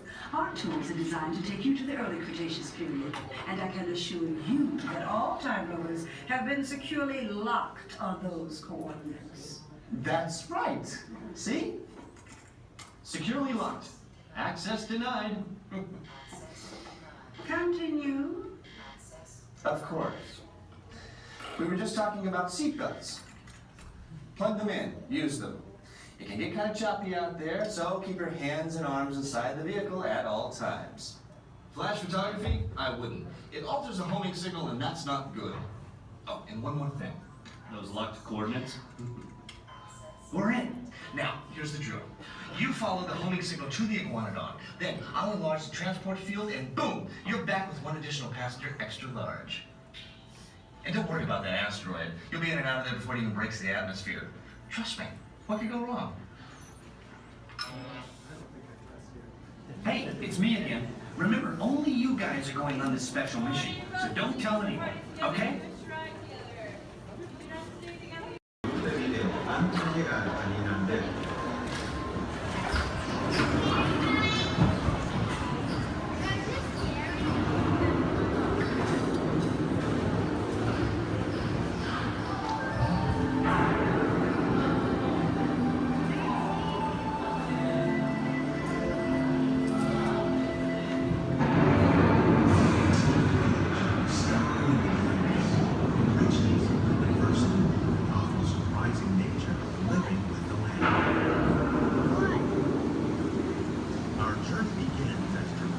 Sudden change in slipping by the way.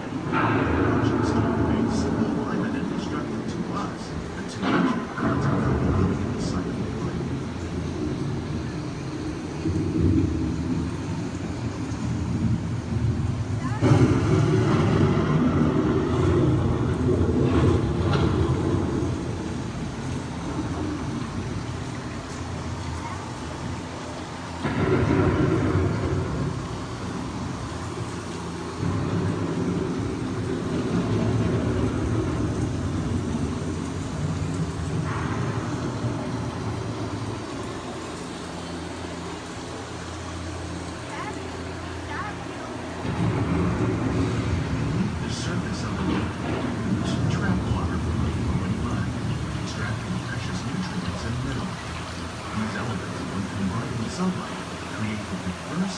Systems of our planet.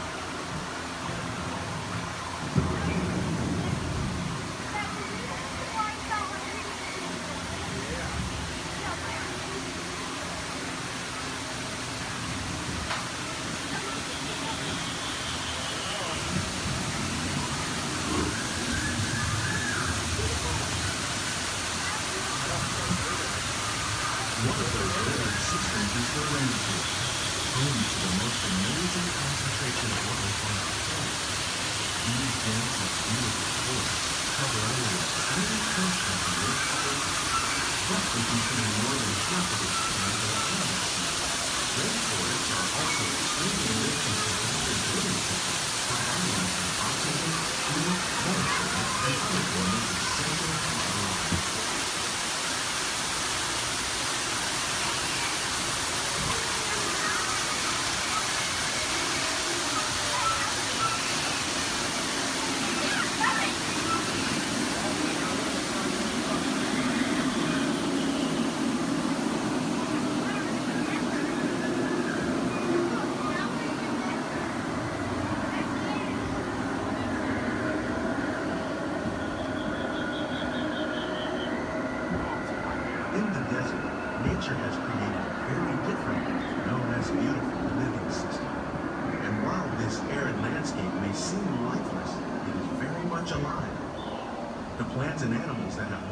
survive in these harsh conditions, make use of what little water they can find, and avoid the scorching rays of the relentless sun.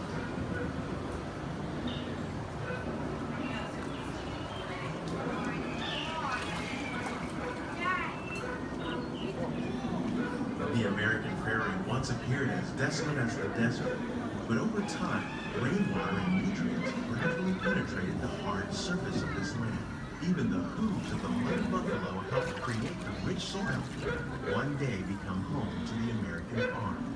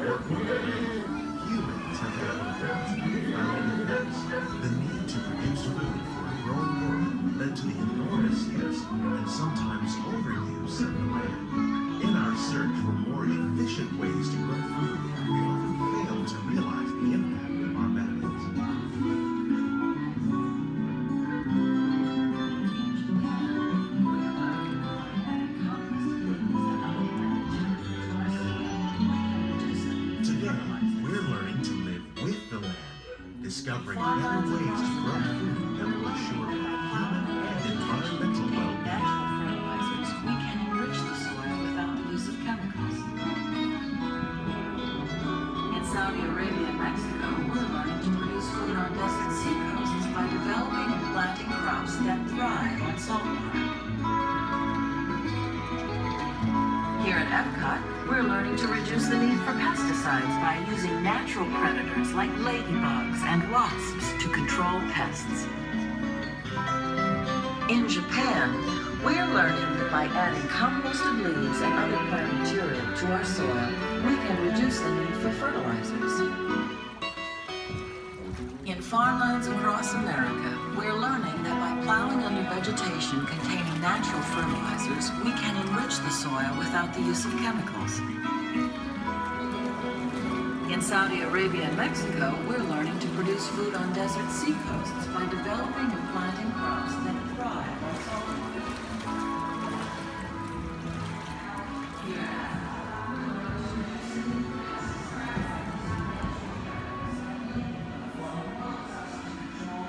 How will we meet tomorrow's growing needs for food production, yet still respect the needs of the land? Some of the answers are being discovered just ahead. To help us maintain these carefully controlled ecosystems, and for your safety, please remain seated in your boat at all times.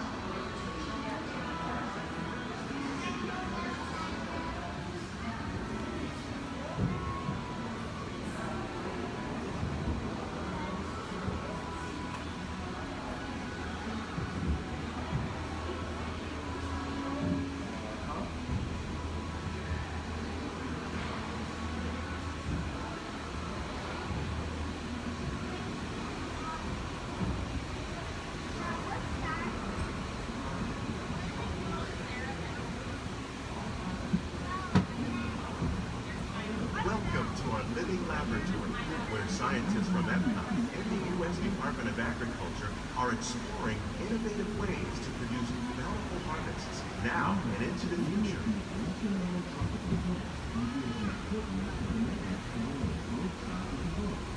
The tropics are home to the greatest diversity of plants on the planet. Many of these, like papaya, bananas, cacao, coffee, and rice, are well known around the world. These are just a few of the edible plants that have been an important source of nutrition for people living in the tropics.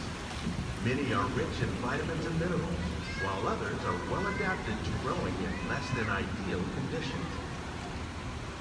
Some, like the water lily, thrive in wet, swampy areas and waterways. All parts of this plant, even the flower petals, are edible.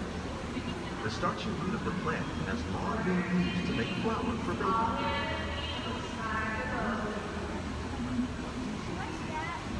One day, many of these less lesser-known tropical plants may be as important as the bananas growing on both sides of the boat.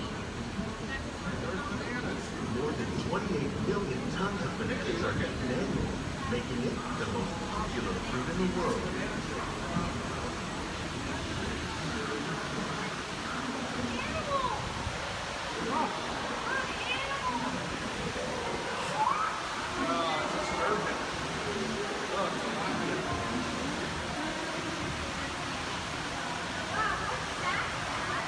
When we mention farming, you probably don't think of fish, but fish farming or aquaculture accounts for nearly half of all the seafood consumed globally. Tilapia, bass, and catfish, like the ones you see here, are three of the more popular carps raised by fish farming. The sustainable system we're using here recycles the water in the tanks. As a result, we're able to save millions of gallons each year. Our small fish farm produces nearly 5,000 pounds of fish each year to serve in restaurants around the nation.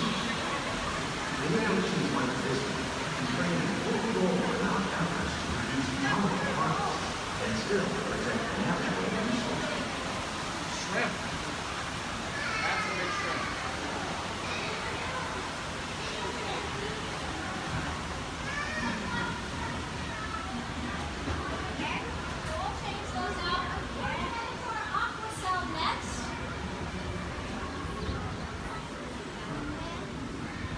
Little sunflowers.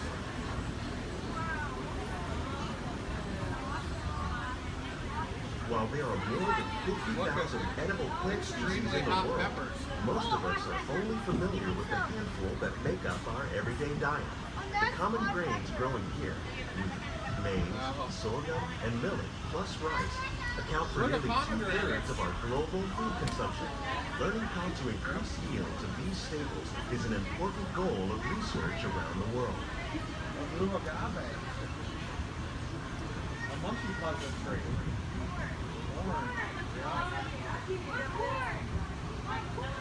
These plants are definitely on their way up. Innovative growing techniques like these increase yields while more efficiently using resources like water, fertilizer, and pesticides. Another innovation at work here is our integrated pest management program.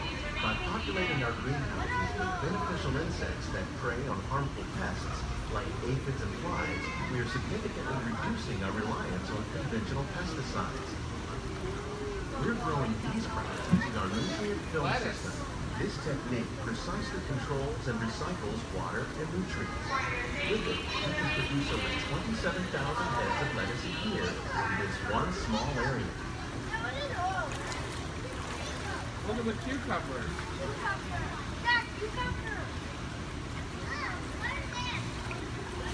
Look at the strawberries.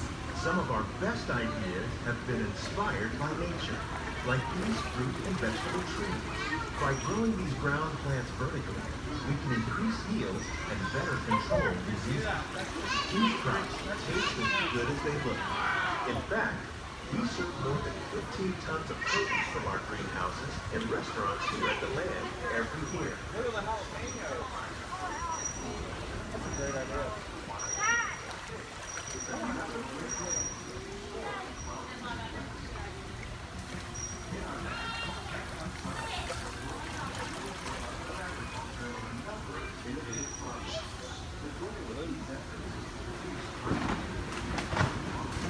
The future of agriculture may include innovative ideas like this vertical growing system.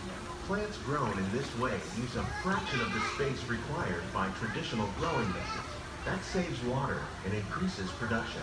The aquaponic system on your left combines hydroponics with aquaculture. The fish provide a natural source of fertilizer for the plants, and the plants help keep the water clean for the fish. It's another great way to produce more while using less. In our labs, Epcot scientists are working with the U.S. Department of Agriculture on a number of innovative projects. The goal of these efforts is to produce higher yieldings and better quality lives. Together, we can continue to find more ways to increase food production and protect our precious natural environment. Only then will we truly be living with the land.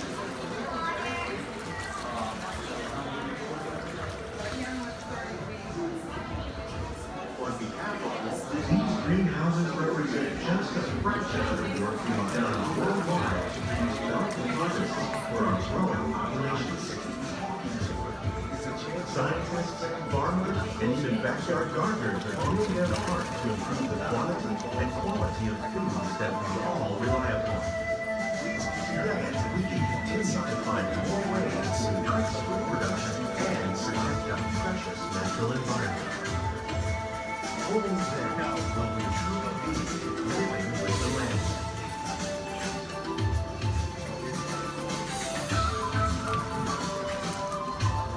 On behalf of Walt Disney World, we hope you've enjoyed this unique journey through our living laboratory. If you'd like a closer look, then check out the behind-the-scenes walking tour. It's a chance for the whole family to get up close and personal with the plants and growing techniques in our laboratory. Please keep your hands and feet inside the boat and remain seated until the boat comes to a complete stop.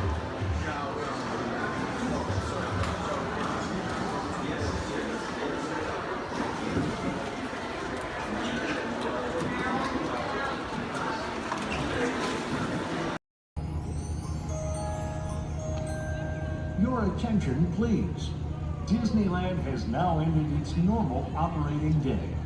We thank you for your visit to the Magic Kingdom and that the memories you've made will bring you back again soon. While the rest of the park closes, Main Street will remain open for your shopping convenience. Thank you. Su atención, por favor. Disneyland ha terminado su día normal de operaciones. Les agradecemos su visita al Reino Mágico y esperamos que regresen pronto para crear aún más recuerdos. Mientras que el resto del parque comienza a cerrar, las tiendas de Main Street permanecerán abiertas para su comodidad. Gracias.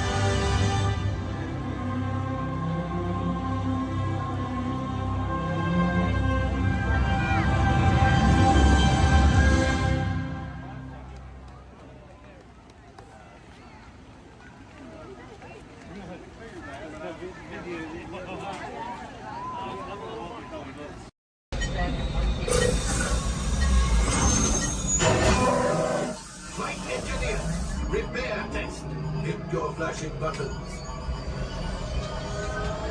You better be faster when you're in real trouble. Whenever the light green, you press them. Right, pilot, push the flashing button to take off. Pilot on the left. Move your stick to fly right and left. I was just pilot on the right. Pull back on the stick to fly out. And push forward to fly down. Oh, watch it! Chewie makes flying this thing look easy, eh? Weapons are online. Left pilot, hit the boosters. Now let's go get that coaxium. Right pilot, make the jump to light speed.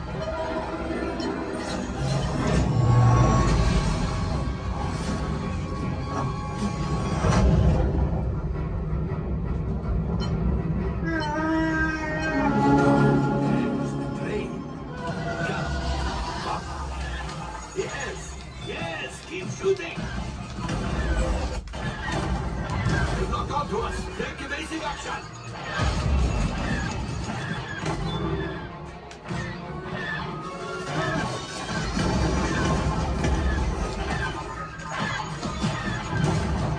There it is. After that train. Flight engineers, fire the outpost. Excellent. Now, gunners, shoot the cargo free. Pilot brakes.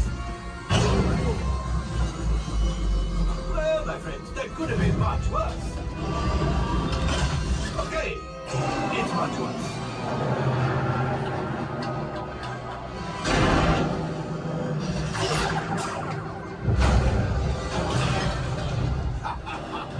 Yes, you got one. Excellent, my friends. How about shit? Well, I have the coaxium.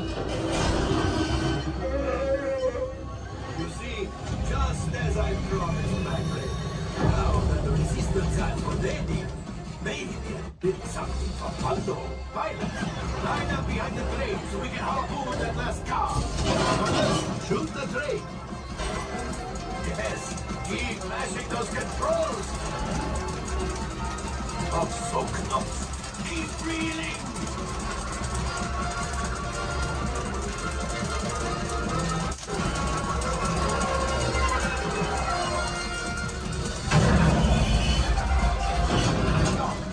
I thought you had it. Gunship. Oh, that's ridiculous. Things are getting too hot. We've got to get out of here. Yes, a distraction. Fire the missiles at the train. Hurry.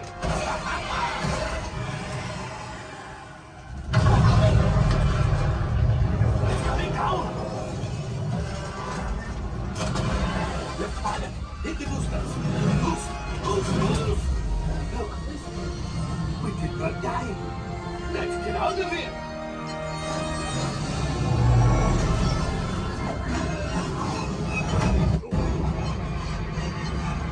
Your hyperdrivers fail. Pilots, evasive maneuvers. We've got company. Chewie's right. If we need them back, they may find the resistance. He's the last.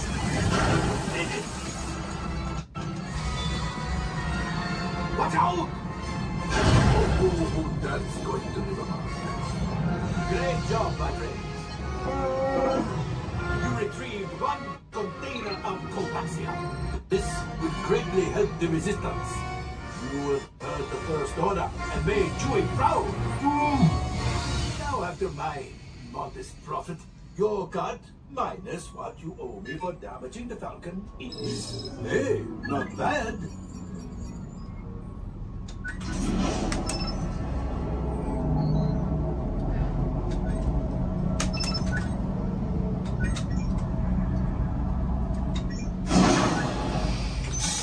All right, I am making an executive decision.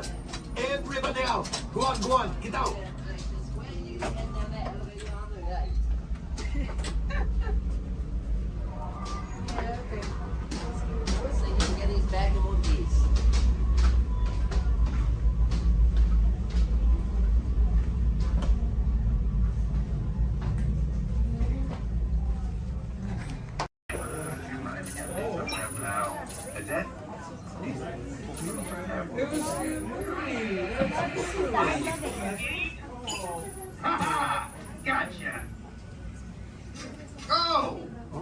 are you guys still doing here? Tour's over.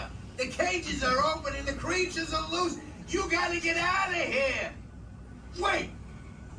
Don't get out of here. I could use a hand. My little pal Groot is lost in the fortress somewhere, and I need to find him before he gets ate. I found his tiny little heat signature, see? All those other heat signatures are, well, don't worry about them. Listen up. You guys can be a big help while I look for my pal. A gantry lift full of warm parents makes a really great distraction. I just need you to wave your arms, scream, whatever it takes, and then all these things will, never mind. You in? It doesn't matter. That was rhetorical. Now let's move. Meet me at the gantry lift. Yeah, I'm gonna go back that way.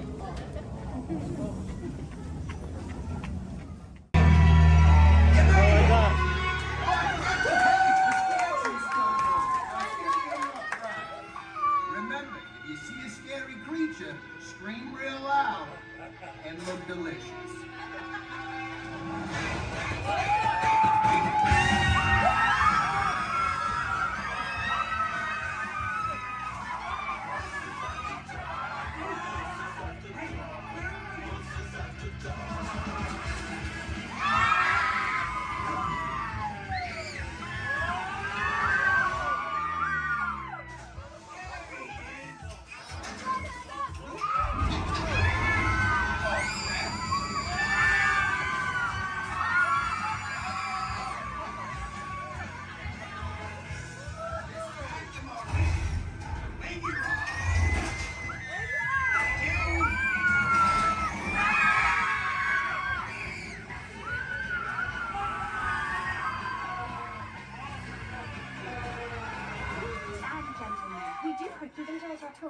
Please gather your purse souvenirs.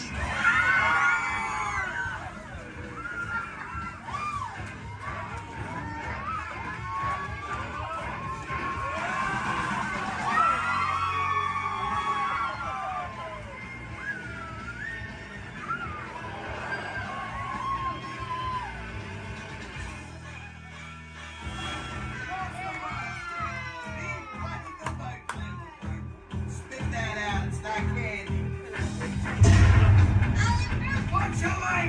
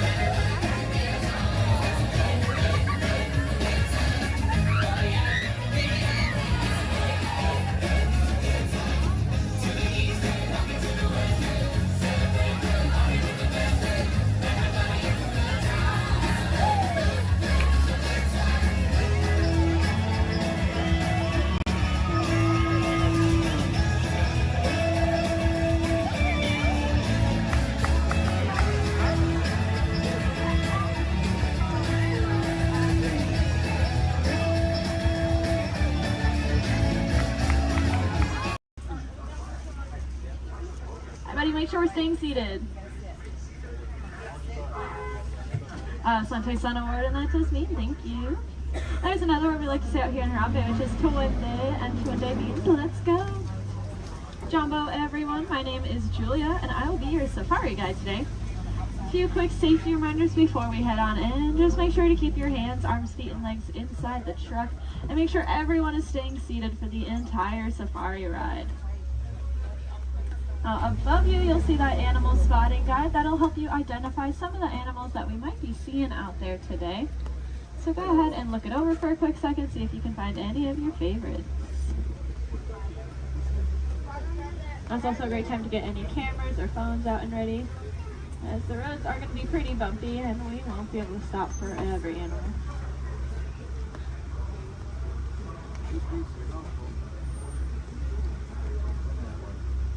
We are going to be starting our journey here in the Little Aturi Rainforest.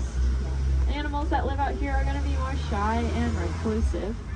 So keep your eyes open for any stripes or camouflage.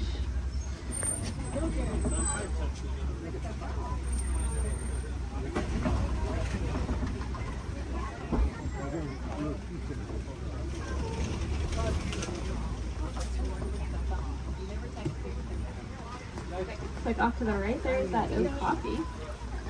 That reddish brown animal with the zebra party pants. However, they are not related to the zebra. They are the only living relatives of the giraffe. Just like a giraffe, they have a very long tongue. Theirs are so long they can lick their own eyes. And if you look down to the left, you'll see a bird standing on a nest. There's actually a couple eggs, I believe, in there, maybe. That is a saddle-billed stork. They're about 5 feet tall, and their wingspan is about 9 feet long. And if you look up at that canopy above your head, that is also just about 9 feet long. Put that in perspective for you.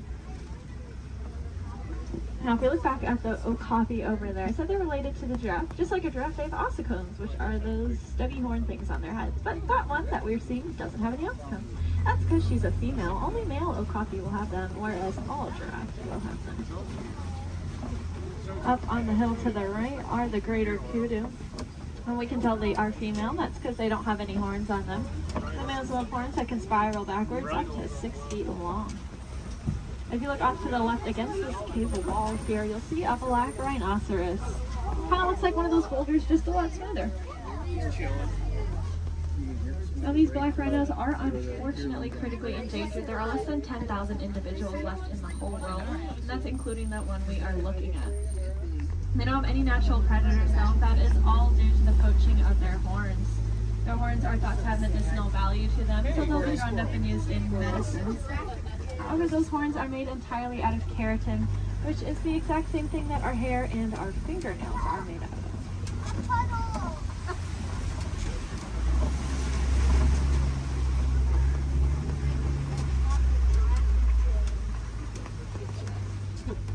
I said the animals that live out here are all going to use camouflage. We saw how they use their colors or patterns to blend into the trees around us.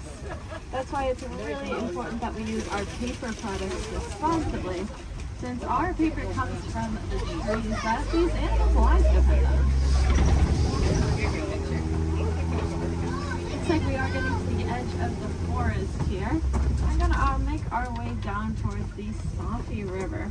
The animals that live here naturally spend most of their time underwater, which will keep them cool and camouflage, so keep your eyes open on the surface for any bubbles or ripples that you might see.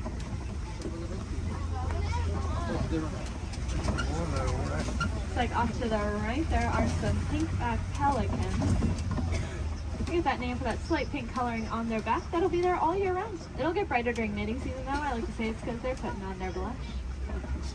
And if you look off to the left, you'll see a belote of the Nile hippopotamus. Make sure we're staying seated, friends. Make sure we're all staying seated. These hippos can hold their breath anywhere from 5 to 8 minutes at a time, which is going to allow them to sleep underwater.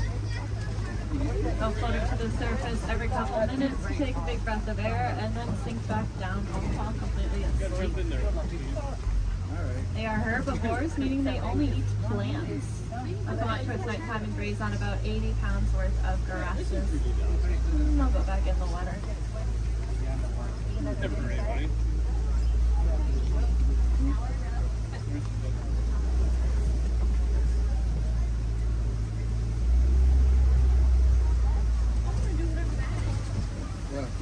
Keep your eyes to the left, especially as we cross over this bridge up ahead here, and you'll see the Nile crocodile.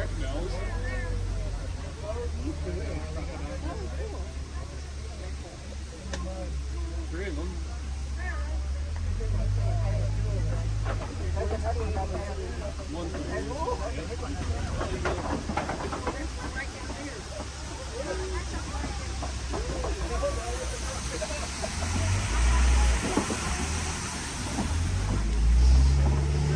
Those crocodiles are pretty impressive. They can weigh anywhere from 500 to 1,000 pounds, be as long as a giraffe is tall, and they have the strongest jaw and bite force of any animal. Being said, they are really amazing parents. They're going to take their eggs, put them in their mouth, and roll them around very, very gently. That'll help break up the shell, making it a lot easier for those babies to hatch. It sounds like there is an animal in the road up ahead, so I think we're going to hang tight here for just a second. This is their home, and they can go wherever they want, and sometimes they choose the middle of the road. So we'll just wait for them.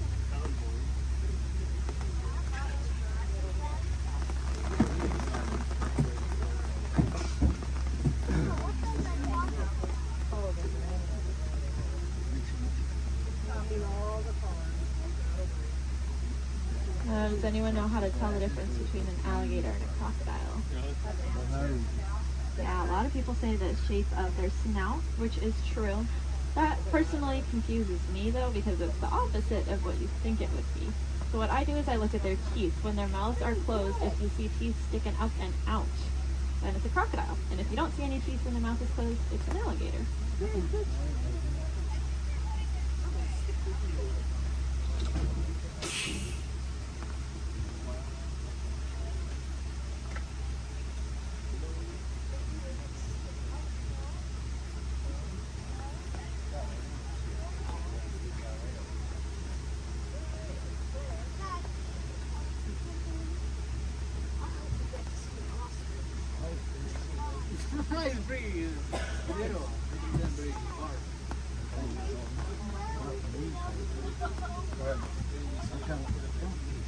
Well, thanks for your patience here. Hopefully the animal will move soon.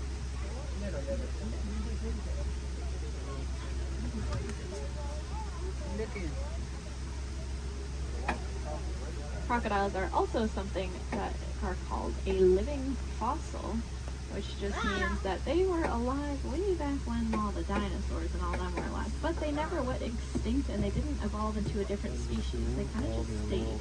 There's a lot of other animals like that, like horseshoe crabs, cockroaches. They're all living fossils. But so are those crocodiles and alligators.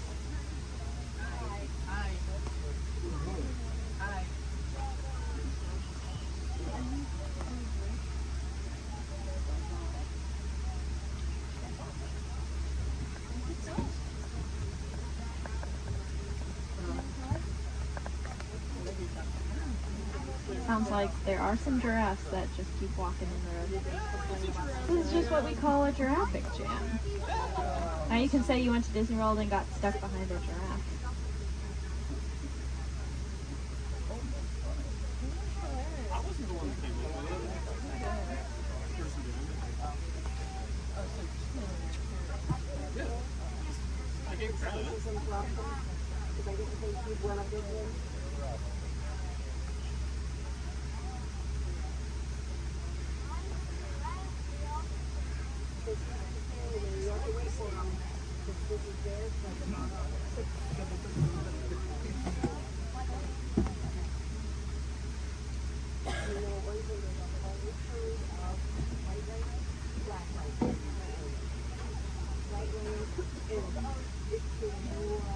Sounds like the giraffe has moved, but now there's a different animal on the road.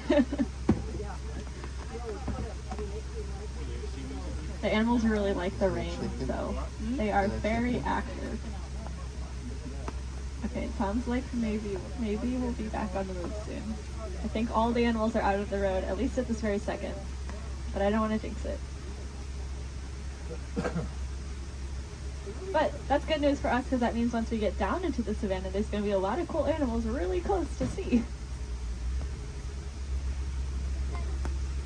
Alright. See how far we can get.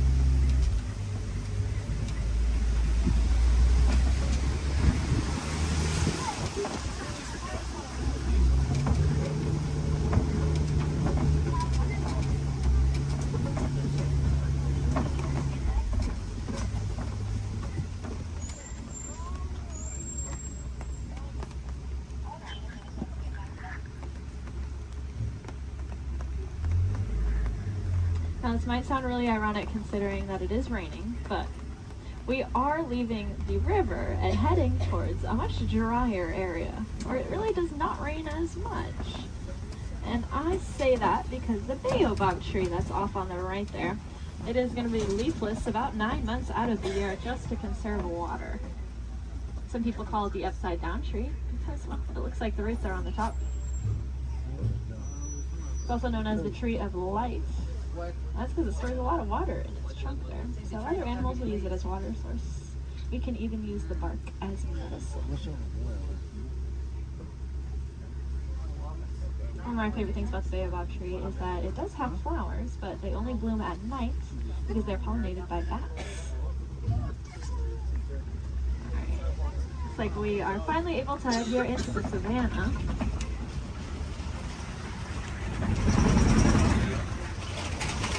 Now you may notice the trees are starting to thin out quite a bit, and that's because it doesn't rain as much out here, like I said.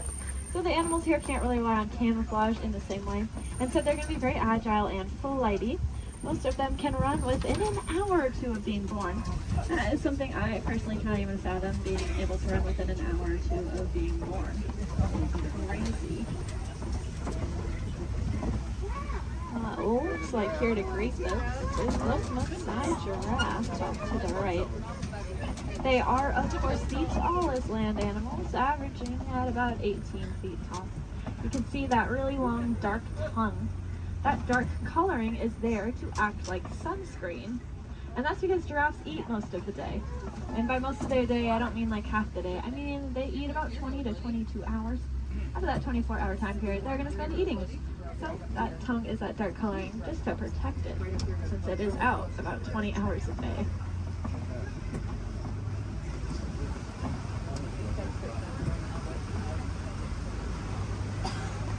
Off to the left here in this den, you'll see some African painted dogs. They are the most successful hunters out here with an 80 to 90% success rate. That is so successful that their young, sick, and elderly will eat first, and the healthiest adult will wait and eat last. What makes them so successful is that they are so cooperative. As a pack, they're not going to move on until everyone's got the chance to eat. Those painted dogs are there on the left. On the right, you'll see another giraffe, as well as some Ankole cattle. I think these two were the culprits that were in the road earlier.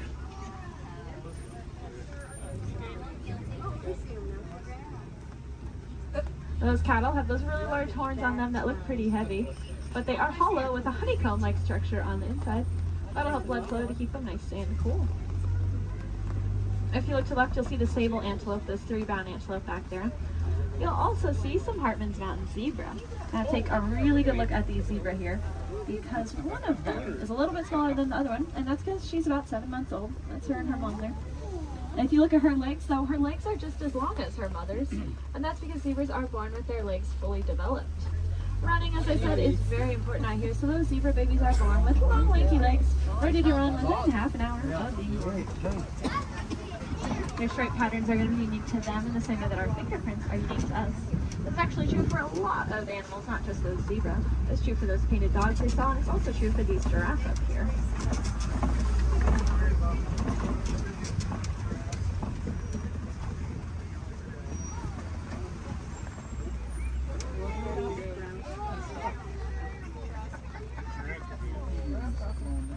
See, I told you they just go wherever they want.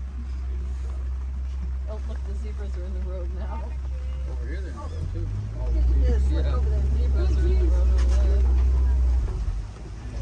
Now since giraffes spend most of their day eating, they also spend most of their day standing up. They don't really like to sit down, it's very vulnerable for them. They even prefer to give birth standing up. So that's about a 6-foot drop for those baby giraffes. I like to say the first thing a giraffe experiences in life is gravity.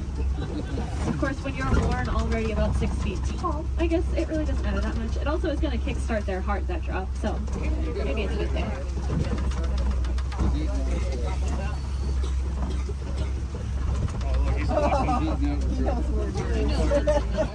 Just gotta steal some more goodies. If you look to the left here, you'll see these really large tan antelope. These are the eland. Elands are the heaviest just antelope species. About 6 feet just at their shoulders, and they can jump straight up from that standstill position up to 10 feet in the air.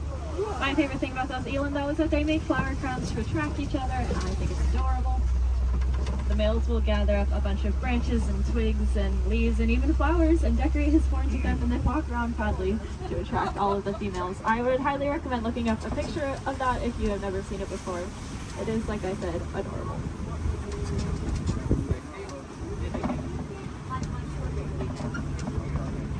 Now off to the right, there's going to be a path. We're not going down that path, but if you look down it, you'll see some little tiny antelope called the springbok. They get that name because they can jump about 6 feet up and 13 feet across. When they do that, it kind of looks like ping pong balls hopping across the savannah. Makes it really confusing for those predators out there. Now, all the animals that live out here have a very important job to do. They're going to be the landscapers. So those antelope will be the lawnmowers, giraffes will prune back the trees, and then larger animals will be the bulldozers. They'll knock over trees. And if you look around us, looks like there have been a whole bunch of trees knocked over. There's really only one animal I can think of, though, that is large enough to act as a bulldozer and knock over an entire tree. Let's see if we can find them. There's also a really large watering hole. There they are. Like off to the right is an African elephant. We are going to get a really good look in a second, though, so I don't mind looking over to the left because there are some mandrills walking around. Mandrills are the largest old-world monkeys, and they have that distinctive blue coloring on them. Might remind you a little bit of Rafiki. Let's see, I promised to give you this elephant here. And I know the road up ahead has been closed, so I think we're going to get a really, really good view. Yeah.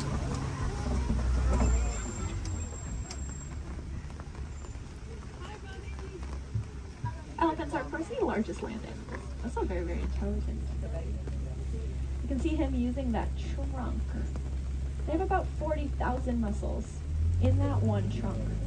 To put that in perspective for you, we have a couple hundred different muscles in our entire bodies. They have 40,000 in that one trunk. That is kind of unbelievable to me. And it's going to allow them to do a lot of really cool things, though. You see them eat with it. They also drink water, kind of like a straw.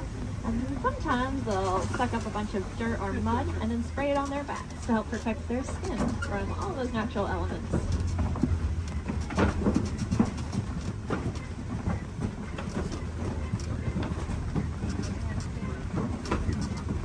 Lucky for us, I think we are headed deeper into elephant country here. And I say that because elephants love to eat red clay. If you look around us, it looks like we are surrounded here by this red clay. It's very nutritious, so they'll eat it as an extra form of nutrition, just like how we might take a vitamin or a supplement every day. And there are some tusk marks over to the right and some footprints down to the left. So the herd must be nearby. I think I see them off to the left there. Elephants are matriarchal, and that means the oldest or wisest female is going to be the dominant one in charge. Males are going to leave the herd at about 15 years old, and if they don't do it willingly, they will be forced out by those females. They're going to go hang out in bachelor herds, which can consist of up to 140 individuals that come and go as they please.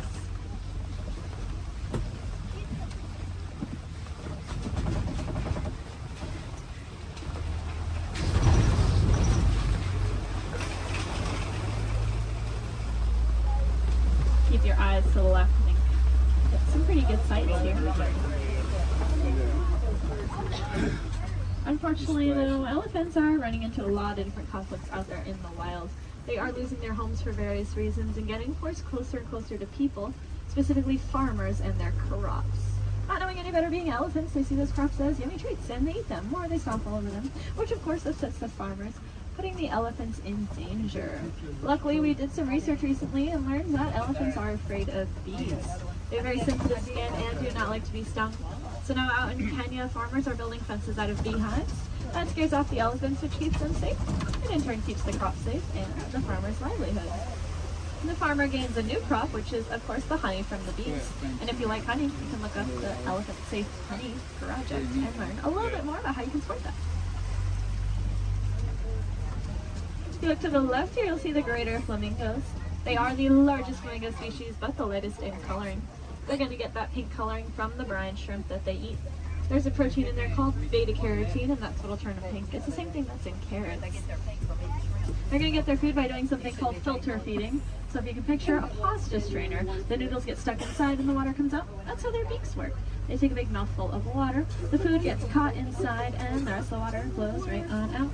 That's why it's super, super important that we keep our waterways clean, because if we have plastic or trash floating around in that water, they could take a big mouthful of that. And we don't want any of our trash ending up in those flamingo beaks.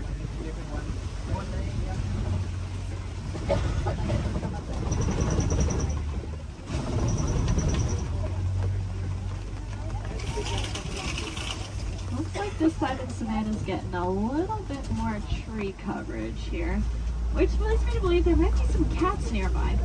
Please help them out while they are hunting. Keep your eyes open. I know I've seen cats roaming around on the hills up ahead before. Look down that path though on the right. See a white rhinoceros.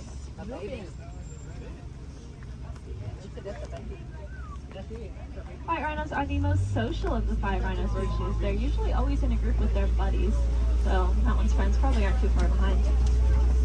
They have a really, really good hearing too. Their ears will wiggle independently of each other, and they look like funnels, which helps them pinpoint the exact location a sound is coming from.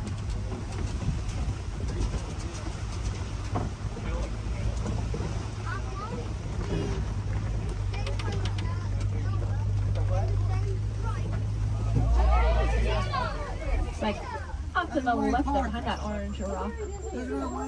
Sweet cheetah. Cheetahs are the fastest land animals. They can go from 0 to 60 miles per hour in 30 seconds or less. They're going to use their tails to help them steer, very similar to a boat's rudder. And they're the only cats that are going to hunt during the day instead of at night. That's just because they don't have very good eyesight at night, so if you can picture what we see at night, that's about the same as what a cheetah can see at night. To help them out though, they have that black stripe under their eye that acts like built-in sunglasses, helping protect their eyes from the sun. Looks like up ahead are some Kopi rocks. And on top of those Kopi rocks, looks like a female lion up there.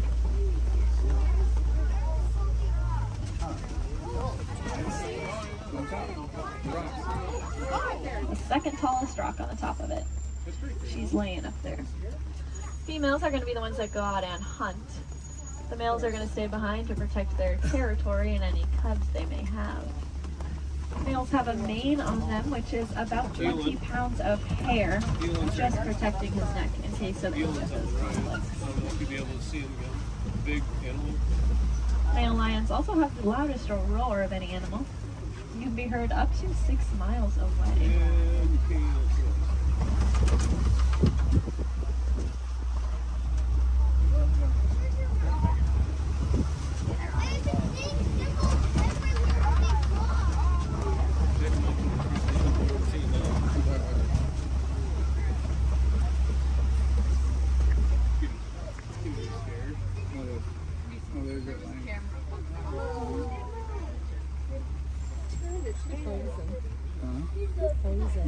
She is looking at us. That is so cool.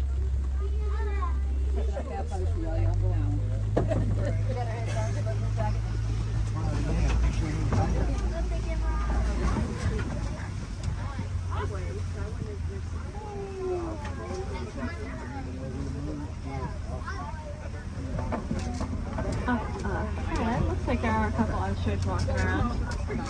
They are the largest and fastest birds in the world, but they cannot fly. They have really big wings to help them steer because they can run upwards of 40 miles an hour.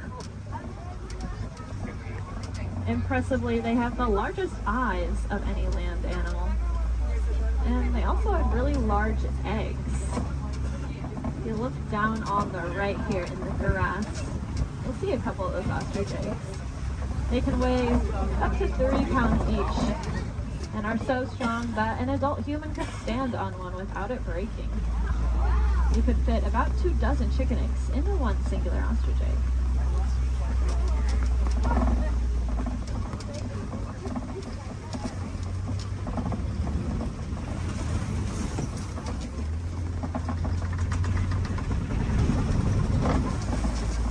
Up ahead is the warden's post. The warden takes care of all the animals out there on the reserve. There's some special ones up here with them. I bet they're all hiding under this porch from the rain though. These are the Nigerian dwarf goats. They look like cute little babies, but this is them full grown adults. They really do not like that rain. They have a very sweet and nutritious milk that is high value in Africa, so in return for it, we'll give them a nice place to live and some animals to eat. It just goes to show that we can peacefully coexist with a lot of amazing animals.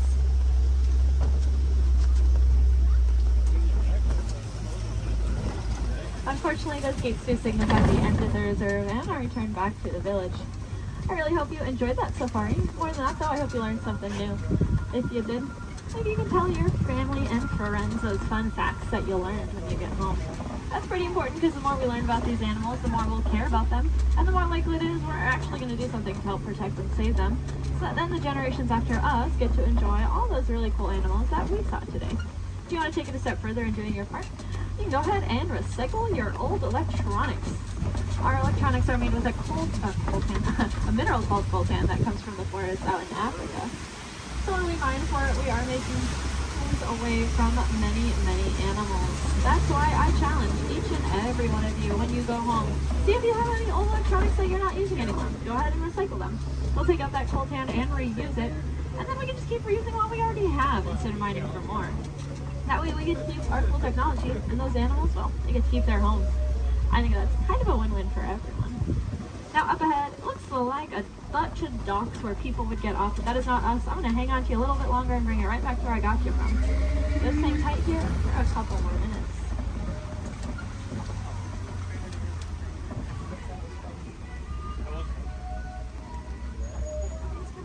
These people watching.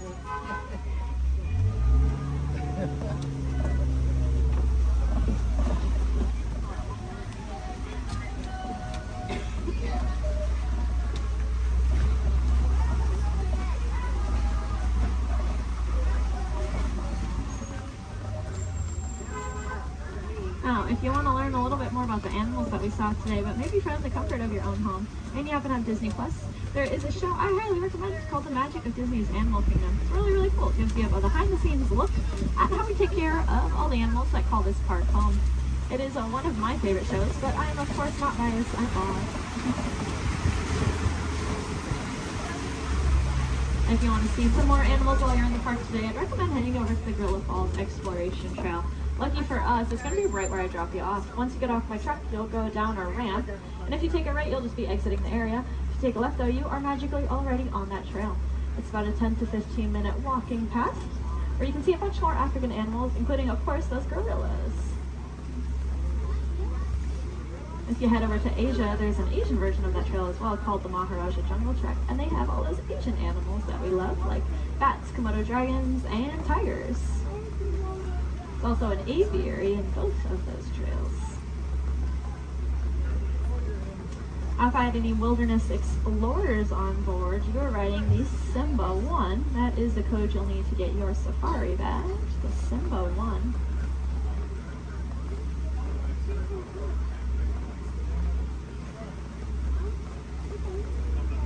You might have also heard a train.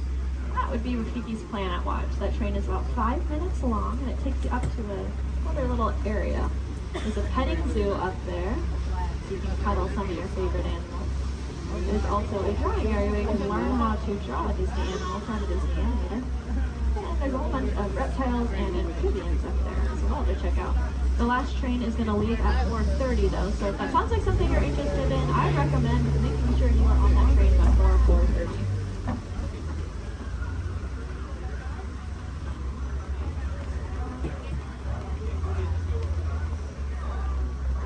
we are almost there. Thank you for your patience. I know that was a little bit longer than expected.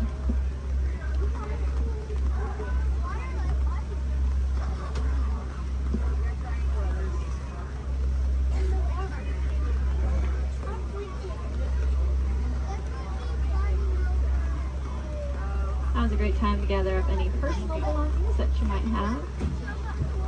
Make sure you have everything with you.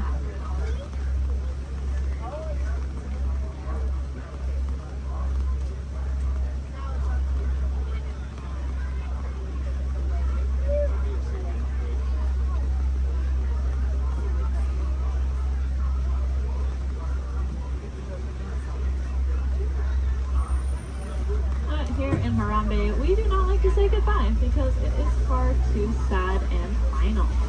Instead, we say Kwaherini, which means to go well. So Kwaherini, my friends. Again, my name was Julia from Fort Collins, Colorado.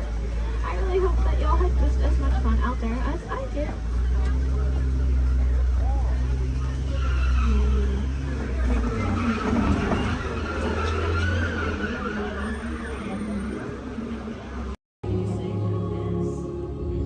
In 1923, a young man from the American Midwest, along with his older brother Roy, started a cartoon studio in the back rooms of a small real estate office in Hollywood, California. This was the small beginning of a family entertainment company that would create unforgettable stories, characters that become beloved friends, wondrous experiences, and music that has become the soundtrack of our lives. That young man was Walt Disney, a master storyteller whose imagination knew no bounds and who delighted in making the impossible possible.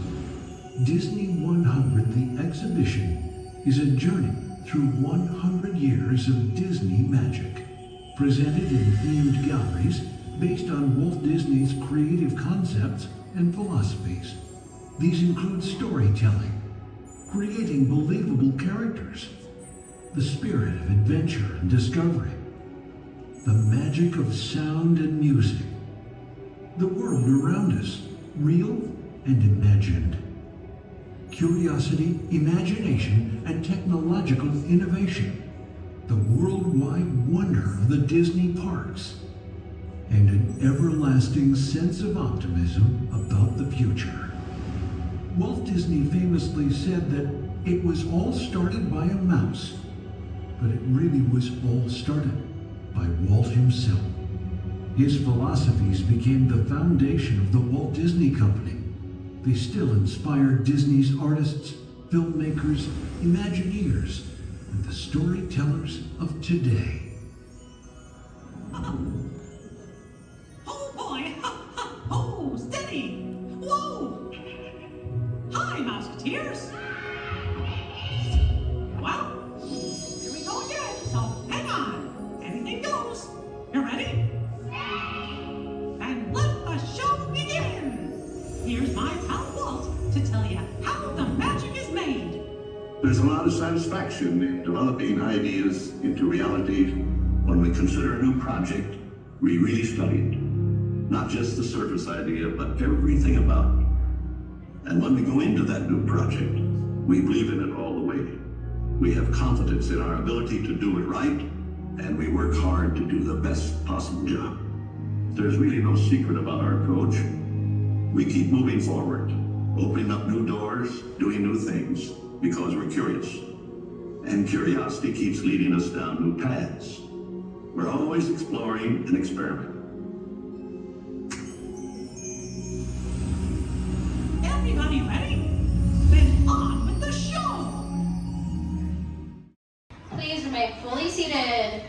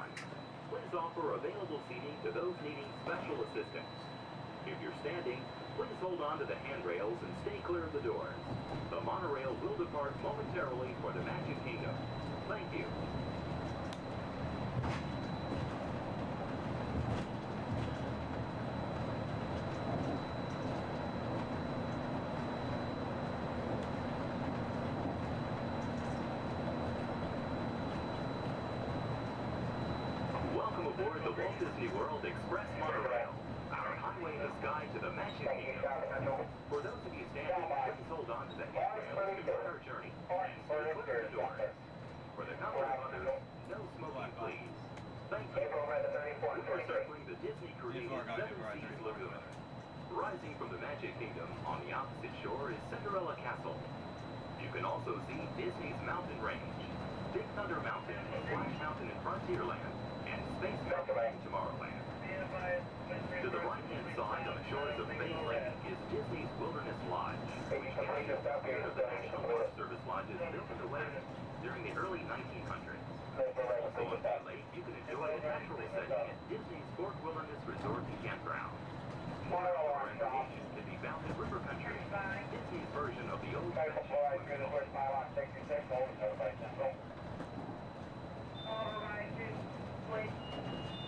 Hold it 66 and notify me. 10-4, notify Central. Notify Central. Central 3. Command. Pages radio. 10-4.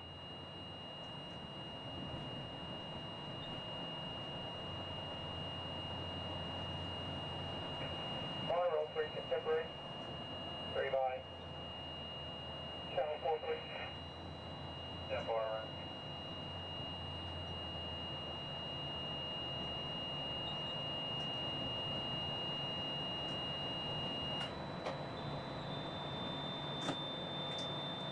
Ladies and gentlemen, welcome aboard Monorail Blackbird. We'll be holding here just momentarily. At this time, they're bringing out another train off this beam ahead of us. Therefore, we're going to have to wait here until that is complete.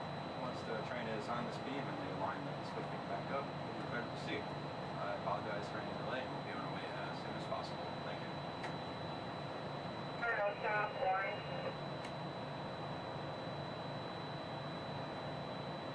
Stop by. Receiving propulsion in upper display group D malfunction. Wide receiving tower. 10-4, will your train move?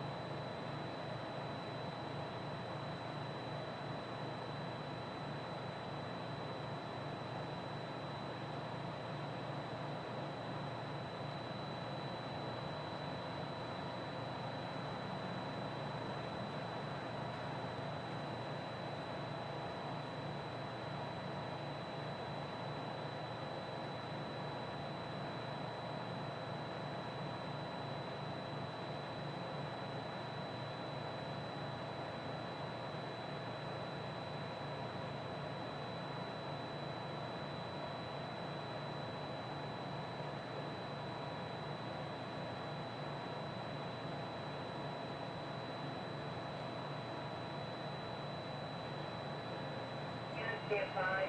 Orange is 10-7. Furline 10-8. Exterior. Bright. Stop. Central. Orange. Central.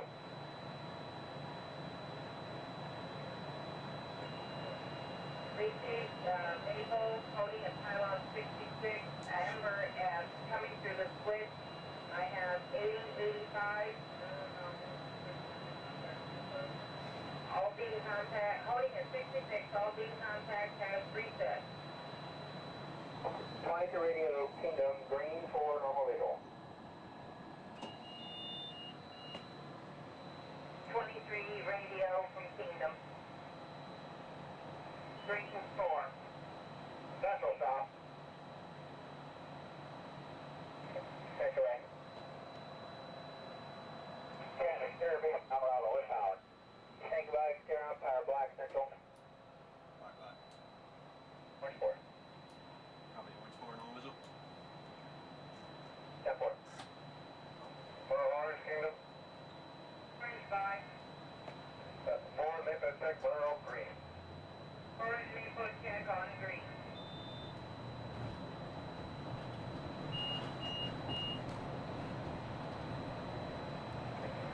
That's 23 hours.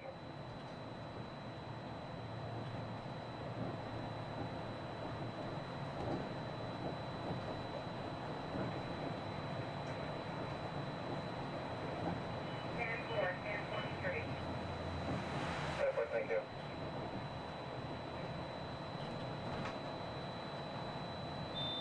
Contemporary ground Floridian.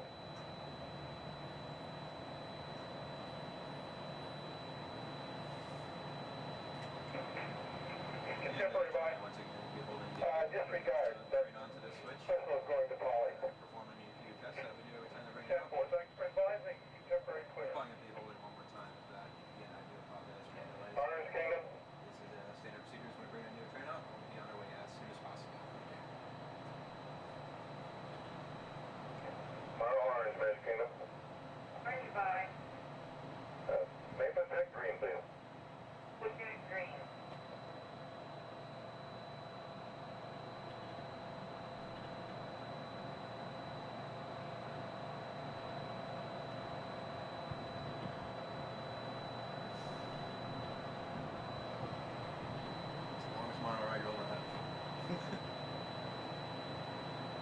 Well, the fun thing is I had my rest of my group on the boat there, and I was telling them I might beat them.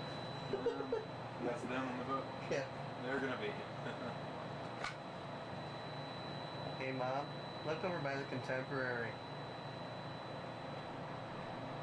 Central orange.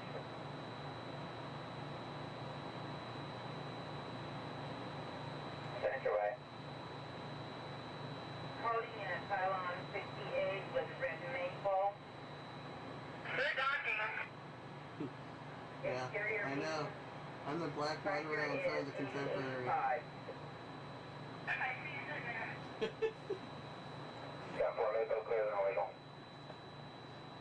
Full clear, normal visual. Yeah, they can't go far without me anyway. I got the tickets.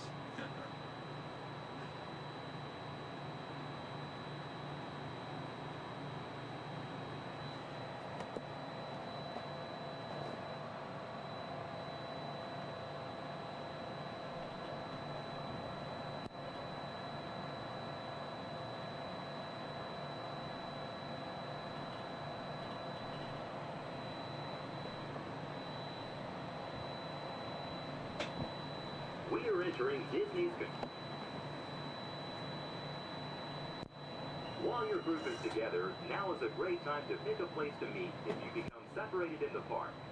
Should you become separated, stop by City Hall on Main Street, USA for assistance. Guest relations at City Hall can also help you plan your day, make dining arrangements, or provide a special guided tour of the Magic Kingdom. As you approach the entrance, please keep your party together and have your tickets ready. If you are traveling from another Disney theme park, please have your tickets and hand stamp ready as you enter the Magic Kingdom.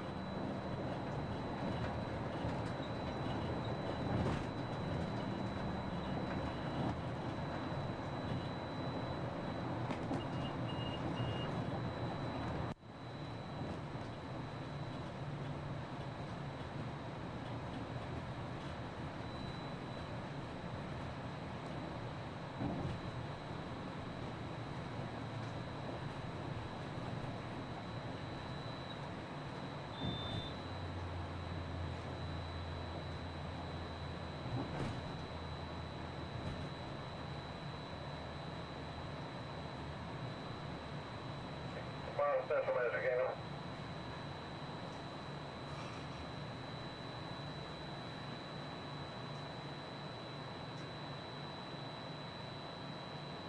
Central Kingdom. Sanctuary. One egg of orange Ben Steve is loose. Temporary, thank you. Orange Central. Orange. All doors closed. Kiosk counter notified status.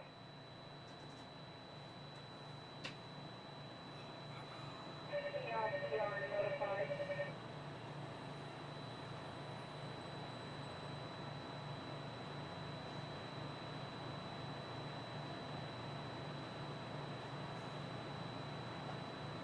See your group? Yep.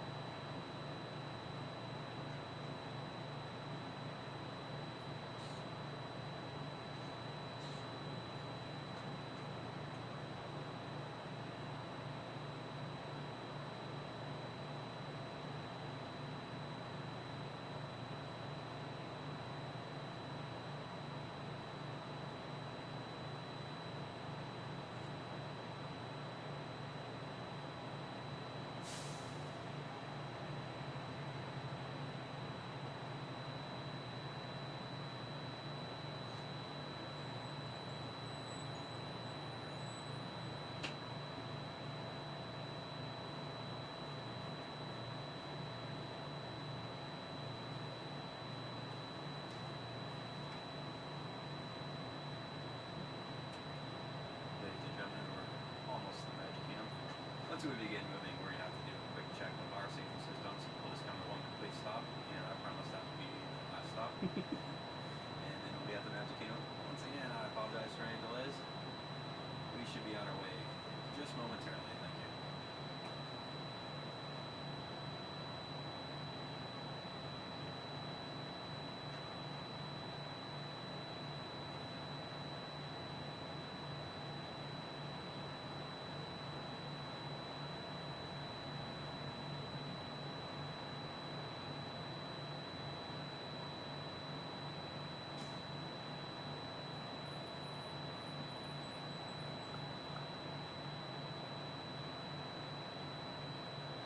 South Central, Monorail Orange, Gap 1 radio check, how do you read? 10-2, I mean.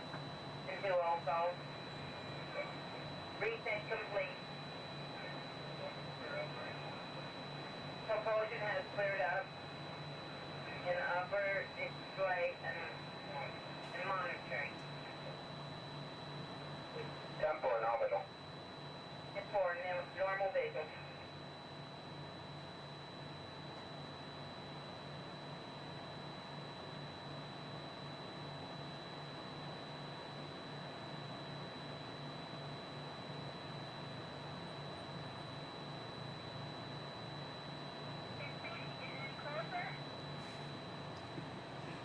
Almost there.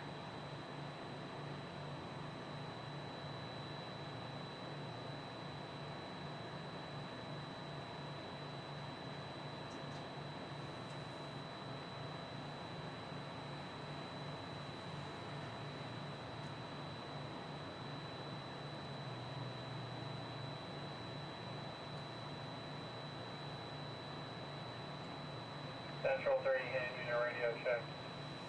10-2, I mean. 10-2, thank you. Pretty clear. Go.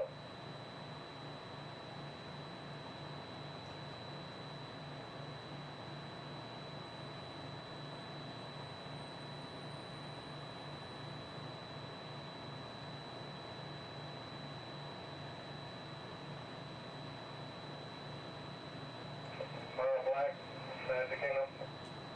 Black 566. And 4-4, make a take ours. Make a second.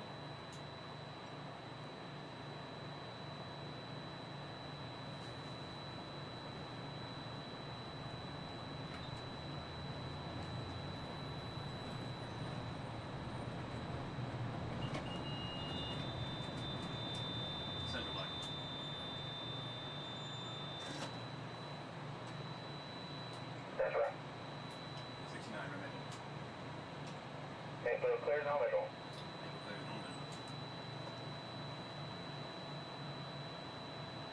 Four central. 6-9. Reverse maybe check. 6-8 check.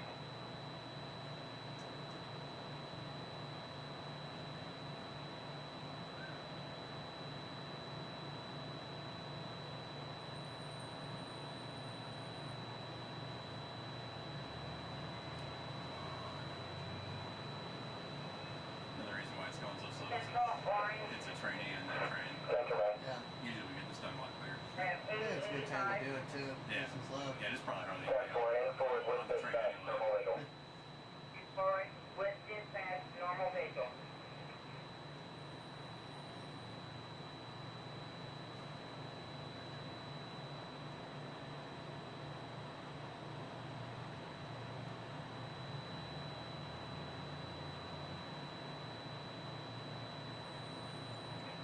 Exterior Serrano Central 4 trains, train order black, coral, green, and orange, Lake Monroe T Central.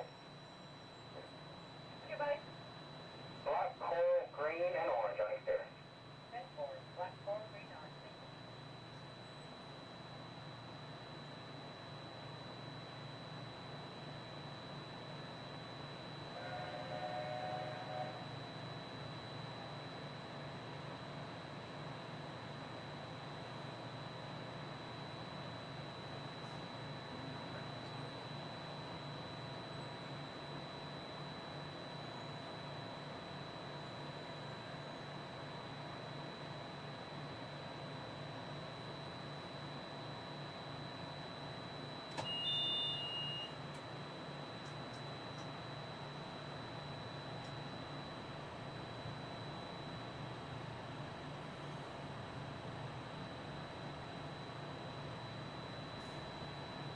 Better pull out fast enough or she's gonna make a liar out of me. If doesn't, I have to stop one more time.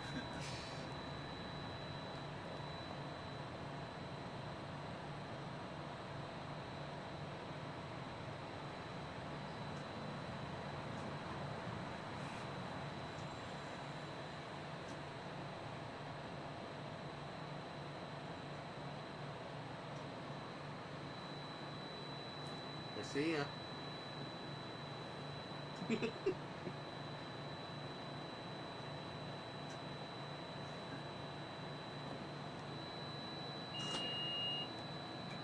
Ladies and gentlemen, we are approaching our station at the entrance to Main Street, USA, gateway to the 7 themed lands of the Magic Kingdom. Smoking is not permitted at the Magic Kingdom except in designated areas. Please consult your guide map or ask a cast member for the location of designated smoking areas. If you are standing, please hold on to the handrails and stay clear of the doors until the monorail stops completely and the doors open. Ladies and gentlemen, this is the Magic Kingdom Monorail Station. On behalf of the cast of the Walt Disney World Resort, we'd like to welcome you to the Magic Kingdom.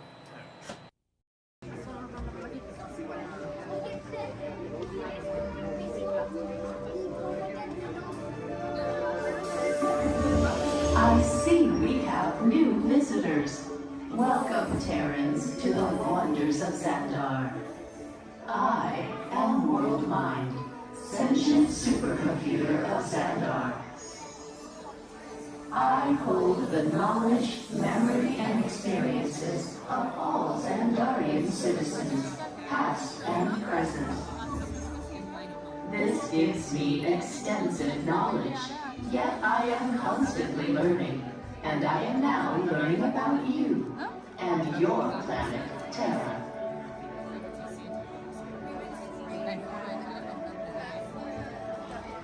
Much of my knowledge of your world came from your great scholar, Peter Quill. However, many of his facts have yet to be confirmed, such as the incredible importance of a legend called Footloose. Through my fellow Xandarians working here at the Wonders of Xandar, I am discovering more about you Terrans. Such has your fascination with eating the turkey leg? Why only the leg? What about the rest of this creature? We are eager to learn the answers to these questions and so much more about your world. In return, we Xandarians hope to share with you more about ours. Although Xandar is 2.537 million light years away from your planet Terra, our worlds are actually quite similar and began at precisely the same moment. We refer to this as time zero, before the existence of anything. Our worlds were born of a single point of matter and energy that blasted outward in what you Terrans refer to as the Big Bang. And from nothing came the beginning of everything. Incredibly hot and extraordinarily powerful, this explosion filled the cosmos with a cloud of rapidly moving particles. Over the next 100 million years, space continued to expand, and the particles cooled and slowed. As they coalesced into huge swirling clouds, gravity pulled them into larger, denser clusters.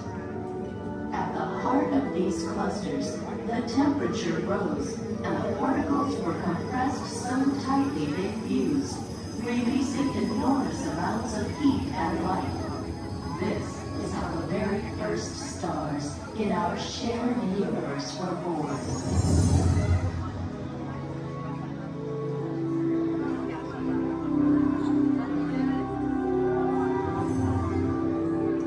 The singularity is just one of the commonalities between our two worlds that we will explore today. Welcome, Terrans, to the wonders of Xandar.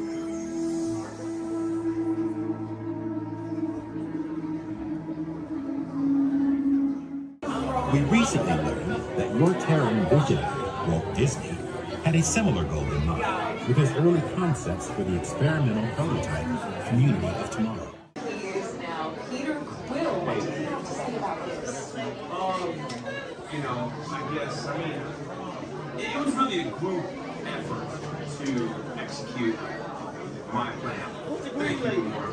The green lady, I would love to hear more about how Terra was chosen for this Wonders of Xandar tour. Well, that was really my idea. And that got too, because I love that place. It's awesome. I went there as a kid, and I can't wait to get to go back and ride. I forgot his name. Also want to see the energy, dinosaurs, and of course, hear the veggie fruit. It's the best.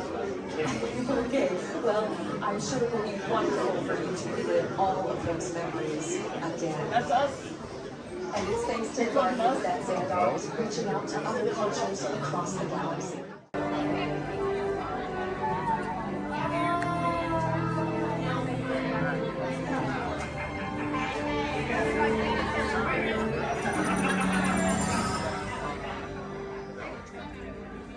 Greetings, Terrans. I am Nova Prime Irani Rayab, Commander of the Nova Corps. On behalf of all Xandarians, I hope you have enjoyed exploring the wonders of Xandar. As you have seen, your world and ours were born of the same moment, one which you refer to as the Big Bang. As such, we are all galactic neighbors in a vast universe which we and countless others share. For you to travel to Xandar would take 2.5 million years, assuming you had a ship that could fly at the speed of light. So we decided to come to you. But even we could not have reached you so easily were it not for the Cosmic Generator, an advanced piece of Xandarian technology that creates jump points, artificial tunnels that act as shortcuts, linking distant points in space. It is our desire to share this wondrous technology with your people so that together we might explore new worlds and create a brighter tomorrow. And now, as the culmination of the wonders of Xandar, you will be teleported to a Nova ship above your planet for a demonstration of the cosmic generator. I trust you will find it an unforgettable experience.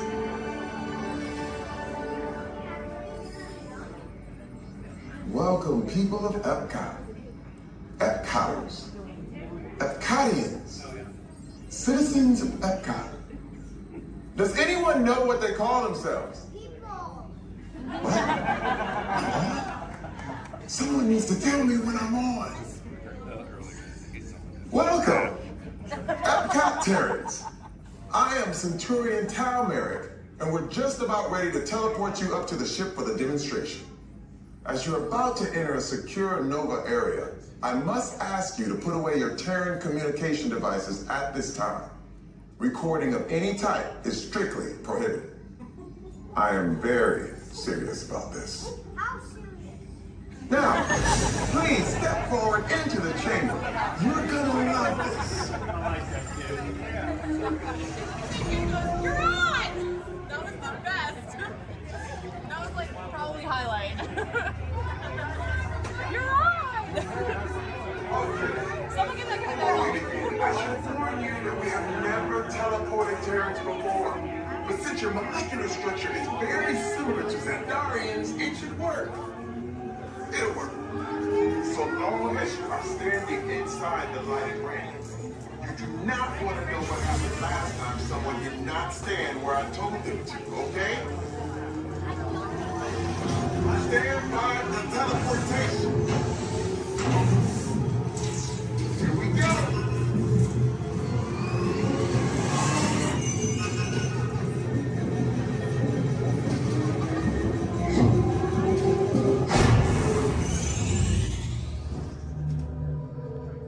You made it. I mean, of course you did. Nova Prime, they're ready. Excellent. What you see before you is the cosmic generator. And in just a few moments, we'll be activating it so you can experience for yourself what's happening. I'm not sure. Our power's out. And the cosmic generator is gone. Interior Mod, go to Code Red. Prepare the fleet. And call the Guardians. Now. There is no cause for alarm. Turn off that alarm. I've got an important transmission coming in. Hey, what's up, Nova Corps? Our cosmic generator has been stolen. What? How? Why didn't we think of that? That thing's gotta be worth a fortune. I am Groot. Good question. Yeah, who do you think took it? Perhaps that really big man outside your ship. Oh, that is a big man. I need to alert Nova Prime. Watching Terrans with dogs. That's not creepy at all. This species has failed. Wait, whoa. We didn't even know there was a test. He's got the cosmic generator. He's creating a new jump point. Jump point to where? Not where. When. It's some kind of mutant jump point. It's going back to the dawn of time. Dawn of time, why? To erase an error. Well, that doesn't sound good. Your time is over. Wait, what do you mean? What do you mean that's so vague? The jump point is closing. Hey, Nova Dude, you Nova Corps need to follow that whatever it is until we get there. We can. Our power is down, and I've got to get these Terrans onto evacuation shuttles. I got it. I reprogrammed the shuttles to follow them through the jump point. Wait, what? Look, they're our only chance of keeping track of that whack job until we get the cosmic generator back. Piece of cake. What? There's King. Where's this King? the odds are impossible. Yep. But it's our only shot. Good luck. Are you sure you can control it? Come on, it's me. We got this. We're all toast. First there was King, now there is toast. This plan is making me so hungry. Terrence, listen up. We need to make our way to the evacuation shelter now. We'll follow the fleet and get our power. Okay, they're headed for the jump point. This plan's never gonna work. Well, Okay, I'm locked onto your vehicle. We'll be right behind you. nothing to worry about. Unless we do not stop this unusually large man. We are likely doomed. Good luck. You're gonna need it.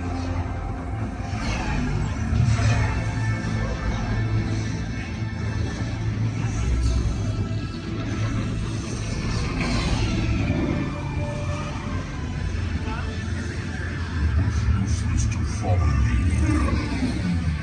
What is that noise? Noise? No one's gonna stop rock and roll from existing. What have What have we done? we done? I think we're jumping back.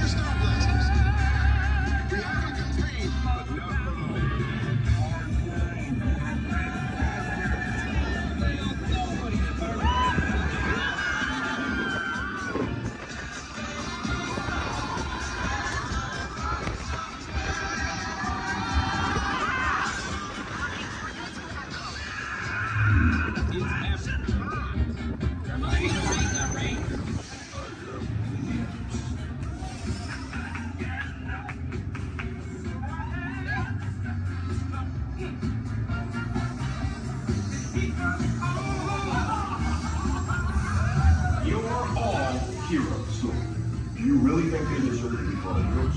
Do you see how they dress? It's just a figure of speech, Drax. You are lying to them. Now I understand. Welcome to the Guardians of the Galaxy. We head out. Please remain seated at all times. Please keep your hands, arms, feet, legs, and elbows inside the vehicle. And please supervise your children. This is a one-way trip to Main Street, USA. And enjoy your ride.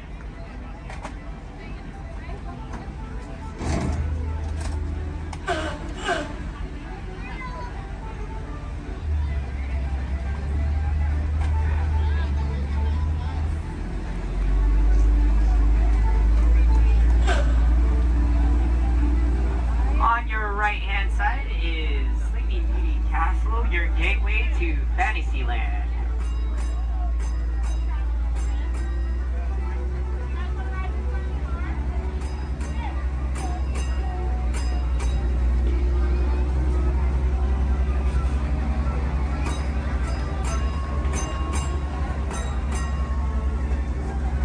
Coming up on your right-hand side is Frontierland and Adventureland. Beyond that, Critter Country, Garland Square, and Star Wars Galaxy's Edge.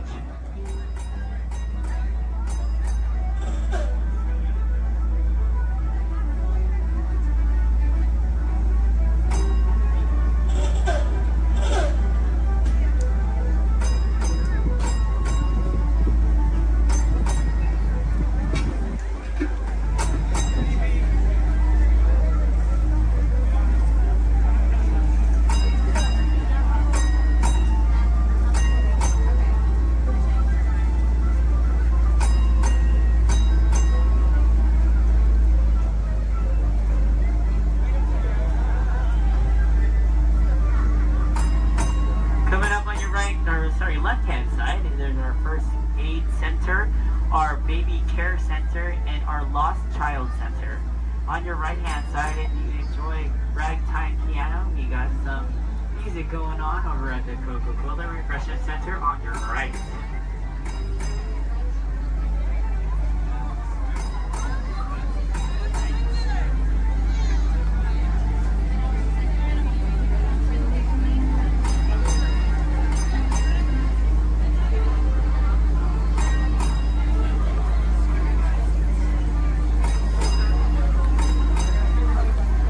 If you get hot later, on your right-hand side is our Dips and Grill Ice Cream Parlor, and on your left is where you can find our Starbucks coffee and tea.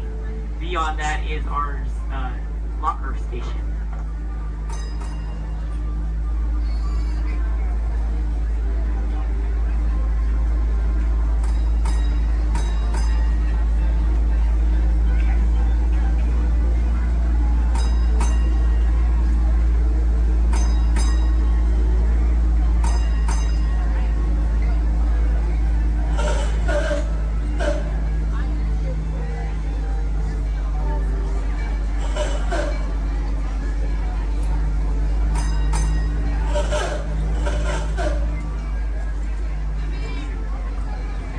To our final destination in front of Disneyland City Hall. Please remain seated until the bus has come to a full and complete stop. For those of you who are sitting in the top stairs, please watch your step as you exit the stairs and assist young children, and enjoy the rest of your day here in the Magic Kingdom. My name is Justin, and thank you for riding.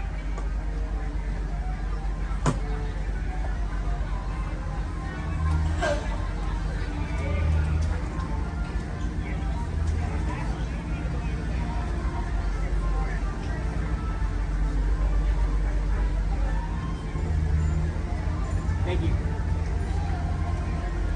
Please remain seated, folks. I do need to park like right over there. Yeah. Please remain seated, folks.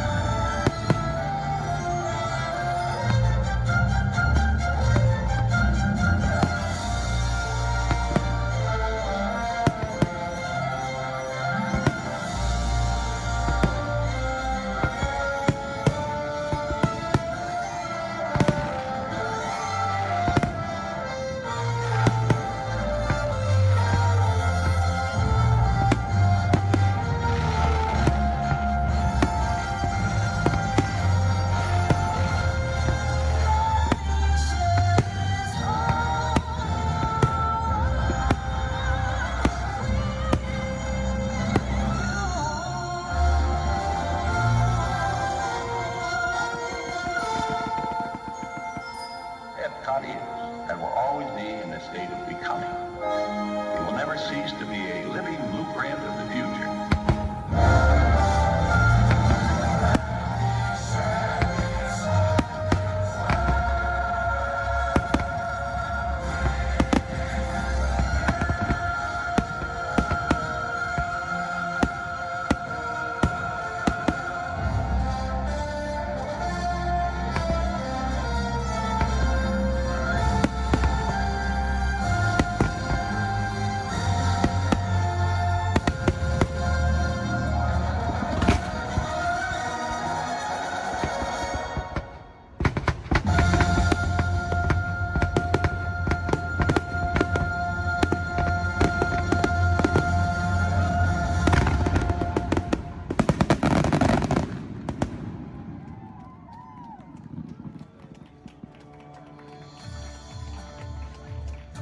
Thank you for joining us for Epcot Forever. As you take your next steps into the future, we hope you'll continue exploring, creating, and discovering wherever you go. Remember, it only takes one little spark of inspiration to unlock the possibilities of tomorrow. From all of us here at Epcot, we wish you a wonderful evening and a safe journey home. Thank you and good night.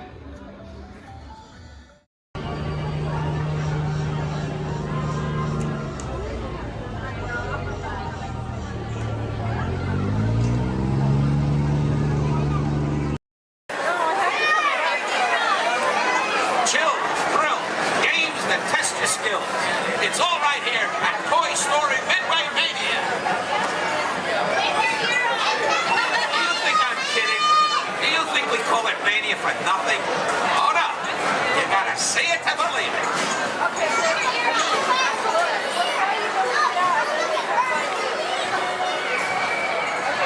Who out there can hear me? Raise your hand.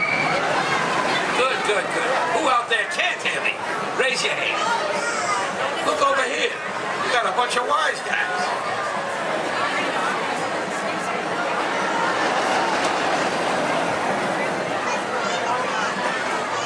Now where was I? Oh yeah. Hurry, hurry, hurry. Right this way. Toy Story Midway Mania. It's a ride that's a game. It's a game that's a ride. Step right up and see what's inside. Now where was I? Hurry, hurry, hurry. Right this way. Toy Story Midway Mania. It's a ride that's a game. It's a game that's a ride. Step right up and see what's inside. Oh my God, you're kidding me! Do you think I'm kidding? Do you think we call it Mania for nothing? Oh no. You gotta see it to believe it.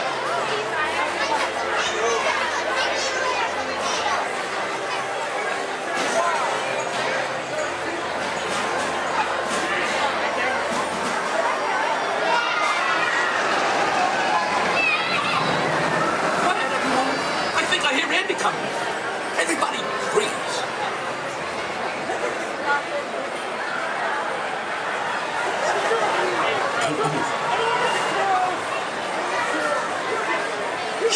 Greetings, everyone. We are pleased to announce that tonight, Disney's California Adventure will remain open until 10 p.m. for your enjoyment. Again, Disney's California Adventure will remain open until 10 p.m. this evening. It's okay, folks. Hold so long.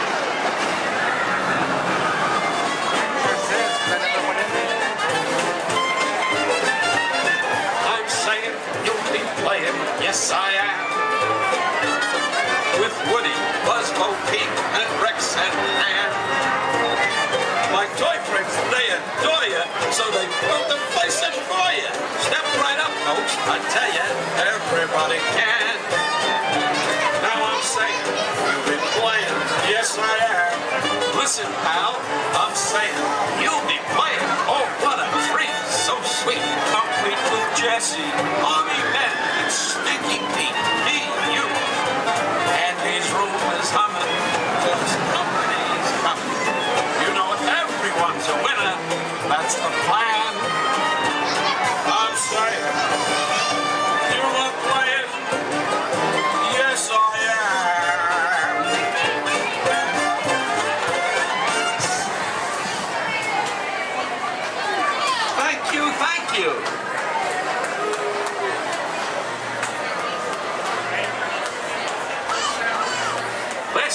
Mrs. Potato Head said, honey, there's a salesman at the door with a mustache. I said, tell him I've already got one.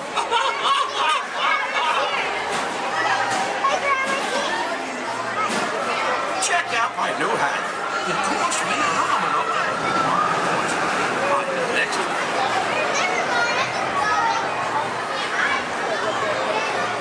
Okay now, give me a D.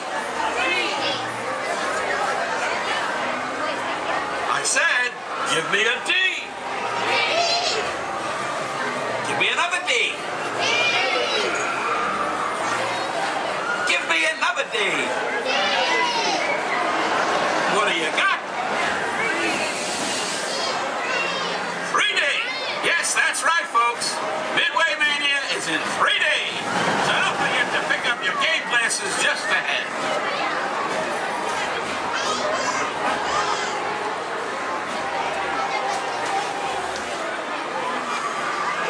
Hey, young man. Yes, you. What? Yes, I'm talking to you. Have you played Toy Story Midway Mania before? Well, you're in for a real treat. All the toys are inside, setting up the carnival play set. Even a couple of little green men that the missus insisted on adopting. Don't get me wrong. They're cute. I just want to say, anytime we grave.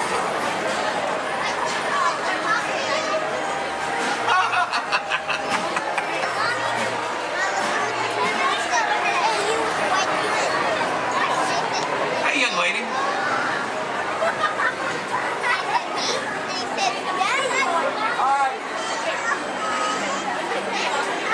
Who's your favorite?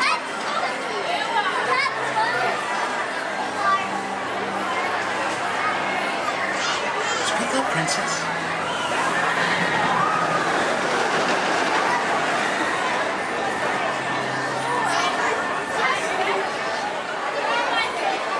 Take your time, kid.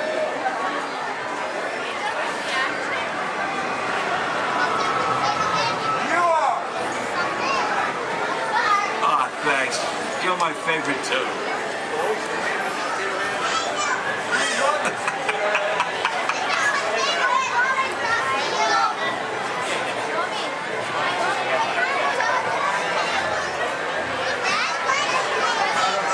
Hurry, hurry, buddy.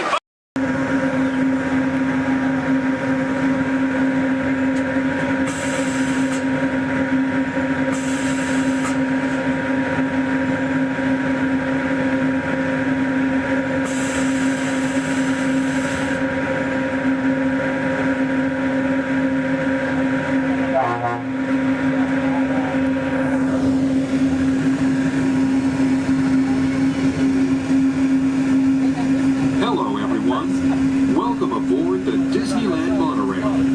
We are now beginning a 2.5-mile journey to downtown Disney Station and back. For a safe trip, remain seated, keeping your hands, arms, feet, and legs inside the cabin. Be sure to watch your children, and no smoking, please. Bienvenidos. Para su seguridad, permanezca sentado y mantenga las manos, brazos, pies y piernas dentro del tren y cuide a los niños. Por favor, se ruega no fumar. You're riding aboard a Mark 7 monorail, the latest generation of Disneyland monorails.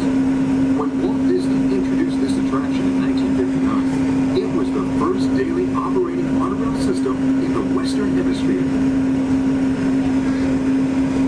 Just ahead is Disney's California Adventure, where you can live the ultimate California dream through attractions and live shows that are as diverse as the Golden State itself. The Towering Hotel is home to the Twilight Zone Tower of Terror, where you can literally take a thrilling drop into Hollywood history. The bear-shaped rock formation is part of the Grizzly Peak Recreation Area, a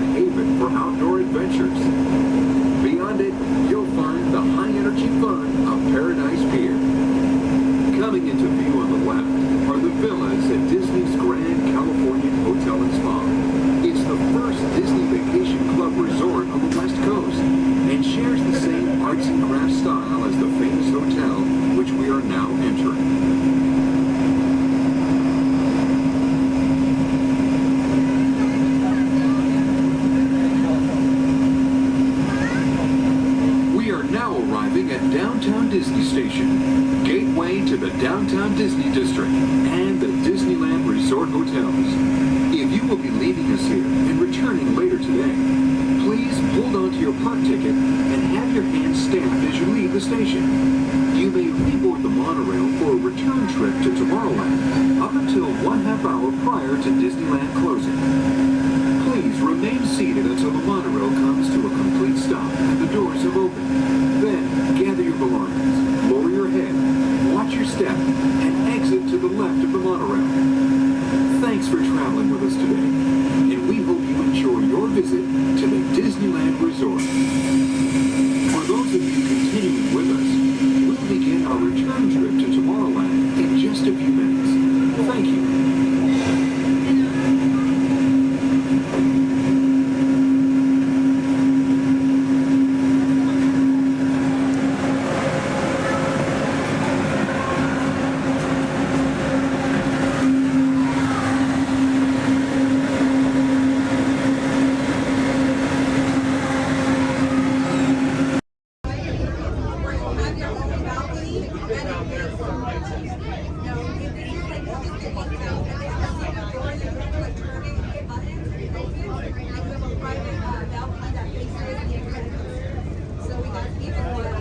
That's what they call it now, the Incredibles?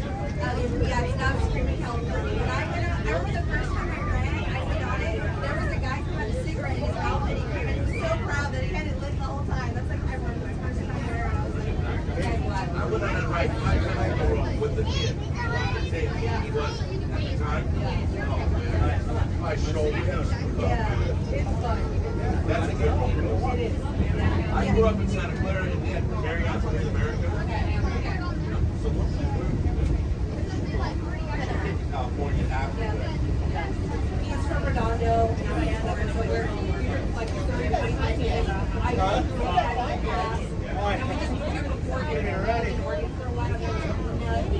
Here, it's like the tiger, it's crab, it's fish. So when we got Florida, I was like,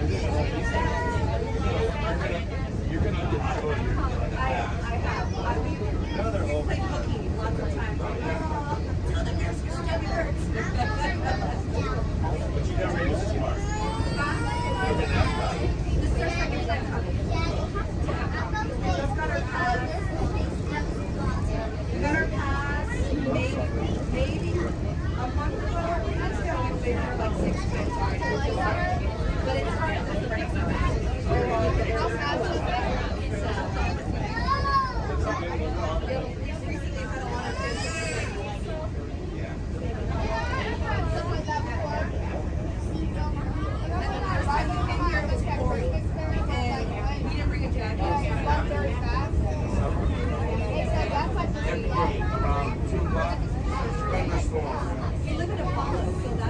Any country you want, literally connect you. You'll have to. So you'll be like, pretty soon it'll be like Italy, France, Moscow. Yeah, but that's the rate in order.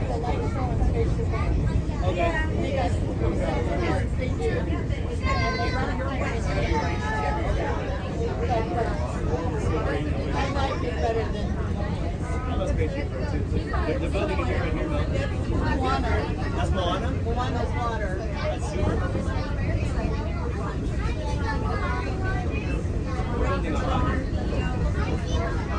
They're building Moana, baby. Yeah, Shanghai Disney kind of. Attention all visitors from Galaxy M31. Please keep forward-facing tentacles clear of oncoming vehicles. Thank you.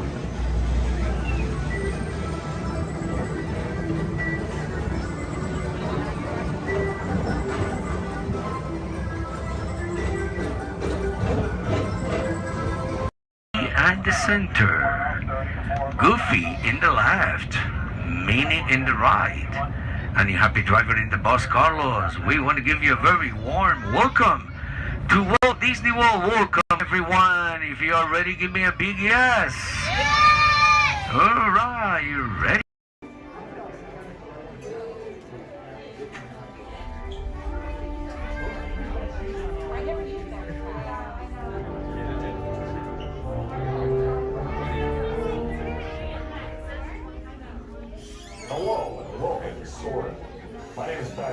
for your cheap flight attendant today. We'll begin boarding in a few minutes, but first I'd like to acquaint you with some important safety information. When the doors to your flight open, please take a seat and store all carry-on items in the underseat compartment. This includes cameras, purses, hats, and of course, these little dudes. Next, fasten your seatbelts, inserting them into the buckle on your right. If smaller aviators don't measure up to the height indicator on the seat, just put the belt through the loop in the center strap before buckled it.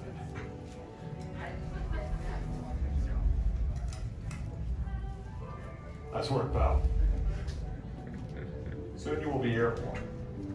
So if you or your little aviators have a fear of flying or of heights, you might want to wait for your party if you arrive in. Okay, let's review. That is seatbelt, carry-on item, safety strap, fear of heights, keep your hands and arms inside at all times. Anything else? Yeah. Have a nice flight. All right, my friends, we're going to load row 3, followed by 2, then 1. Row 3, please follow me. 2, you're going to follow 3. 1, you're going to follow 2.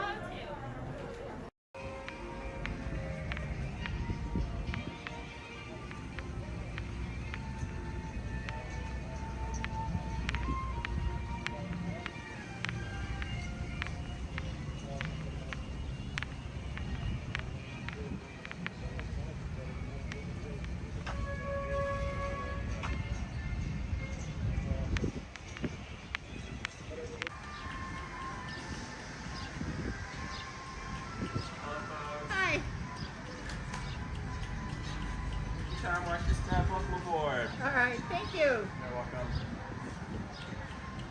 I'll see you on the other side. All right.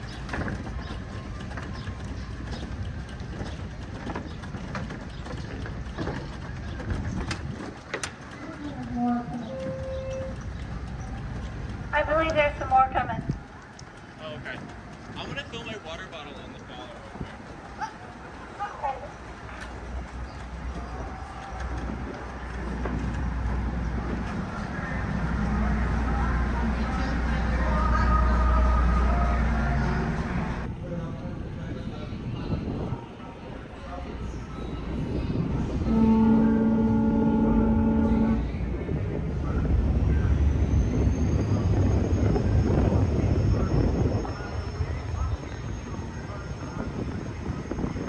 Ahoy, mate, and welcome aboard the Devil Joe Potter. We'll be arriving at our destination in just a few moments. On our way, we'll travel 1 mile on the Van Bay 7-seater, which took over 3 years to activate.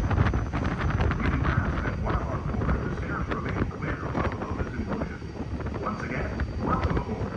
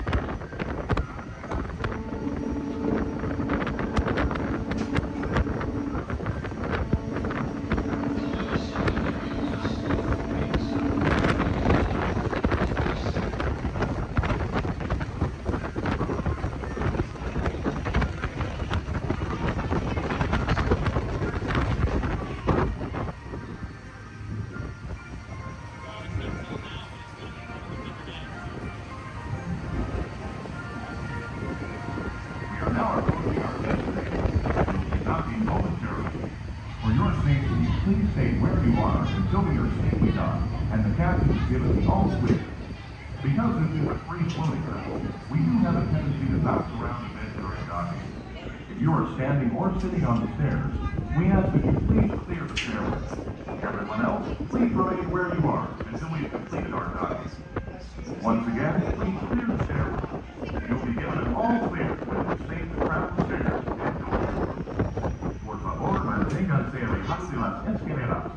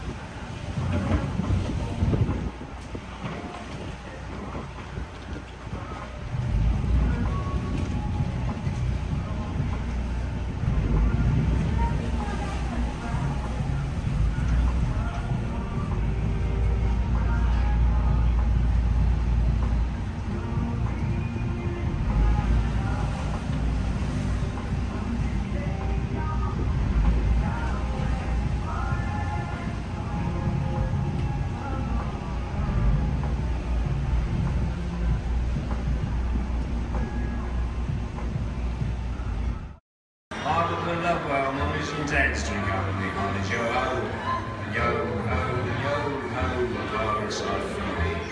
A toast to piracy and its many shiny rewards.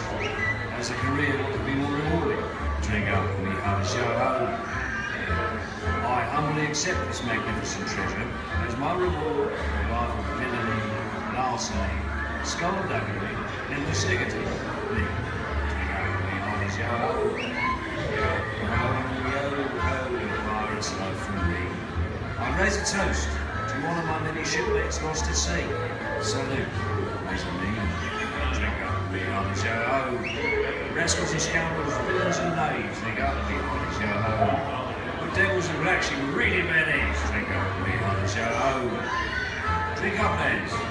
There's treasure enough for all. I shall take this paltry sum as a stipend to cover my expenses. And a chest of jewels. Drink up me, honest yo-ho, yo-ho, yo-ho, pirate's life for me. It is true, I am a pirate, bloody good. That is bad. Drink up me, honest yo-ho. I'm foolish in reading so much gold just lying about hidden away. Some miscreant might be tempted to steal it, eh? Or embezzle and even hijack. Drink up me, honest yo-ho. Hijack. Ah, my feathery friend, you've a divine singing voice. Do got yourself a trinket, small one. Drink up, you yo-ho. Yes, 'tis a fine treasure. Those who have temporary chromatic weird things. In the life cycle hunt, there are winners and there are losers. Who are you? Losers. Yo, oh, a pirate type of the boys doing this. I had a bandana complete full of the got the armies around. With patches of feathers just like that and look, they got the armies around. Yo, a pirate type for you. You pick out a hat and you rig it with blue. They got the armies around. Like earrings and medals and dreadlocks and boots. They got the armies around. Yo, a pirate type for you. Hands up to you, ladies! Hands up to you!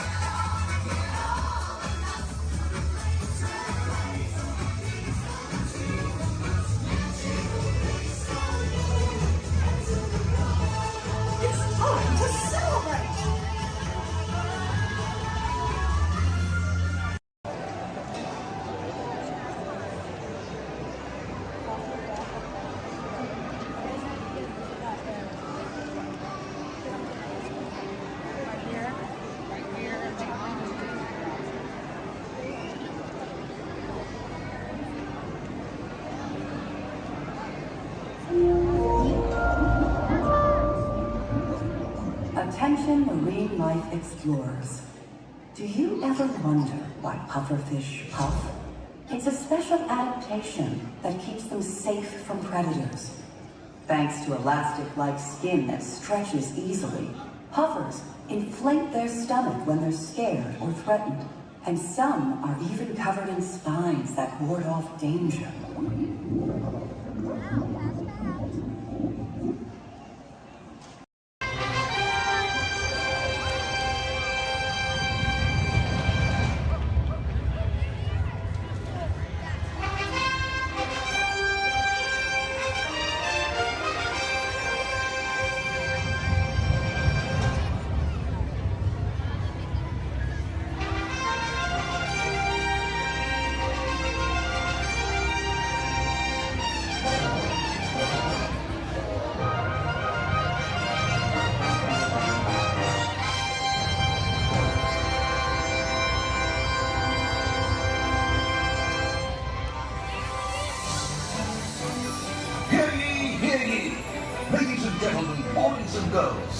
Welcome to the Magic Kingdom.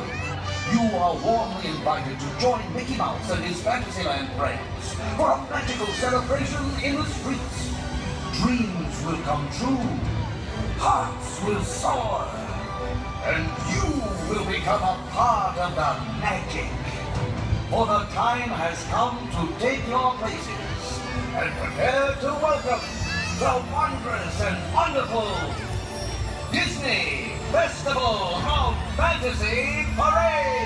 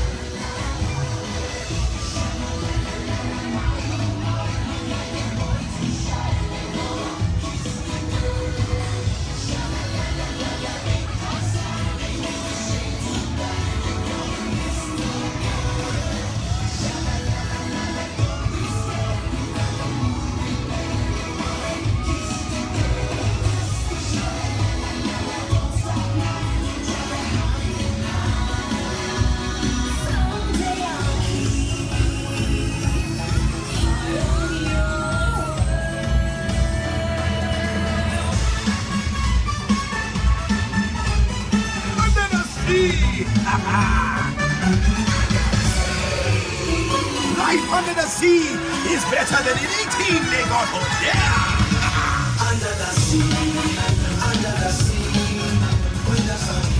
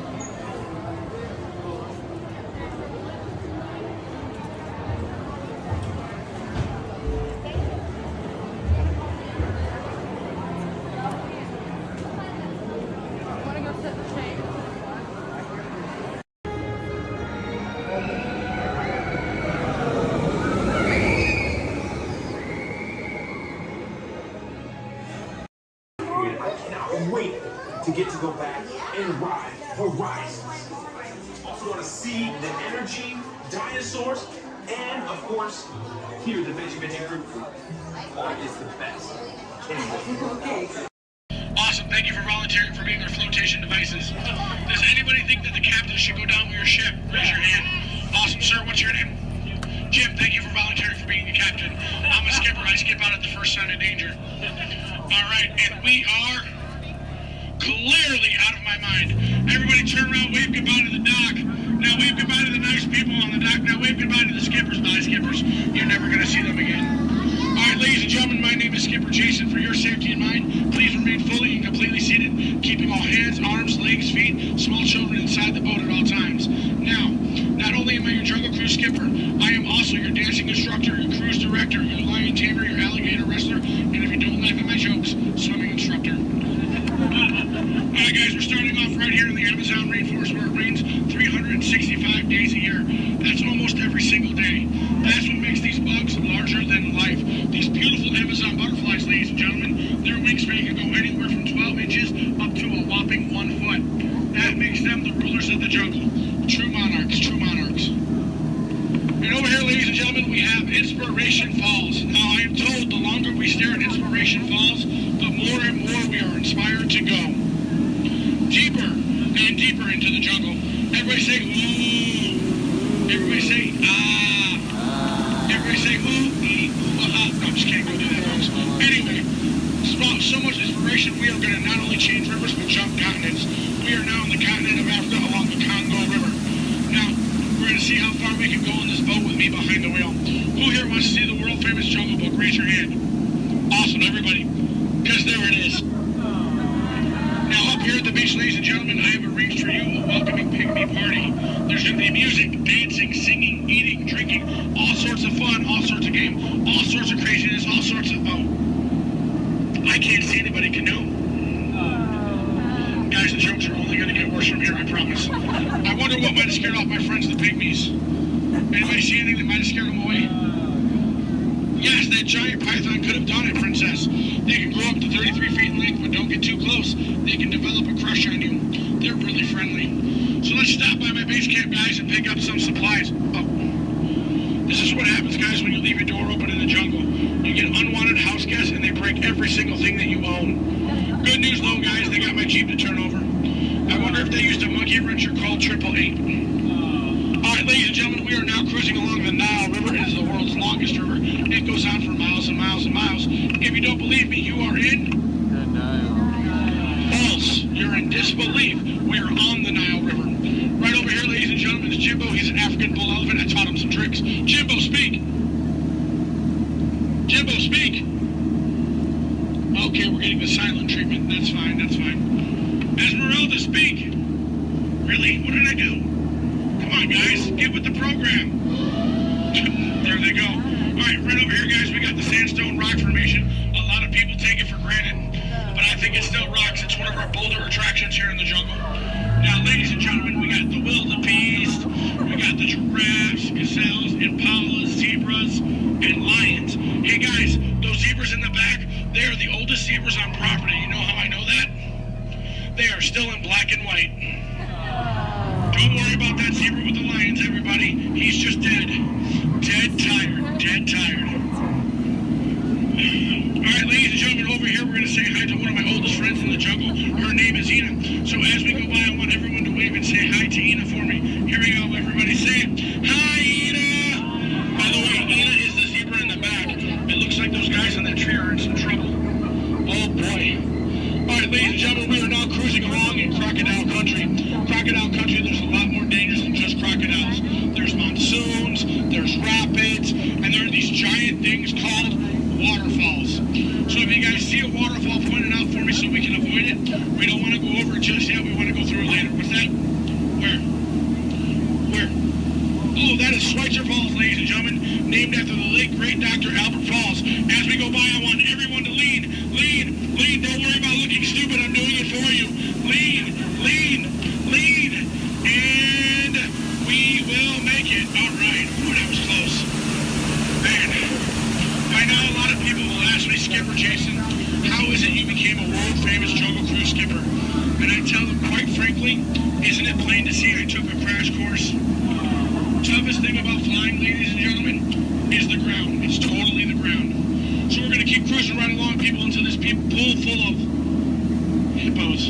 It had to be hippos. All right, guys, cover your ears. This is going to get loud. They gave me something to scare away the hippos. Cover those ears. Shoo, hippos, shoo! Make way! Be gone! Be gone, hippo, be gone! I showed those hippos who's boss. Alright guys, we're now cruising out of this hippo pool and right into headhunter territory. It is not the greatest of places to be headed. If you don't believe me, you can ask my last crew. Those boneheads did not believe me. Wait, you guys hear those drums? Are those warriors dancing? Yes, they are. That can only mean one of two things. They're either going to attack the boat or they've lost the key to the men's room. Do me a favor, guys. Keep your eyes peeled on this side of the boat for an ambush. If you see an ambush, point it out and let me know. I'm going to look over here. Where? Princess, that's not an ambush. That's an ambush. You can tell by its leaves. All right, ladies and gentlemen. This is what everybody got up early to come to Disney for. Are you ready? Are you ready? Here we go. The eighth wonder of the world. The backside of water. Kids, do not try this at home. You'll hit your head on the faucet and that hurts. Don't ask me how I know. Alright guys, we're now in the Mekong River here in Southeast Asia. There's this really cool temple I want to show you guys. It's awesome. It's amazing. The entrance is just up over here. Oh. It looks like there's been an earthquake since the last time I've been through. What do you guys say? Do we go in? Yeah. There could be danger. There could be adventure. There could be treasure. Or worst of all, it could be another Disney gift shop. Alright guys, stay seated, keep your eyes open. I'm gonna stay seated and keep mine closed. Oh wait, it's just a root canal.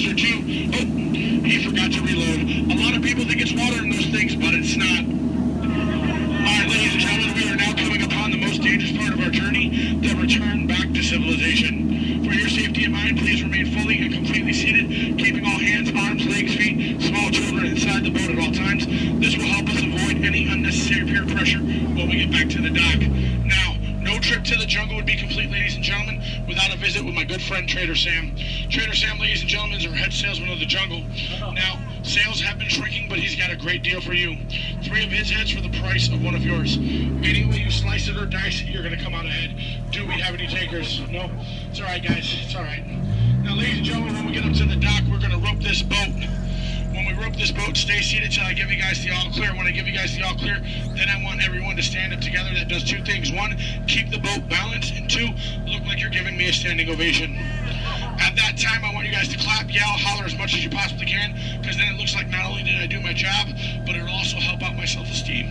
When you guys go to exit out the boat, you are on my jungle side, you will stand up, exit out through the back. You here on my dock side, you will stand up, exit out through the front.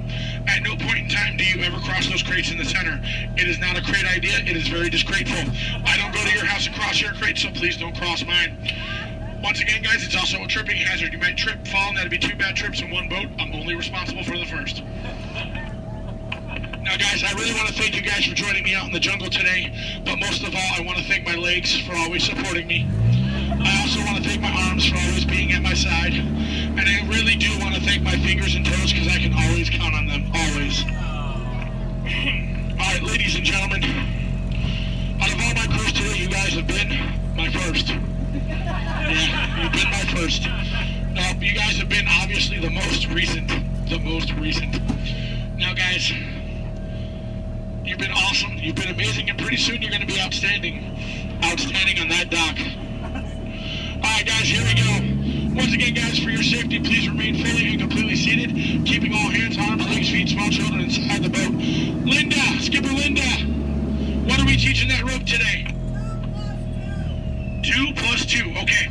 Now, we're gonna wait. Linda has been practicing for like years. She's been training for months. She's gonna learn and show you guys how to rope this boat at the first shot. All right, Linda, here we go. It's your turn. You can do it, Linda. You can shine like a star. No. Back of the boat, Linda, not the guest. Stay seated, guys. Stay seated. So now we're gonna teach this rope about 2 + 2. Now, in some cases, rope secure. A lot of people think 2 + 2 = 4. But in some theories of math, people say 2 + 2 = 3. Or 8, or 12. But I say you're done. Let's go. Rope start. Everybody out of my boat. Bye, guys.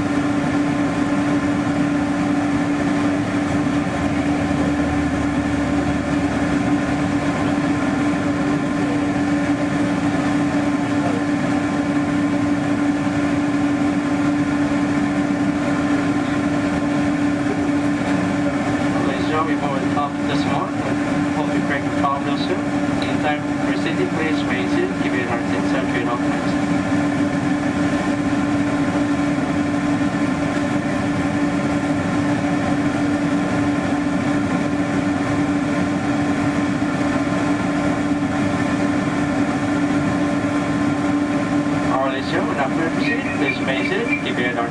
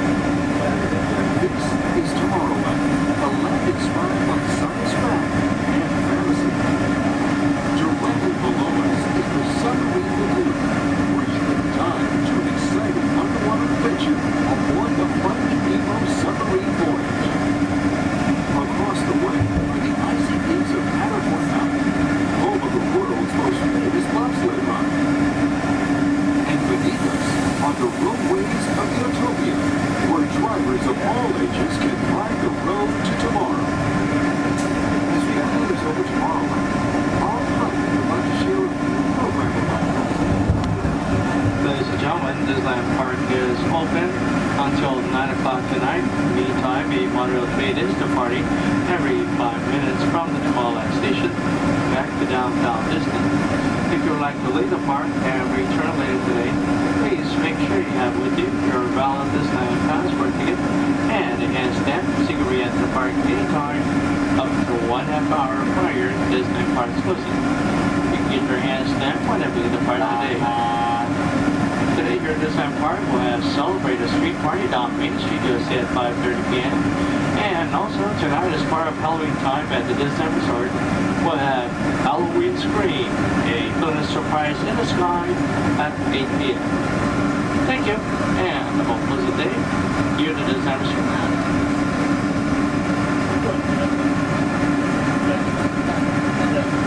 Just into the right of the train are the sparkling gold spires of one of Disney's most beloved attractions. It's a small world. Beyond it is the wacky world of Disney's classic cartoon characters, Mickey's Toontown. We're now riding alongside the happiest kingdom of them all, Fantasyland, home to Pinocchio, Snow White, Peter Pan, and other storybook characters.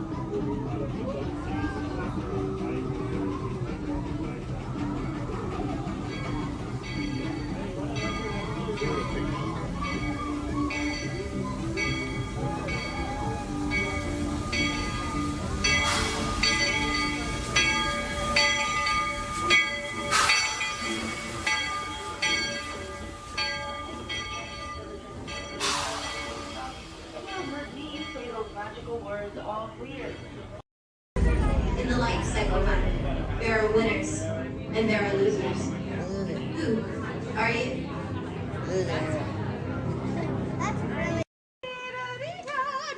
No. Isabella, fermati, Isabella, scusi. No, she's a bit feisty. Oh, scusi. Fermati, stop.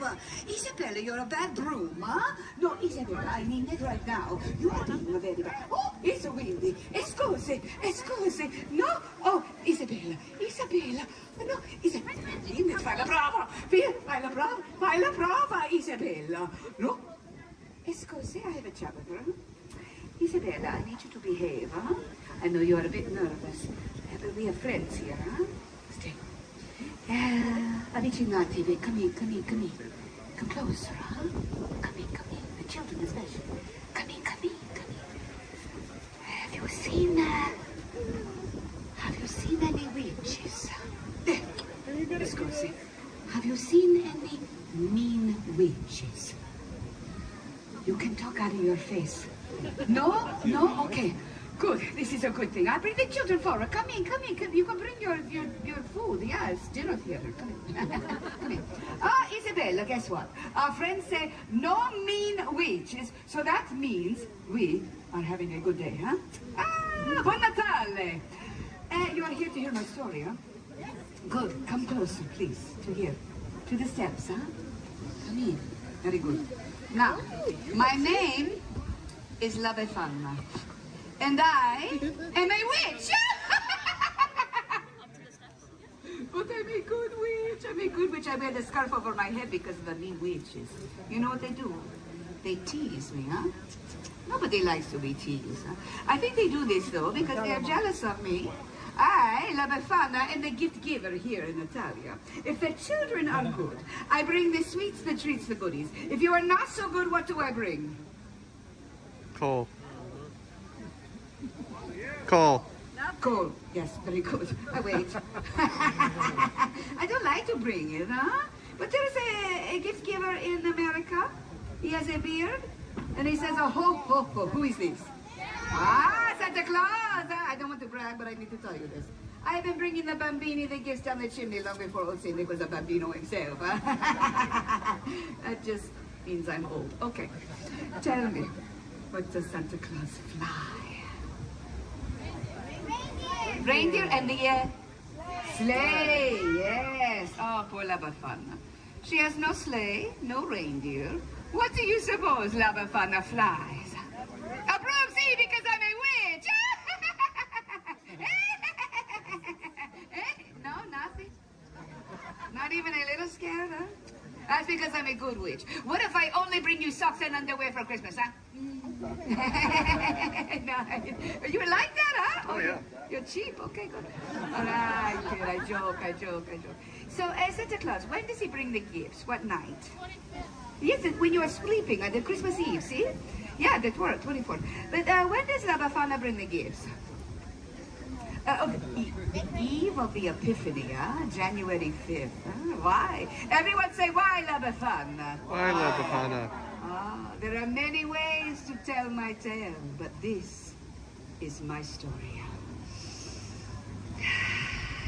Sand, camels, no running water. Once upon a time, over 2,000 years ago, Italia was the center of an empire, much bigger than it is today. And Rome reached all the way out to what is now known as the Middle East. Now, I lived in a little cottage at the edge of an old highway where caravans of camels would come by all the time. You don't see camels very often now, do you? Maybe some Teslas, but no camels. One day I was sweeping in front of my little house. We did that back then. Yeah, we swept outside. I don't know why. And I look, and I see that there are 3 travelers coming towards me, and they are on camels. They are so exotic, dressed like kings.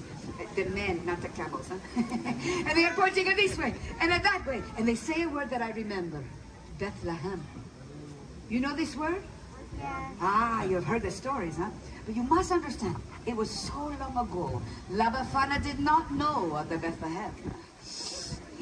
La Befana, that big star in the sky is to tell that a great king was born in the Bethlehem, and we are following his star. Ah, yes, I have seen this star. It is why the sky is so bright the last few nights. And if I'm being honest, I was getting a little annoyed. It was keeping me up at night. But I am so excited, so caught up in the story of finding the young king that the men, these travelers, they asked me to come with them to the Bethlehem. And for a moment, I have such a longing to follow that star. And then I think, what? You crazy, La Befana? You pots, huh? Camels, stars, strange men in the middle of the night, huh? Not so good, ladies. No. No, I'm sorry. La Befana cannot come. No. So the men, they go to the Bethlehem without me. But you know, I stand outside for a while, and I look up at that star, and I wonder. A few days later, a young shepherd comes running into my village, and he comes to me, and he says, Befana, why do you not go to the Bethlehem? Everyone is talking about the baby king, the king that was born in a poor stable. And Befana, they are saying that he is the Son of God. Just then, the sky opens up, and it is filled with a bright light. So bright, La Befana cannot even look. It's as if the sky had burst into glory. And the sound of the angels singing. So many, many angels, like nothing I had ever heard before, so beautiful. I knew then I must go to the Bethlehem. So I run inside to find a little gift for the special bambino. You see, the kings, they had brought the fancy gifts, but I had nothing. But I did not want to go empty-handed. So I look and I search, but all I can find are old scraps of wool. But I turn them into a little baby doll. Better than nothing, huh? I am so excited. I will go to the Bethlehem. I will see the little king. So I run outside to follow the star, but oh, it is gone. The beautiful star, she is no longer there. La Befana had waited too long. What would I follow to find the young king? And so, since then, I have been looking for the Gesù Bambino, the Christ child. And on the eve of the Epiphany, that is when the 3 wise men arrive in the Bethlehem, I climb down the chimneys and I look into the faces of the children and I think, oh, are you him? Are you the Christ child? And when they are sleeping, you think this could be so, huh? No, I do not find the Christ child. But when I look into the faces of the precious children, it reminds me of the miracle of that star. And I leave them a gift. Now, you are probably all thinking, oh, La Befana, the story is so sad. Huh? No, not so. Say why, La Befana? Why La Befana? I will tell you, because here in Italia, Christmas is a time of great celebration. It is a time to gather the family, and we cook, and we eat, and we laugh. We tell stories around the table, the bambini, they play with the gifts that I bring them. We sing, we dance, it's molto bello. I may not have found the Christ child, but in giving the gifts, I have found joy. Now, with that I say arrivederci, but before I go, you know what I must do. I must once again put on my disguise so that the mean witches do not find me, huh? You know, I should give the mean witches a gift of coal. No, I joke. You have all been so kind and listening, and in doing so you have given me, the gift giver, a great gift. So why do I do this? Why do I worry about what the mean witches say to me and think of me? Why do I hide? Do you think I should hide from them? No, you are right, I will not hide. Because you have given me the courage to be true to myself, huh? To follow my own star. I do not want to hide. I want to spread joy. So, I will leave you with this. My version of a saying we have here in Italia. Pescoa con chi vuoi, Natale con I tuoi. Celebrate Easter with whomever you choose. But Christmas, always with your own. Buon Natale! Buon Natale. Grazie, my friend. Grazie. If you would like a picture with me, I will come down here. I'm having a very good hair day. Hi, friends, would you like a photo?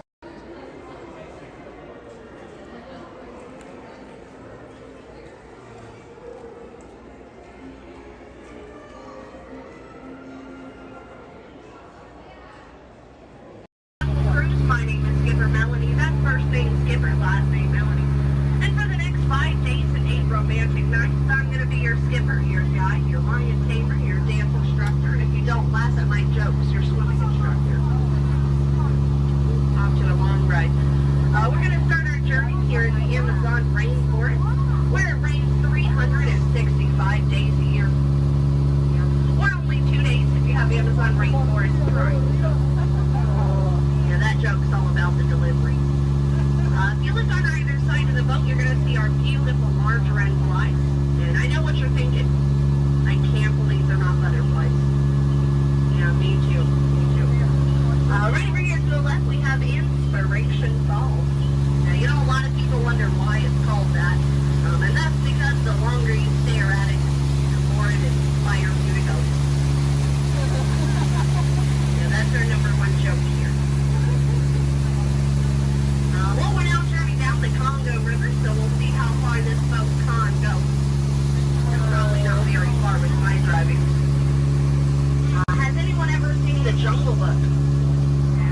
Yeah. All 4 people. Wow. And if you haven't, don't worry. It's right there. Yeah, that's the 3D box set. Yeah, it's pretty great, I know. And up ahead, we have a great little boat rental place. Although I can't see anyone over there. Canoe. Cannot. Something must have scared them off. Might have been the giant snake over there. Does anyone know what kind of snake that is? It starts with a P. Plastic. It's a good guess. It's actually plastic. Sorry, kid. Oh no. Looks like I have some uninvited house guests. But you know, it's not all bad. I could not get that Jeep started this morning. Yeah, looks like they got it to turn over. Yeah, probably called AAA. I should have thought of that. Yeah, or used a monkey wrench, I don't know. But we're now turning down the Nile River. It's the longest river in the world. It goes on for miles and miles and miles and miles and miles and miles and miles. And if you don't believe me, you're in disbelief. Right over there, we have an African bull elephant.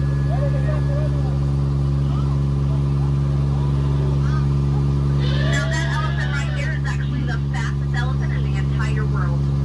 Yeah, he's already over here. Wow. Disney magic, right? And right in front of us, we have the star of the new Jungle Cruise movie. It makes the way. Yeah, we're really excited about it. And we're now in the African belt where all the animals came together. We have some long-necked cheetahs, some 1970s impalas. Oh, look at those lions protecting that sleeping zebra. He's dead. Tired, dead tired. You know, it must be hard to eat a zebra. Yeah, because it's like white meat, dark meat, white meat, dark meat, white meat, dark meat tail. You know? Oh, but there's the lost safari everyone's been looking for. You know, I tried to tell them that they could not outrun the animals here in the jungle, but what a rhino, right? I guess they'll get the point in the end. But that's my best friend right over there. Her name is Ina. Everyone say hi, Ina. The jokes do not get better from here. But now is a great time to point out some of my favorite plants, so I'll go ahead and get started.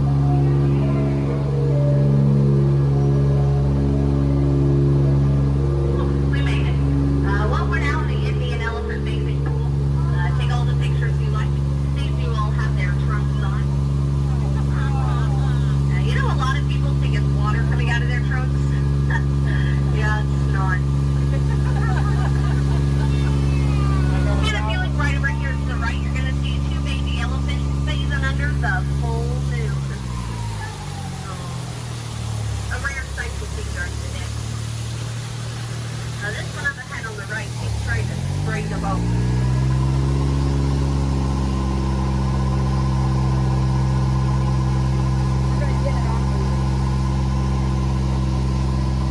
He usually tries to break them. So we're just going to back up just a little bit. This elephant over here usually has a pretty good sense for when the boat's coming. So you're welcome for not striking us.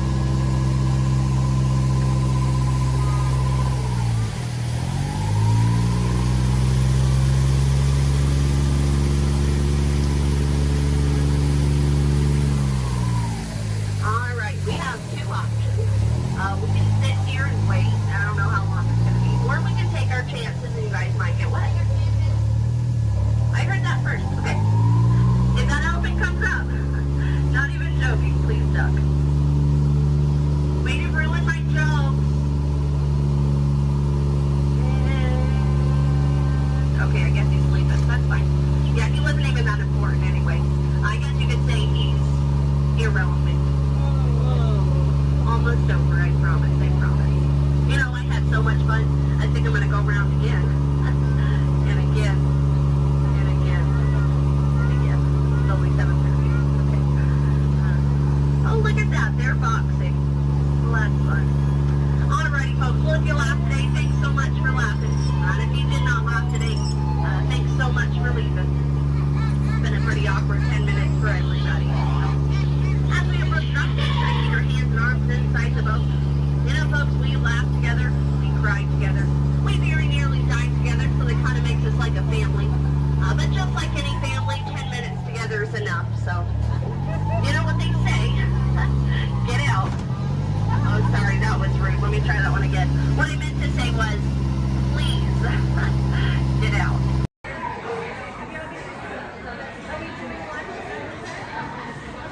What are you doing?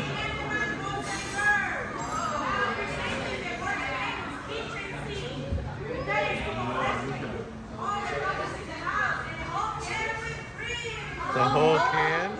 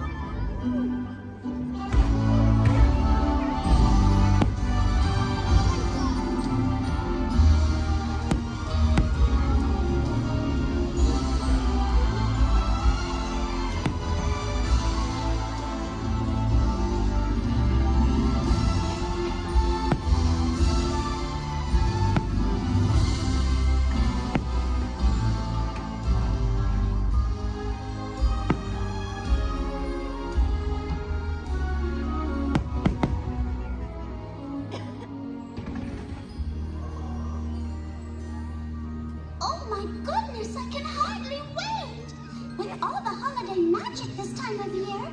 I'm so happy we get to share it with all of you. And there's no better time to celebrate than right now.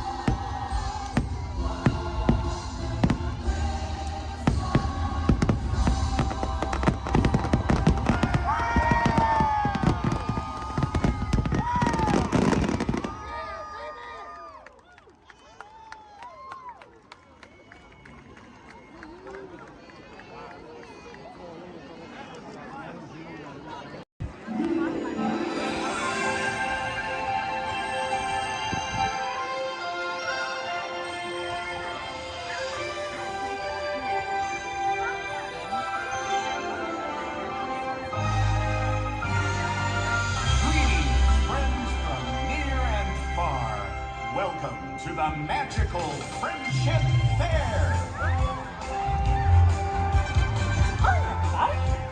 We're so glad you're here. What a great day! This is wonderful.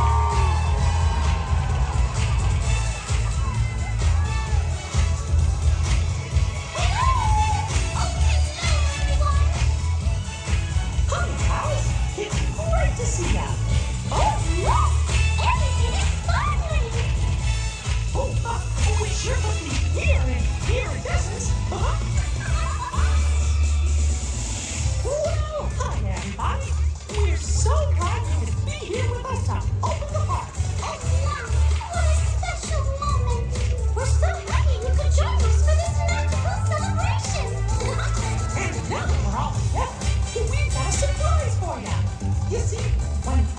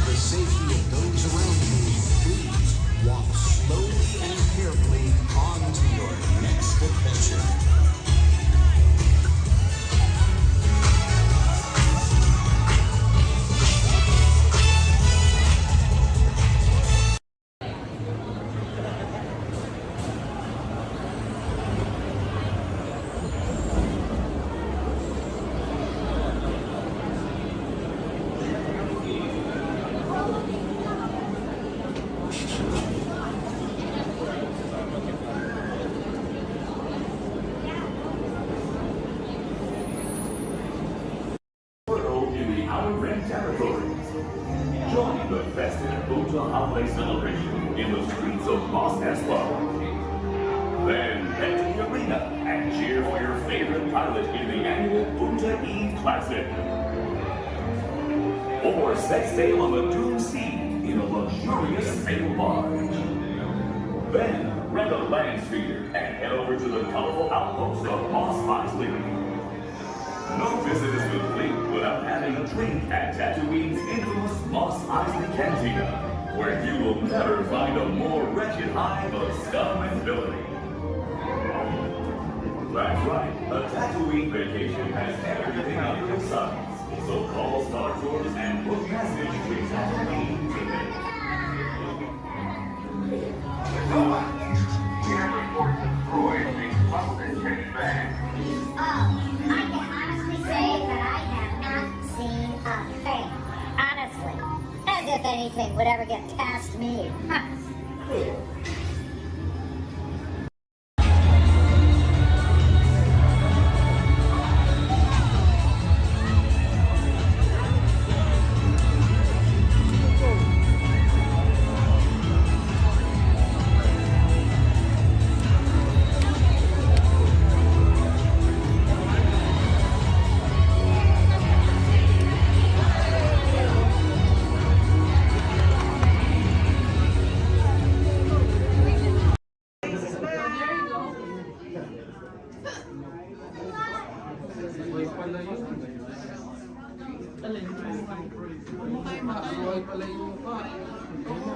As promised, your time has come. Please enter and gather on the dying fire. When hinges creak in doors chambers, and strange and frightening sounds echo through the halls, whenever candlelights flicker, where the air is deadly still, that is the time when ghosts are present, practicing their terror with ghoulish delight.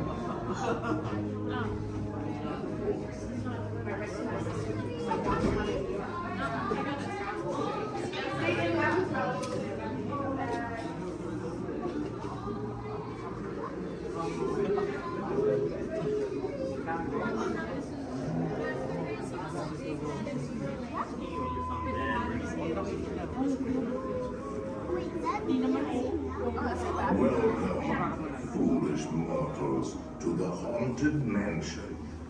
I am your host, your ghost host. Our tour begins here in this gallery.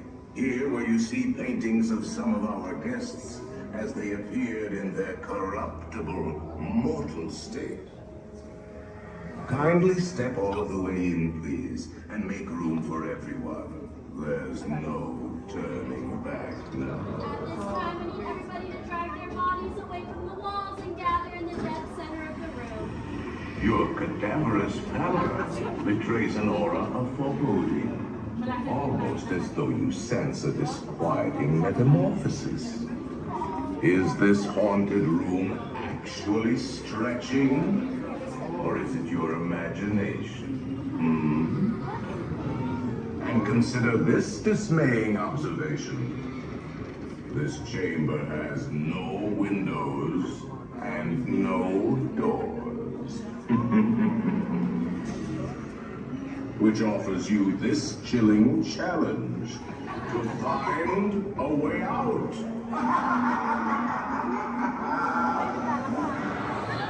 Of course, there's always my way.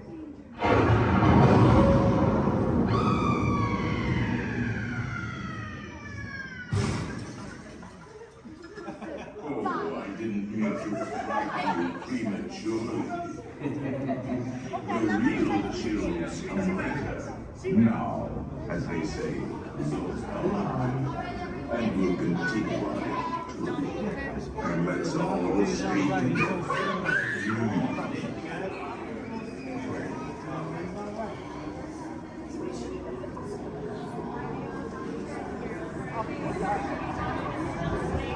He didn't say a word about it. I'm just going to go outside.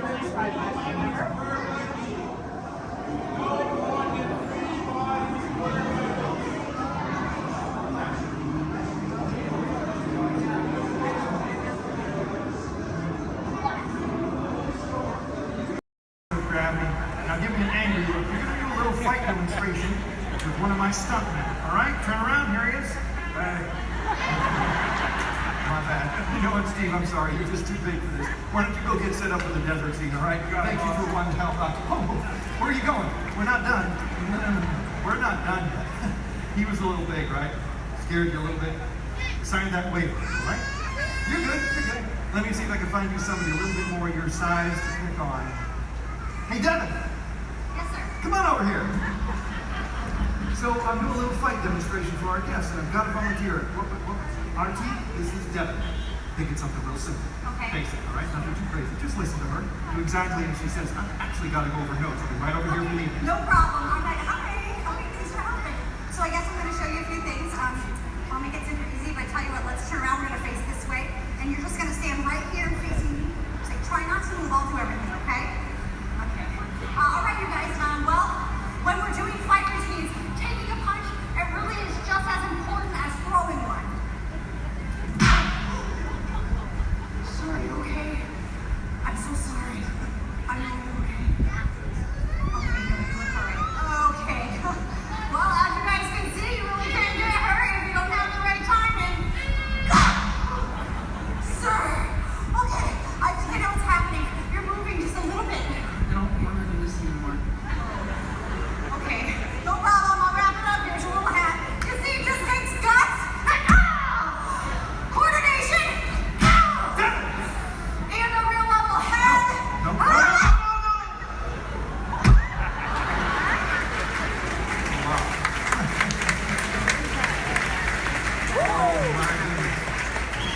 Not all what I had in mind.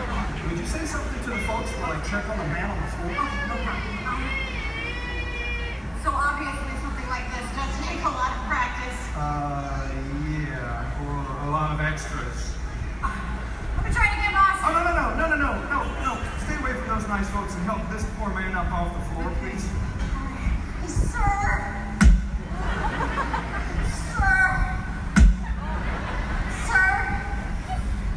Ladies and gentlemen, that is indeed one of my stuntmen. Give it up for Mr. R.T. Lovato! Keep that applause going for all of our background extras!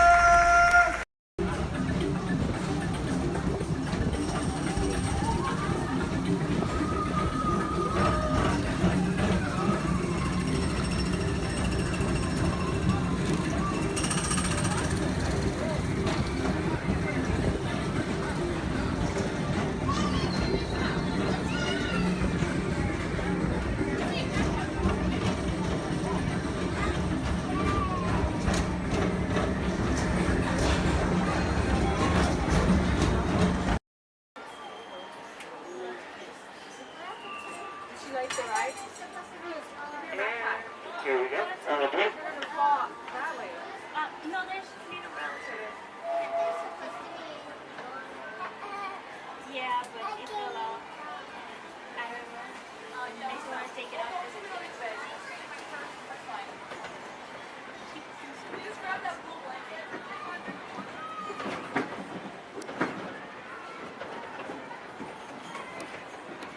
Hello, everyone. Thanks for joining us on the Disneyland Railroad. For a safe ride, remember to stay seated with your hands, arms, feet, and legs inside the train. And please, watch your kids. ¿Qué tal, amigos? Y bienvenidos a bordo. Para su seguridad, permanezca sentado y mantenga las manos, brazos, pies y piernas dentro del tren. Y cuide a los pequeños. Gracias. As we steam on through Fantasyland, you may want to take one more look at the majestic Matterhorn Mountain and the happiest group that ever sailed. It's a small world.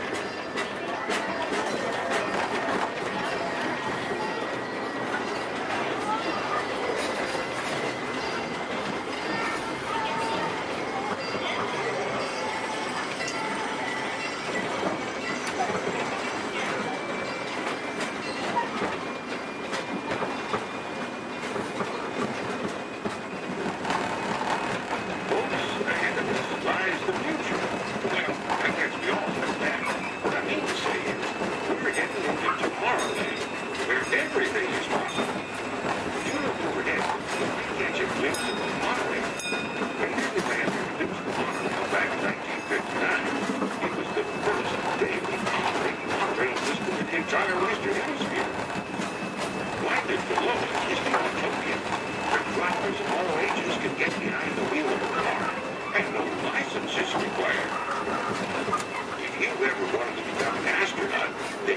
want to stop at Space Mountain and Star Tours, where they got some new flying spaceships that launch you into the deepest reaches of space.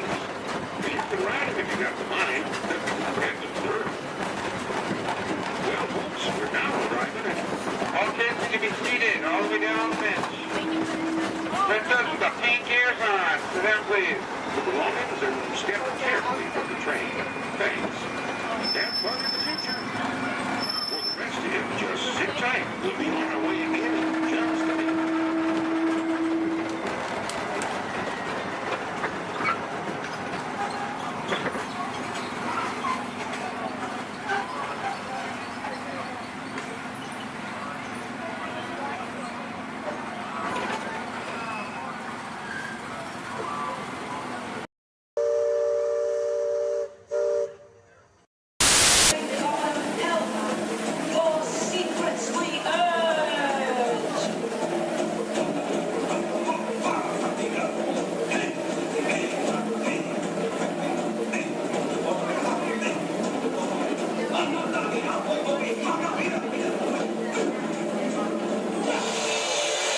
Wowee! Phew, that's almost as much fun as New Year's Eve in the Orange Groves. Right, well, we did get the mind carried away, Yeah. I say, look out there across the water. There's a bit of company. No, me yes. Welcome, you all. Permit us to introduce ourselves. My name is Claude, and my loquacious cousin over here is... I'll introduce myself if you don't mind. Hi there. I'm, well, let's see now. It's right on the tip of my beak. Clyde Birdbrain? Oh, yeah. I'm Clyde Birdbrain. Oh, I say, perhaps you good people have never conversed with toucan birds before. Well, neither did we, till one day we discovered this magic sunshine pavilion. By Jove, yes, I remember just how it happened. Many bird baths ago. There we were in an explorer's launch on a mysterious river in deepest Adventureland. Off in the distance comes the fierce roar of an African lion. And as we round a bend in the river, a huge bull elephant bellows forth in protest of our intrusion. Suddenly, the treetops explode in a frenzy of outraged birds. Oh, come, you can jolly well do better than that. I can jolly well do one at a time.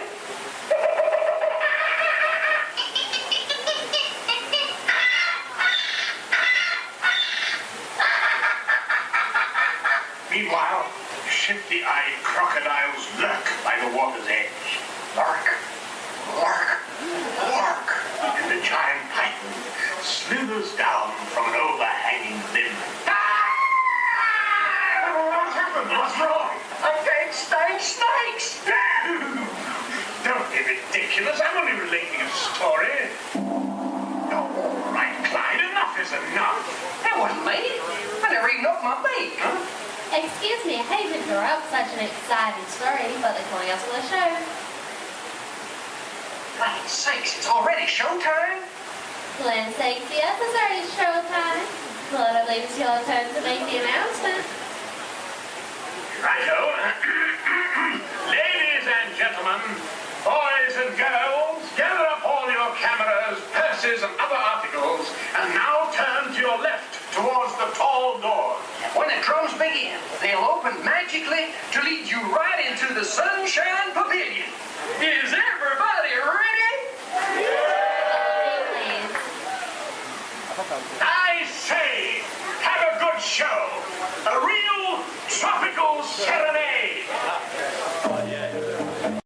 So far, and would not be possible without the combined efforts of all of these talented stunt performers and the very best crew in Hollywood, all working together as a team to create what we like to call here on the Indiana Jones set, a little movie magic. Right, guys? Let's do it. You got it, boss. All right. Ready to the hill. Thank you very much, Chaz. You set? We're good, John. Cameras ready, Jason? Standing by. Quiet and set, everybody, please. Roll cameras. Rolling and speed. 16-3 Charlie, as a flight, take one mark. Playback. Action.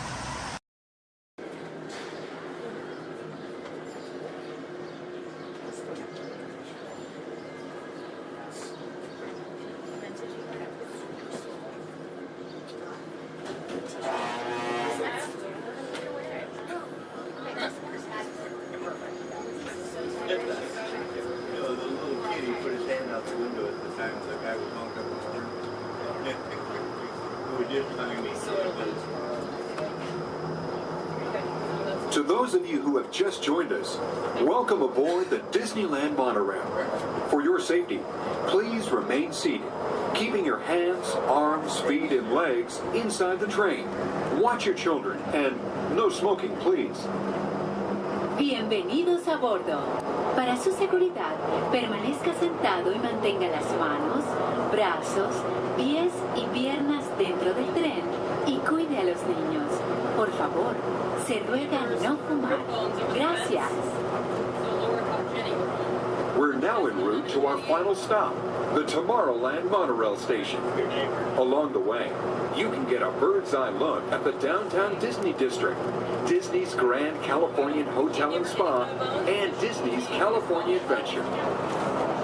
To the left of the monorail is the main entrance of Disneyland, the happiest place on earth. Disneyland is truly an American origin. Since its opening in 1955, it has hosted more than 500 million guests from around the world, including presidents, kings, and celebrities. It is the original Disney theme park, created and enjoyed by Walt Disney himself. To the right is our transportation plaza, where you'll find taxis, hotel shuttles, and public transit stops. We're about to enter Disneyland. Some of the clearances are pretty tight up ahead, so be sure to remain seated, keeping your hands and arms inside the cabin.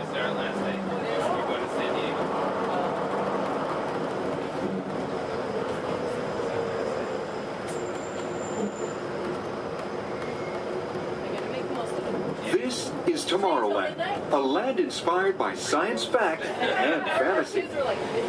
Directly below us is the Submarine Lagoon, where you can dive into an exciting underwater adventure aboard the Finding Nemo submarine voyage.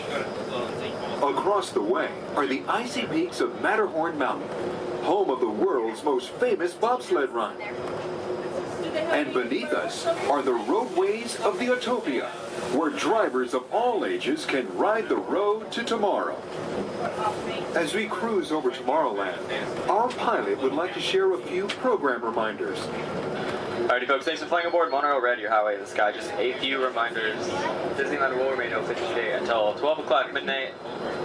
All passengers are required to be on board this monorail at approximately 12 o'clock midnight to catch that final flight. Well, it's going to be having Celebrate a Street Party along Main Street at 6:30 p.m. today. Fantastic along the Rivers of America at 9:05 and 10:30 p.m. and then Magical Art Fireworks Spectacular at approximately 9:30 p.m. So once again, for all passengers wishing to exit Disneyland via the monorail, please remember that the last flight will be at approximately 12 o'clock midnight. We thank you for flying aboard your highway in the sky and enjoy the rest of your stay here at Disneyland. Thank you.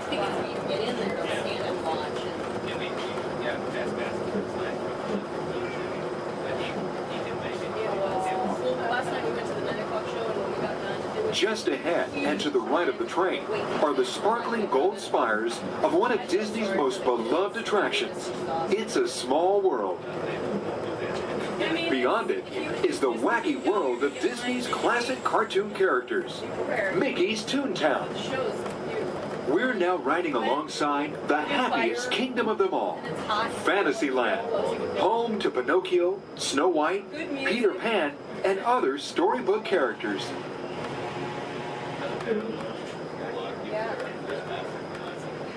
Yeah, it's brand new. Supposedly it said we were going to try it, but so many people interested in it and it's so popular, I'm sure. We're now approaching the Tomorrowland monorail station, our final destination. Please remain seated until the monorail comes to a complete stop. Then, collect your belongings, watch your head, and step carefully from the train. On behalf of all of our crew, thanks for traveling with us, and we hope you'll have a happy and memorable visit here at Disneyland.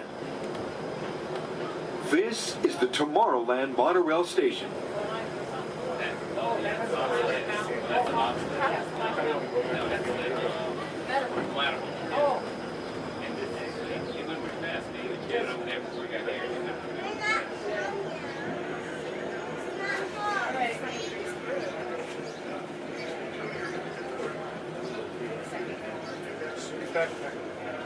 We did?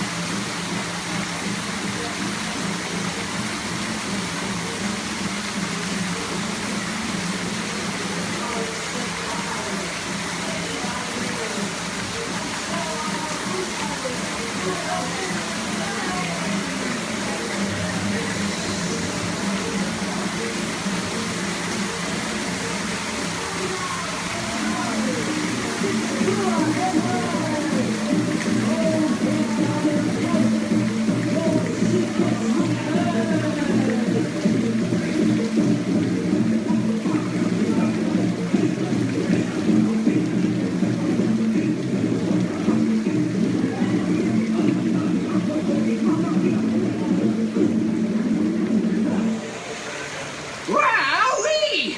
Phew, that's almost as much fun as New Year's Eve in the orange groves. My word, we did get a mite carried away, huh? Yeah. I say, look out there across the water. It appears we're a bit of company. Law me, yes. Welcome, you all. Permit us to introduce ourselves. My name is Claude, and my loquacious cousin over here is... I'll introduce myself, if you don't mind. Hi there. I'm, now, let's see now. It's right on the tip of my beak. Clyde Birdbrain. Oh, yeah. I'm Clyde Birdbrain. Yo, I say, perhaps you good people have never conversed with toucan birds before. Well, neither did we, till one day we discovered this magic sunshine pavilion. By Jove, yes. I remember just how it happened, many bird baths ago. There we were in an explorer's launch on a mysterious river in deepest Adventureland. Off in the distance comes the fierce roar of an African lion. And as we round a bend in the river, a huge bull elephant bellows forth in protest of our intrusion. Suddenly, the treetops explode in a frenzy of outraged birds. Oh, come, you can jolly well do better than that. I can jolly well do one at a time.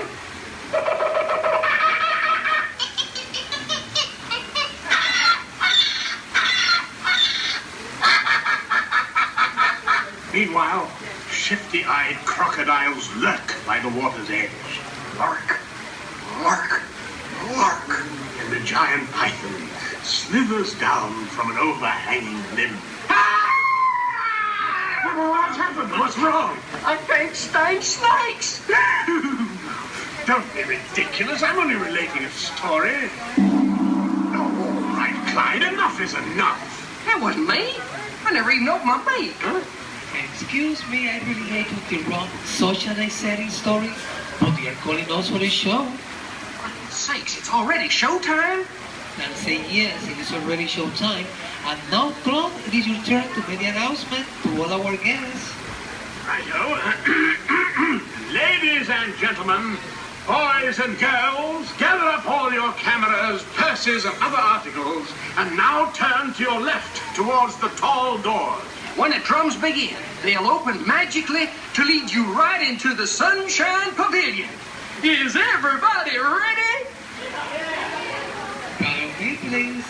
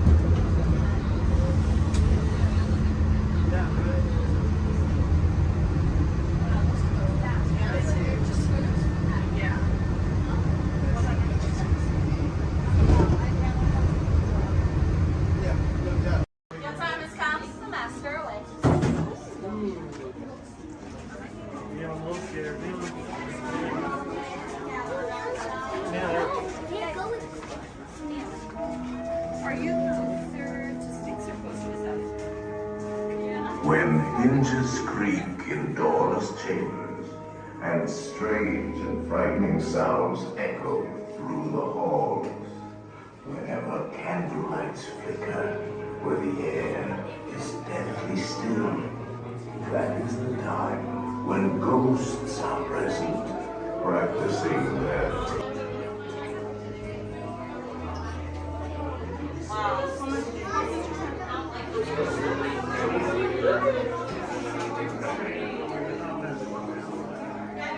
Proceed all the way to the chamber and all the way across the walls.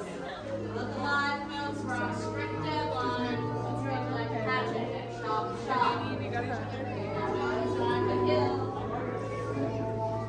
Welcome, foolish mortals, to the haunted mansion. Your host, your ghost host.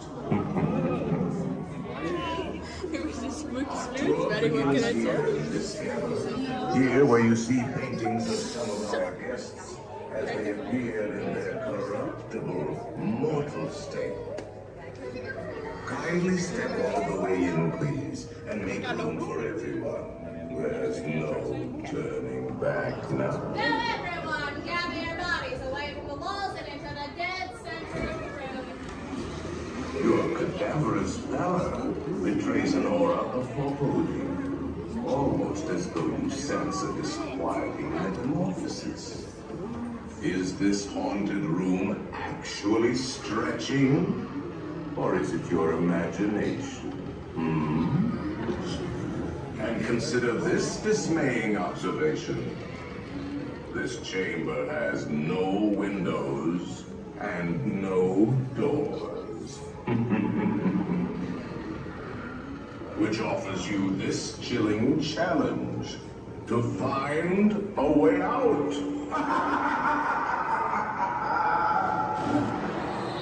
Of course, there's always my way.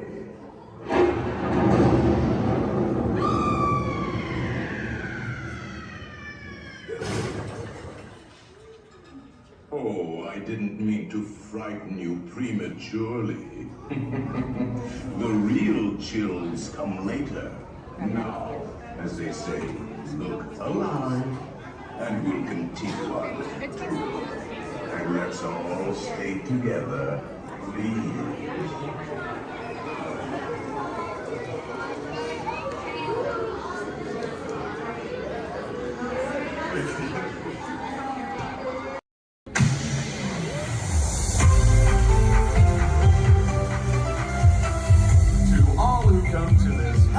race, welcome and good morning, everyone. We have some extra special friends here to welcome you all today. Let's hear it for Mickey Mouse and Minnie Mouse.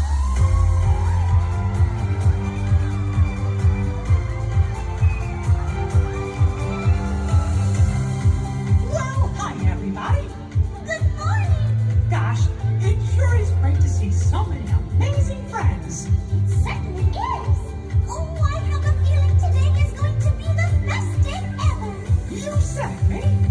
And now that we're all together, we've got a surprise for you. When everybody heard that you were going to be here, they just had to come and give you a great big Magic Kingdom welcome. And here they come now. Hot dog! Now that everybody's here, I think it's time to start the day. And that means we're going to need just a little bit of magic. I bet these folks can help with that.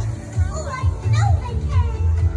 On the count of 3, everybody shout, "Let the magic begin." Are you ready? 1, 2, 3. Let the magic begin. Welcome to a place where dreams come true. A timeless journey through lands of fantasy.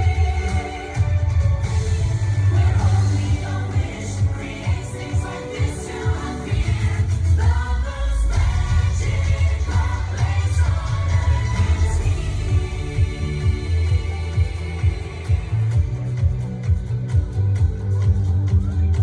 Well, what are we waiting for? Let's get going. Bye-bye, everyone. See ya real soon.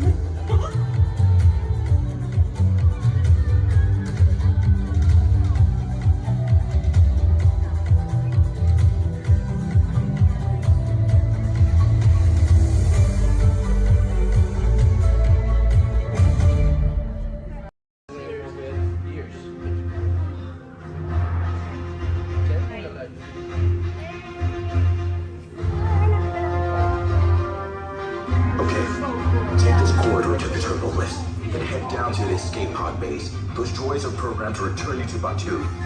Hurry and don't get caught. Lieutenant Beck will guide you. Recruits, for your safety, stay seated with seatbelts securely fastened. Keep hands, arms, feet, and legs inside the transport and supervise your children. Tell them it's a prisoner transfer. Did it work? Good. Now get a move on. There's a clear path to the turbo lifts at the end of the hallway. Turn right.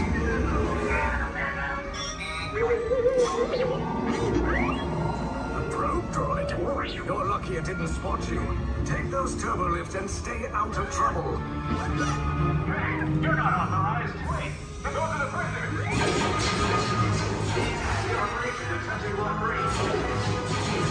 Cover is blown. Find an alternate route. Who picked these two droids anyway?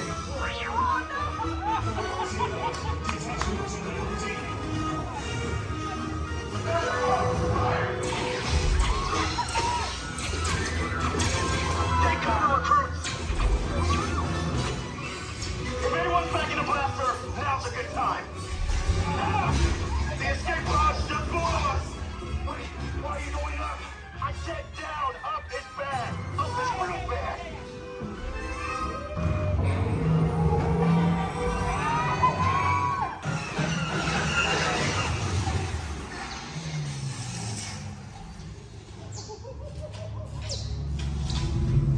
The resistance will attempt to rescue the prisoners. They have neither the resources nor the courage to engage us. You underestimate their conviction. Raise the shields. Shields?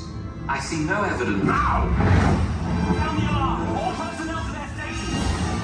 Sir, the prisoners have escaped. How brave, but ultimately hopeless. There's nowhere to run.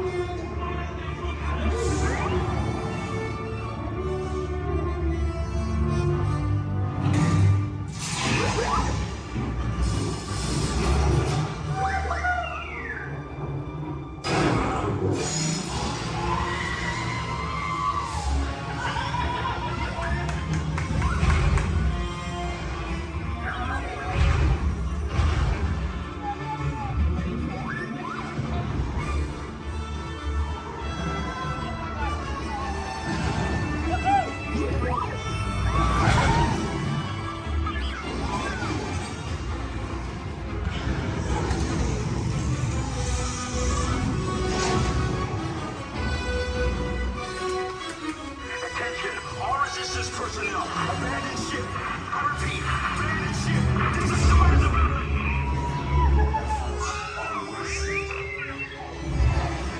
cannot escape. Precious resistance is about to be destroyed. Now!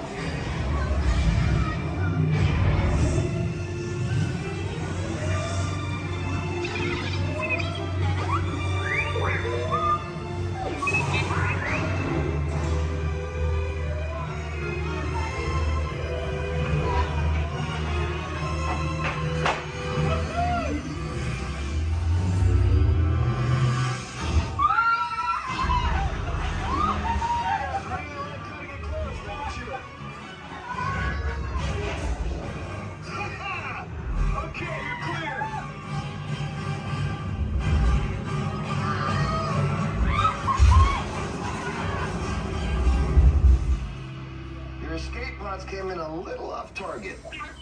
Ground crews will meet you outside the wreck. All right, nice job, recruits. Not what you signed on for, but hey, you're resistance now. I think I have that authority. Right, Beck? Where's the lieutenant? I need eyes on Beck. Line up, staff for responding. 4 escape pods down in Sector 4. Verification pending from Key Command personnel. Where's the lieutenant? Lieutenant Beck here. Beck! You're alive! I should hope so. Great job, recruits. Thanks to your heroism, the location of the resistance base is secure. Bravo!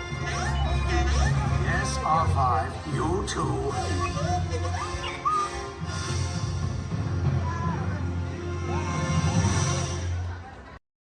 My name is Alexis. How's everyone doing this wonderful evening? Good. That was the most believable I've heard all night. But we're going to try it again anyways, folks. How's everyone doing this wonderful evening? Great. All right. Once again, my name is Alexis. I'm going to be your storyteller and captain for the evening. Just as a friendly reminder, please keep your hands, arms, and fingers inside the boat because Monstro does not like finger food. Oh, my folks, it looks like we are being swallowed by Monstro the whale. This is the very same whale that swallowed Pinocchio. But not to worry, folks, because Pinocchio was a smart little puppet. He lit a fire in here that made Monstro sneeze, and Monstro sneezed so hard that he blew his tail right off. Now, Monstro's not half as scary as he used to be. Haha. Around the bend to your left, you'll find the cave of the big bad wolf. And across the way, the homes of the 3 little pigs, the one made of straw, the one made of sticks, and the one made of 100% wolf-proof brick. Just beyond this bridge to your left, you'll find the village of Alice in Wonderland. Alice's home is the one in the corner with the thatched roof, and if you follow the small cobblestone walkway, you'll find the home of the White Rabbit. This is where Alice fell down and began her adventures in Wonderland. To the right, in the center of the canal, you'll find London Park, made famous by the film Peter Pan. This is where Wendy, John, and Michael, with a hum of Tinkerbell and a few happy thoughts, followed Peter Pan all the way to Neverland, where you never have to grow up. Straight ahead, you'll find the city of Agrabah, city of mystery and enchantment. The busy marketplace below is where Aladdin and Jasmine first met, and Aladdin, being that prince of thieves that he is, he not only stole bread that day, he stole Princess Jasmine's heart. Aww. And it's underneath these rose-covered arches where Aladdin and Jasmine took their first magic carpet ride into a whole new world.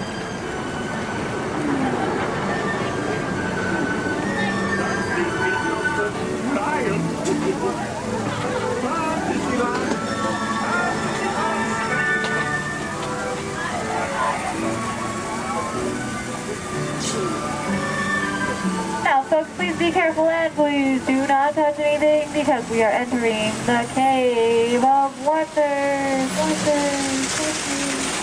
As Aladdin and Abu discovered, this cave holds one treasure more important than all the others.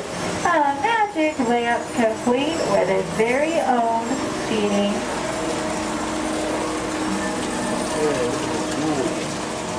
To To the right, you'll find the home of Snow White and the Seven Dwarfs. The Seven Dwarfs are still back up in that tool mine, whistling while they work. See? And to the left, you might recognize this French chateau as the home of Cinderella and her evil stepsisters and wicked stepmother. But not to worry, folks, because Cinderella now lives in that pink castle high atop the hill, where her and Prince Charming have lived. Does everyone know the rest of the sentence? Happily ever after.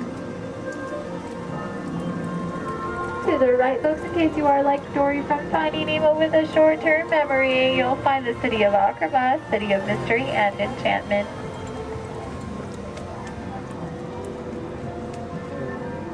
To the left, you'll find the world-famous patchwork quilt. This patchwork quilt is comprised completely out of desert flowers, and it, along with every other plant and tree here in Storybook Land, are 100% real. They have just been miniaturized by a process known only by Tinkerbell and a few of our Disneyland gardeners.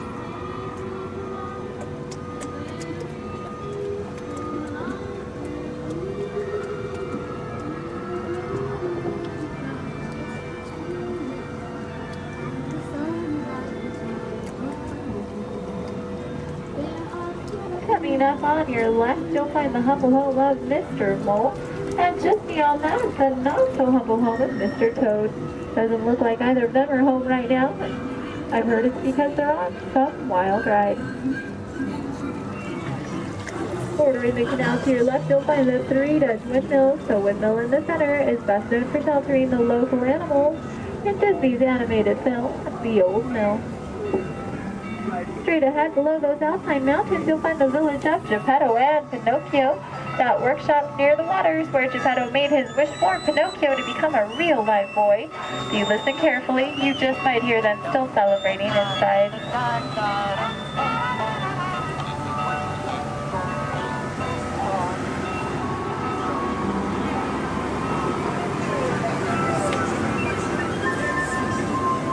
Coming up on your right, you'll see the ship of Prince Eric.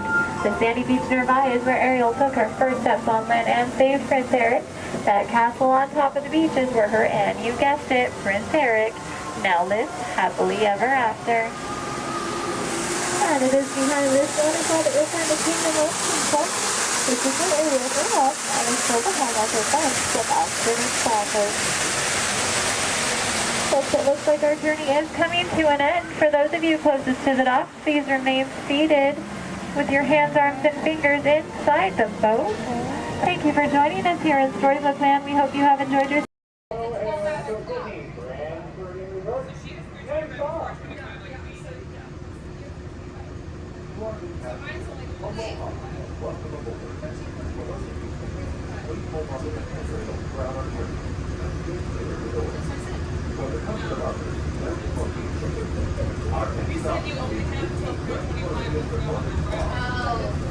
Sorry, I thought we were talking about. Okay, well, now I'm confused. Which one should we do first?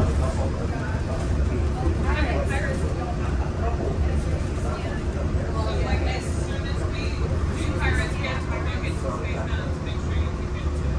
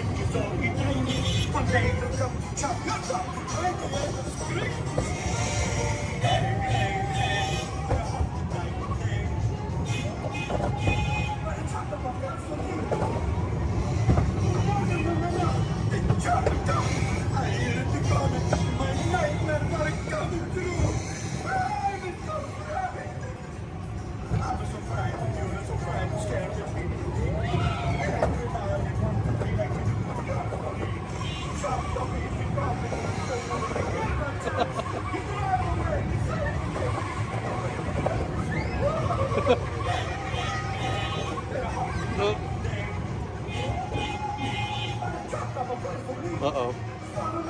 Wow!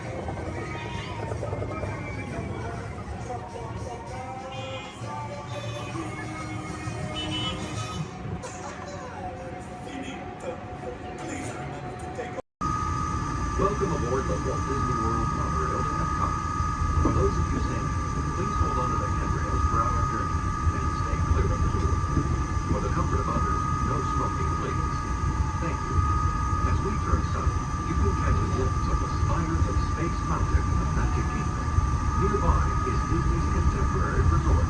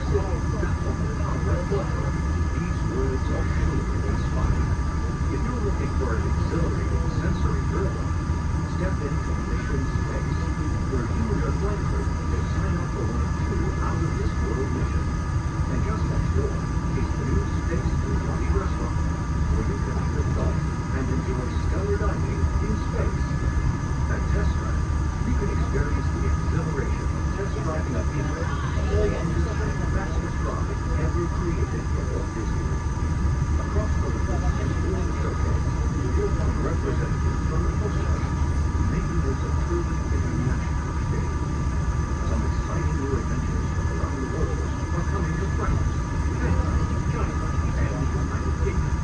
Join us tonight at the Lagoon to celebrate together during the nighttime spectacular. There's even more for you to explore, and you come around with all sorts of activities and attractions. Inside the Bus Pyramids, unleash your spark and journey into imagination and entertainment, and experience your favorite short films like never before at the Disney Pixar Short Film Festival. Next is the Land, where you can celebrate Earth's great diversity. The Land is also home to Soar, a free flying adventure across the wonders around the world. Here at the seas, you'll be able to meet some of your favorite undersea pals from Disney Pixar's Finding Nemo. We're approaching the Epcot monorail station. For our smoking guests, there are designated smoking areas just outside the park. Please hold on to the handrail and stay clear of the doors until the monorail stops completely and the doors open. On behalf of the cast of the Walt Disney World Resort, welcome to Epcot.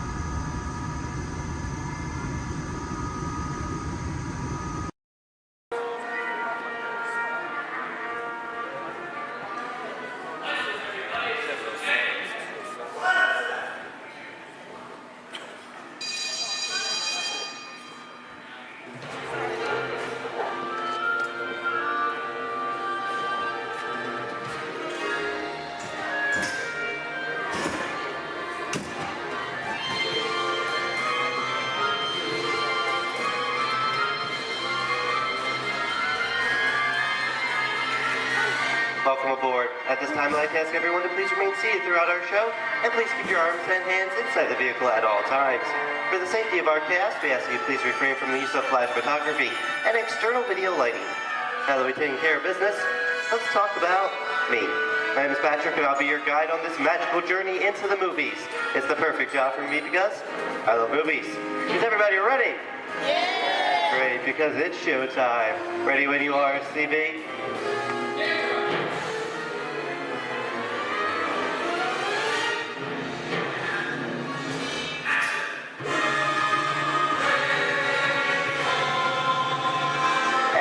We are rolling.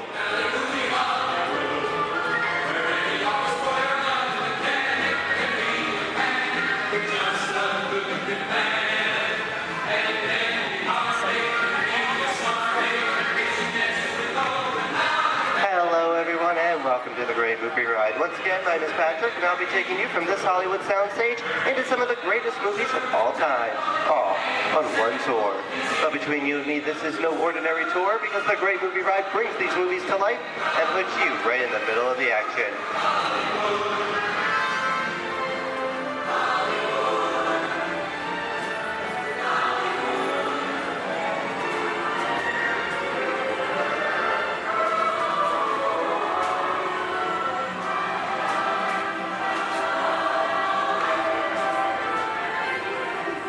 I don't know about you folks, but I just love the great Hollywood musicals of the 1930s. This is a scene from one of my favorites, the Busby Berkeley musical extravaganza, Footlight Parade, starring James Cagney, Ruby Keeler, and Dick Powell.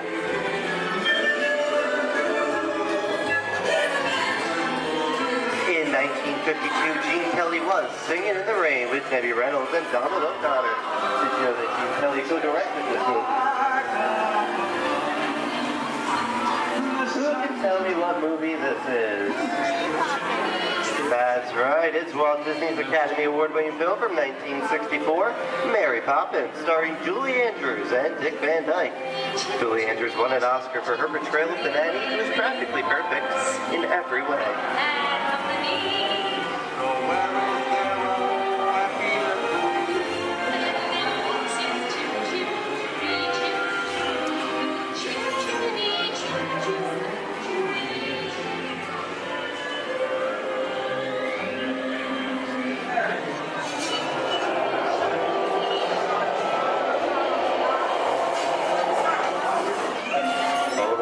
Waltz and Bruce's folks.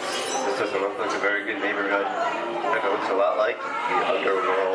seen such classic gangster films as The Public Enemy, starring one of my favorite tough guys, James Cagney. The working title for this movie was Beer and Blood, and in the United Kingdom it was known as Enemies of the Public.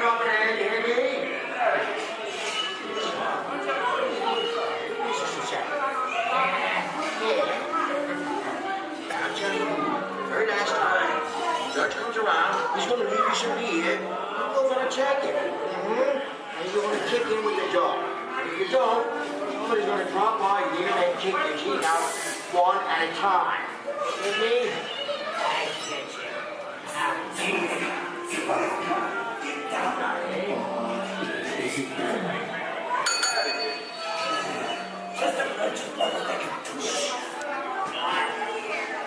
Sorry about the delay, folks, but I don't want to run a red light, even if it is just a movie.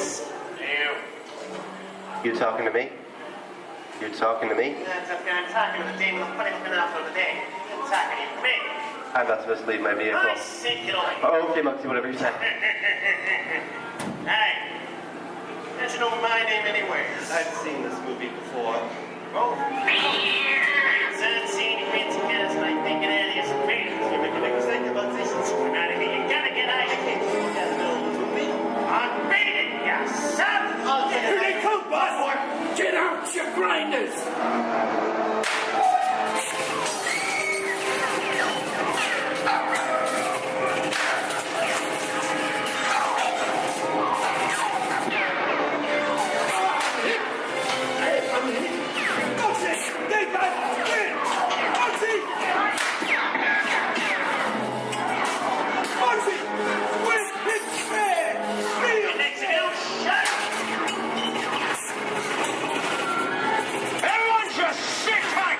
Running a red light against the law night. Never break the law, lady. Watch this. No more red lights.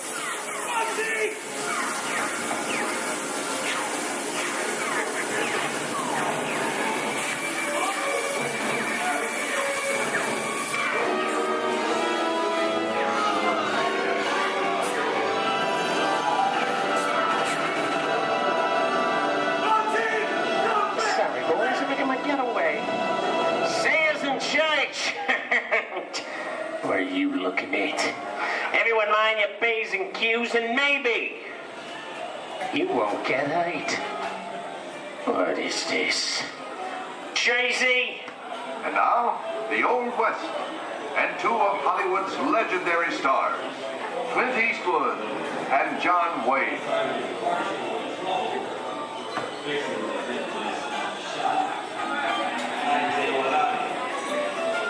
Go right ahead. That's what you're going to do. A long time ago, I made me a rule. Let people do what they want. Sleepy little break. Oh, that's some mighty tough territory you're heading into, Pilgrim. I'd think about turning back if I was you. That is, if you want my opinion. Well, to make it clear, it's a perfect time for me to collect up all your valuables. Starting with the jewelry, going on to the cold hard cash. Perhaps work... Hey! It's the bank robber! Don't let him get... I don't like this neighborhood, Kappa! This is nuts. Nuts! Tell us I'm getting out of here. Don't, woman! Get yourself up! Looking at this one. Can't get any worse!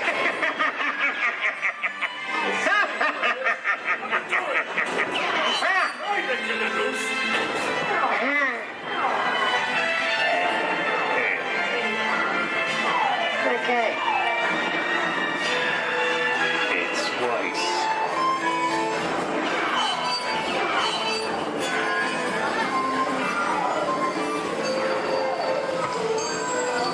I don't know about you guys. This is kind of creepy. What is this? This is Alien. You are with Sigourney Weaver aboard the spaceship Nostromo. Something has gone wrong. One by one, the crew has vanished. And somewhere in the ship, a terrifying creature waits to claim its nest. Well, I ain't no victim. Warning, remain in your vehicle.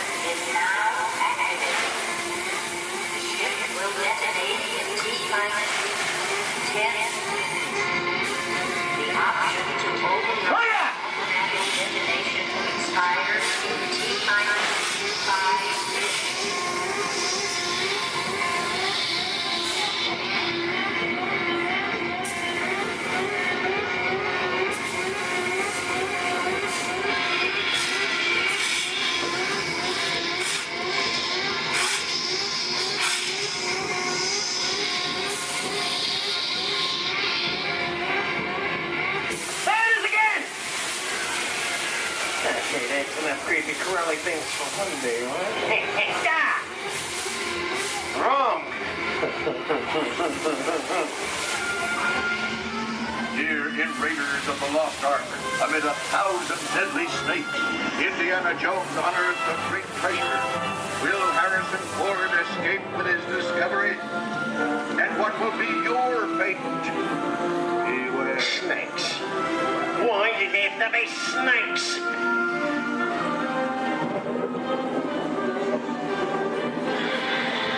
The dust of 3,000 years lies undisturbed in this ancient burial chamber. On the chest of the great stone goblet, a priceless Get over that chunk of ice. Time for me to get back to work. Don't nobody move while I go get the goods. I don't think they've noticed a few extra bodies around here. Know what I mean? But the jewel is guarded by a curse, and those who dare defy that curse must pay with their lives.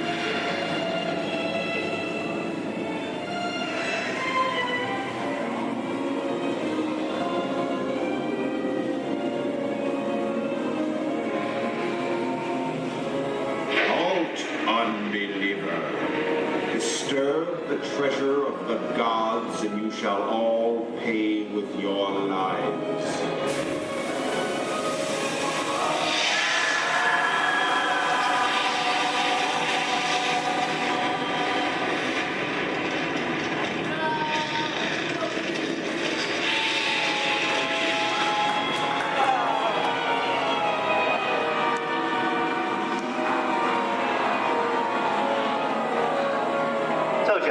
Popcorn. Well, this just goes to show anything can happen in the movies.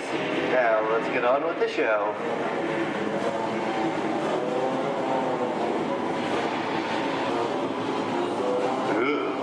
I see dead people.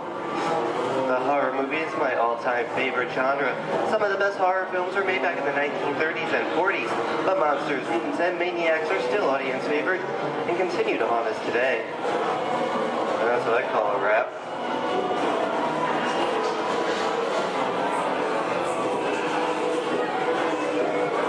We are now entering the jungle home of one of the most beloved characters of all time. Now it's not George of the Jungle. Actually, it's Tarzan, portrayed here by Johnny Weissmuller. Over here we have Maureen O'Sullivan as Jane, and the lovely and talented Cheetah as herself.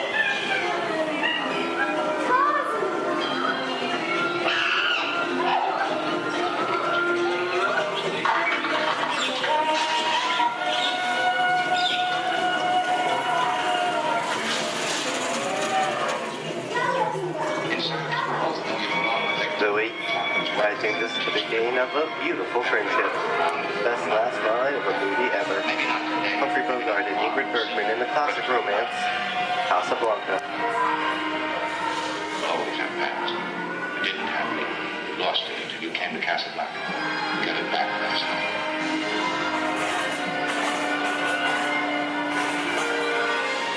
I've got a job to do too. Where I'm going, you can't follow. What I've got to do, you can't be any part of.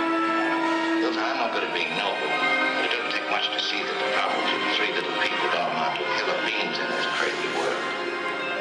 Someday you'll understand that.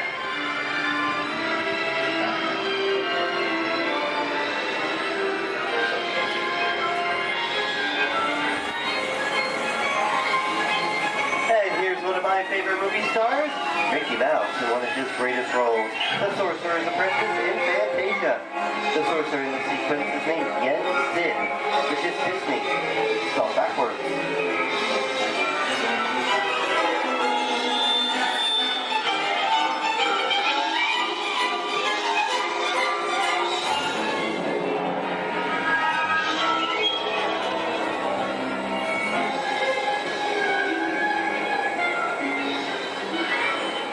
Toto, I have a feeling we're not in Kansas anymore. How often do you get to say that? I'd say we are definitely somewhere over the rainbow in one of the most beloved movies of all time.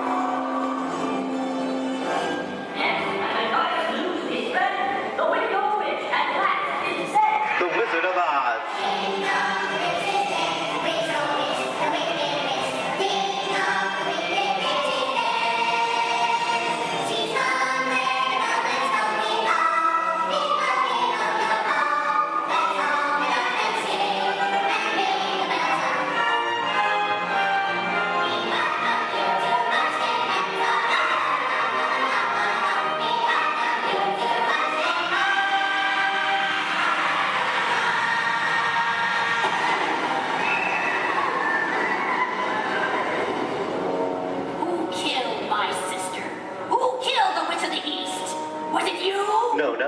accident. I didn't mean to kill anybody. Well, my little pretty, I can cause accidents too. Oh, rubbish. You have no power here. Be gone before someone drops a house on you, too. Very well. I'll bide my time. But just try to stay out of my way. Just try. I'll get you, my pretty, and your little dog, too. I wonder how we get out of here. What do you folks think? Which way should we go? Follow the yellow brick road. Follow the Yellow Brick Road? No, what I think of that. Bring along, folks. You know the way.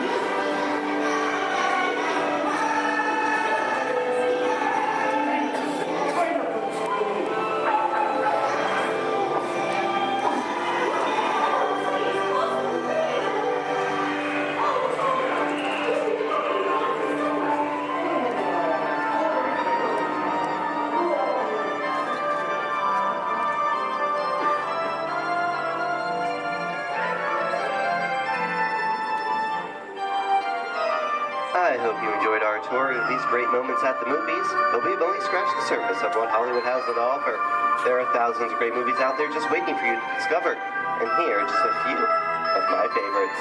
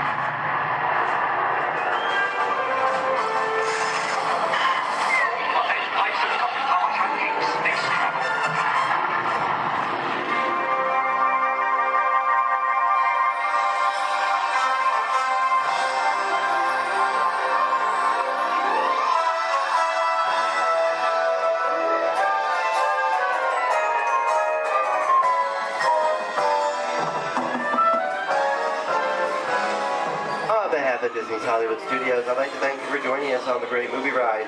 But before we wrap this production, there is still one more scene to do.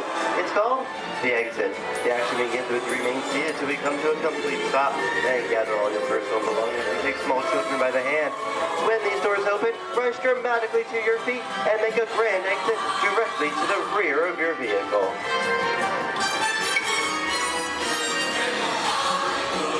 Oh, and one more thing. When I yell action, don't forget the thunderous applause for yours truly. All right, places, everybody, and action!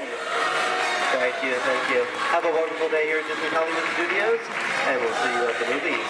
The stuff movies are made of. Goodbye, everyone.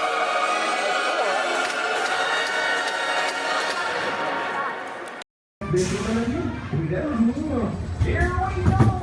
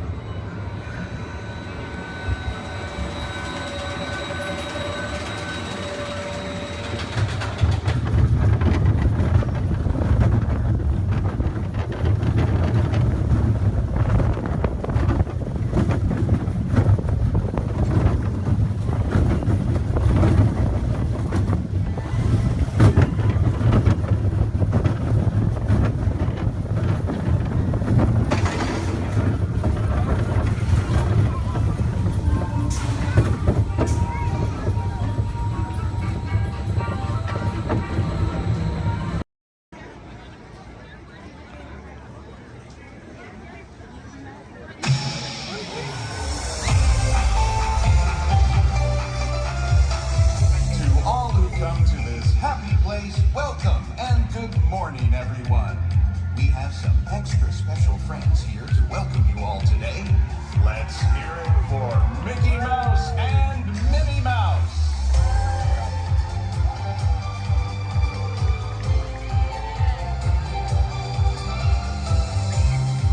Well, hi, everybody. Good morning. Gosh, it sure is great to see so many amazing friends. It certainly is. Oh, I have a feeling today is going to be the best day ever. You said it, Minnie. And now that we're all together, we've got a surprise for you. When everybody heard that you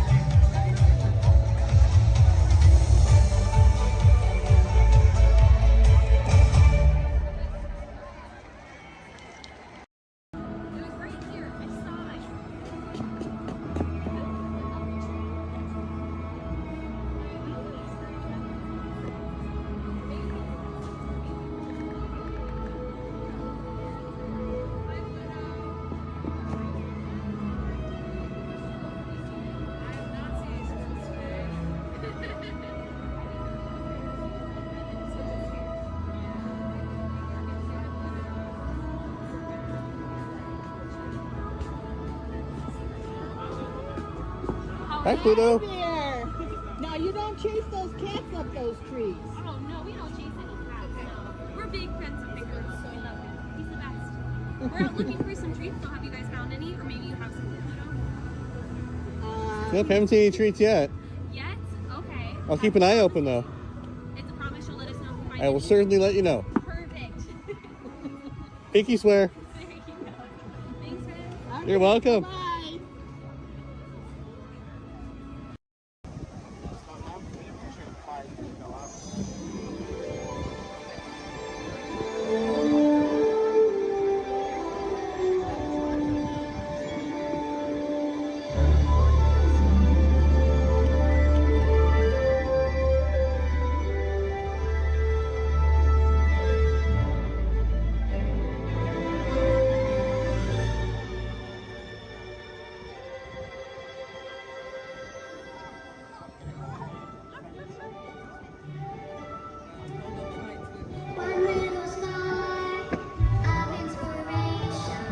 We call it at the top.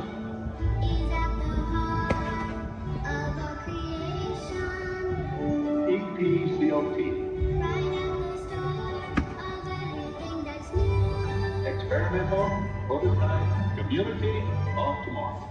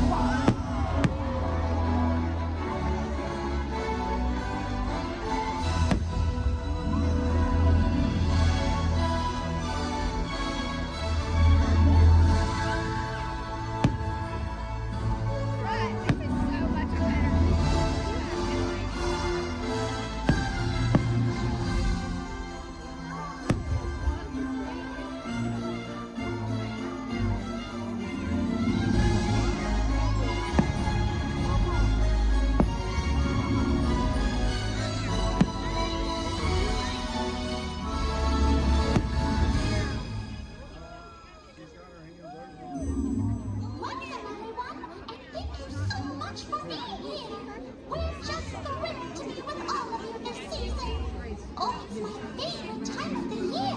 And you know what? With all of us together, I just know something wonderful is about to happen.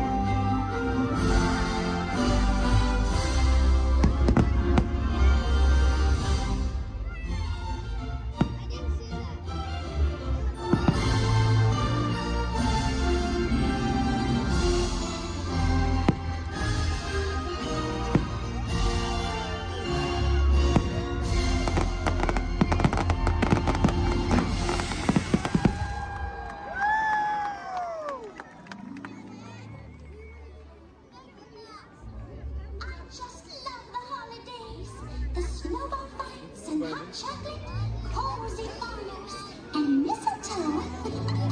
But my favorite part is getting to share it all with the ones I love.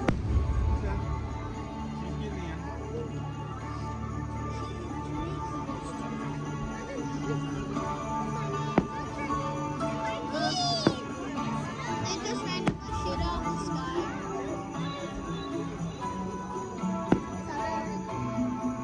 I got you.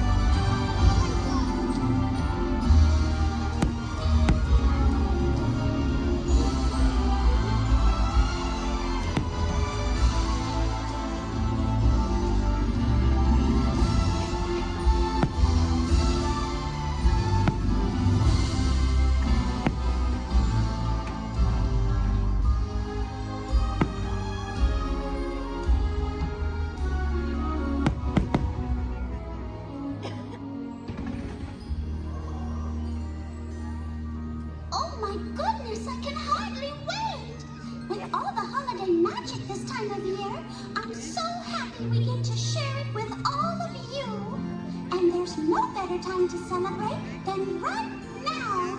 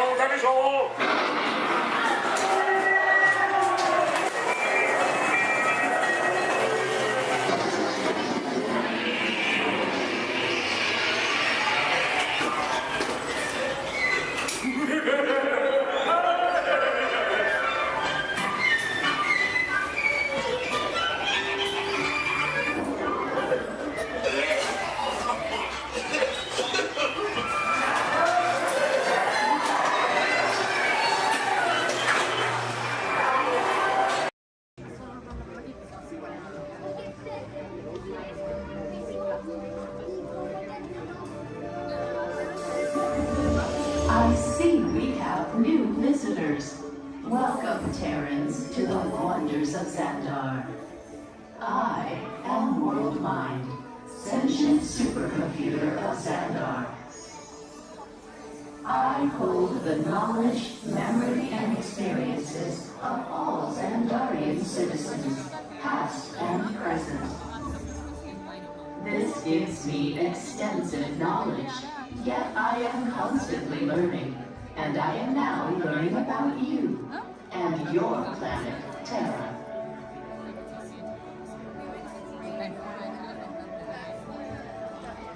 Much of my knowledge of your world came from your great scholar, Peter Quill. However, many of his facts have yet to be confirmed, such as the incredible importance of a legend called Footloose. Through my fellow Xandarians working here at the Wonders of Xandar, I am discovering more about you Terrans. Such as your fascination with eating the turkey leg. Why only the leg? What about the rest of this creature? We are eager to learn the answers to these questions and so much more about your world. In return, we Xandarians hope to share with you more about ours.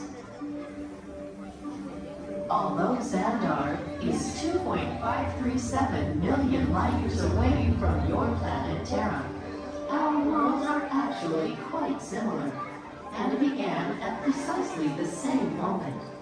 We refer to this as time zero, before the existence of anything. Our worlds were born of a single point of matter and energy that blasted outward in what you Terrans refer to as the Big Bang. And from nothing came the beginning of everything.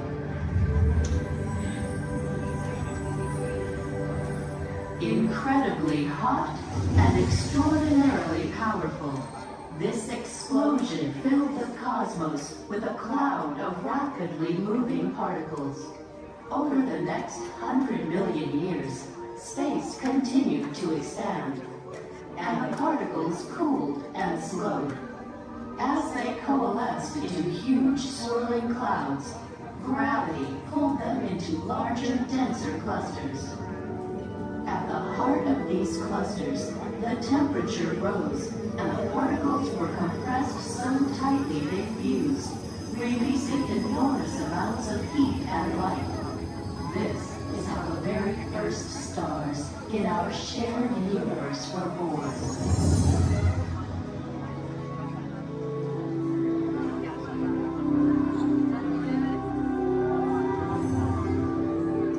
The singularity is just one of the commonalities between our two worlds that we will explore today. Welcome, Terrans, to the Wonders of Xandar.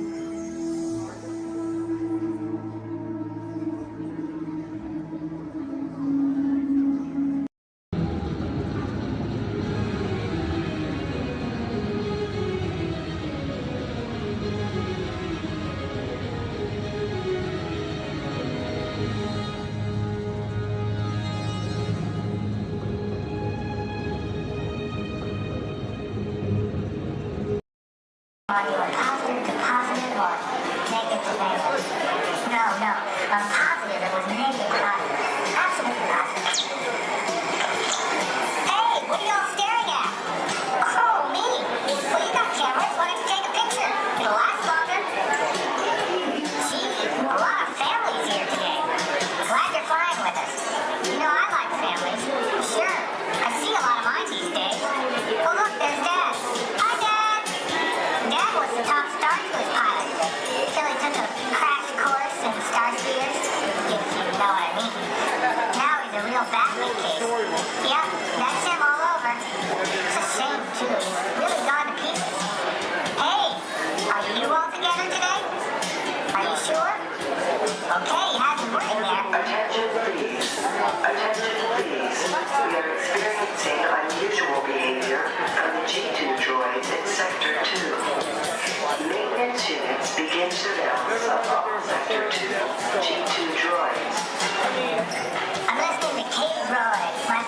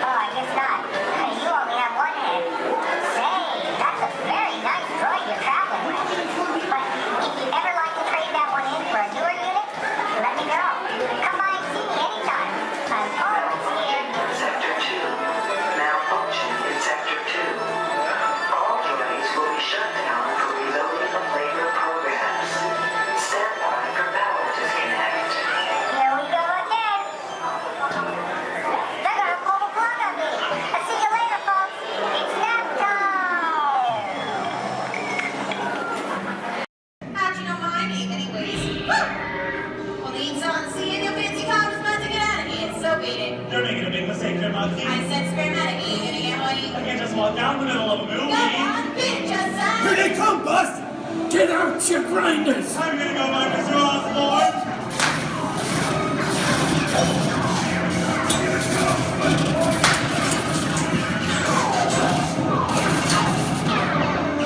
I'm hit! Hey, I'm hit! Foxy! They got spin!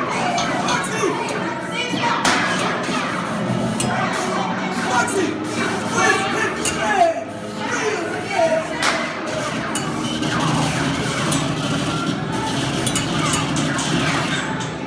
Hey, everybody just sit tight. Run the red lights against the law, and I would never break the law. Hey, watch this. No more red lights. Foxy!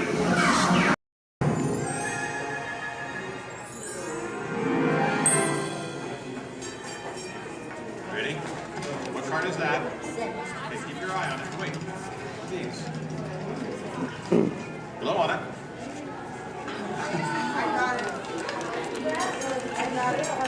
Hello and welcome to Disneyland's 50th anniversary celebration.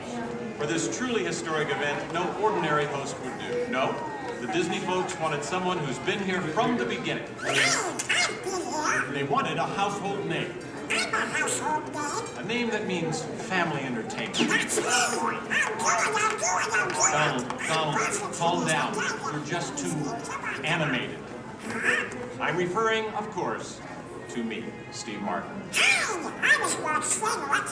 Oh, really? Well, I don't remember him calling that show the Donald Duck Club. Now just waddle along.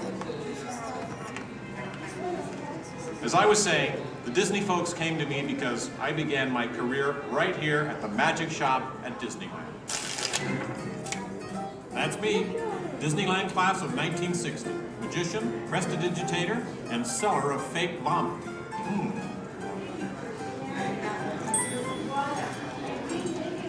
So young Steve Martin starts performing magic here, and lo and behold, they start calling the place the Magic Kingdom. Coincidence? I don't think so. But right now, I'd like to introduce you to the man who started it all, Walt Disney. Walt, tell us how it all began. This is the original. Now this is the original, so we get from the original show here at Disneyland. And This is a then, milk. so we start out, planning him, and then when they Taking the merry-go-round and us coming to different places. As I sit there while they do all these things, sit on a bench, eating peanuts, I felt that there should be something to use parents and the children could have fun together. Great idea. So that's how Disneyland started.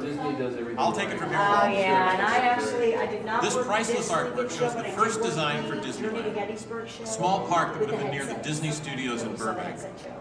It's sweet, They isn't would it? simulate a hair But he couldn't stop there. Not Walt.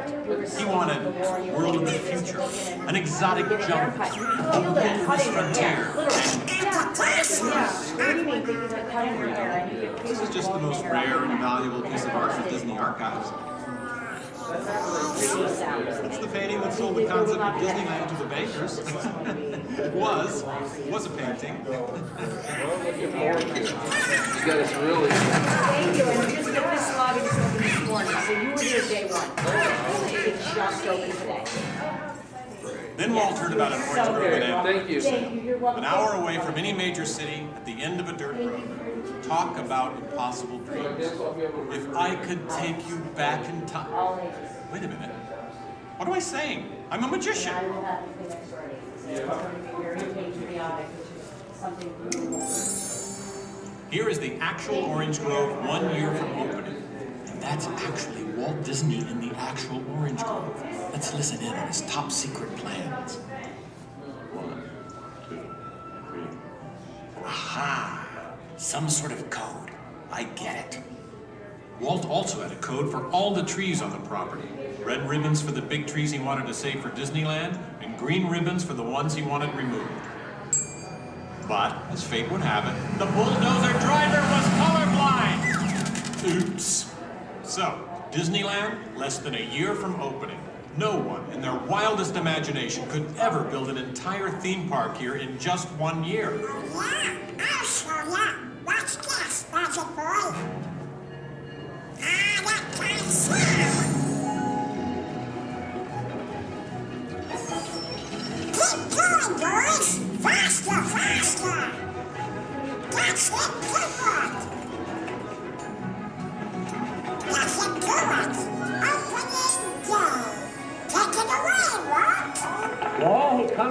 happy place, welcome.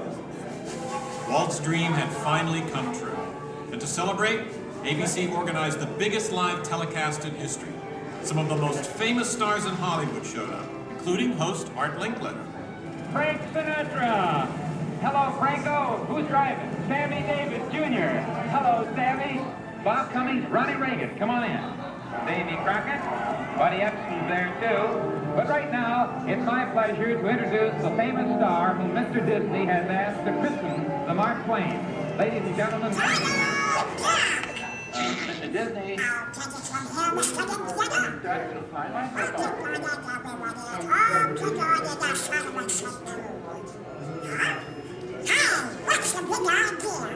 I'm translating. Nobody can understand what you're saying. Cannot. Not. I'll show you. Ignore the duck. As I was saying, the lands that America saw on the Disneyland television show became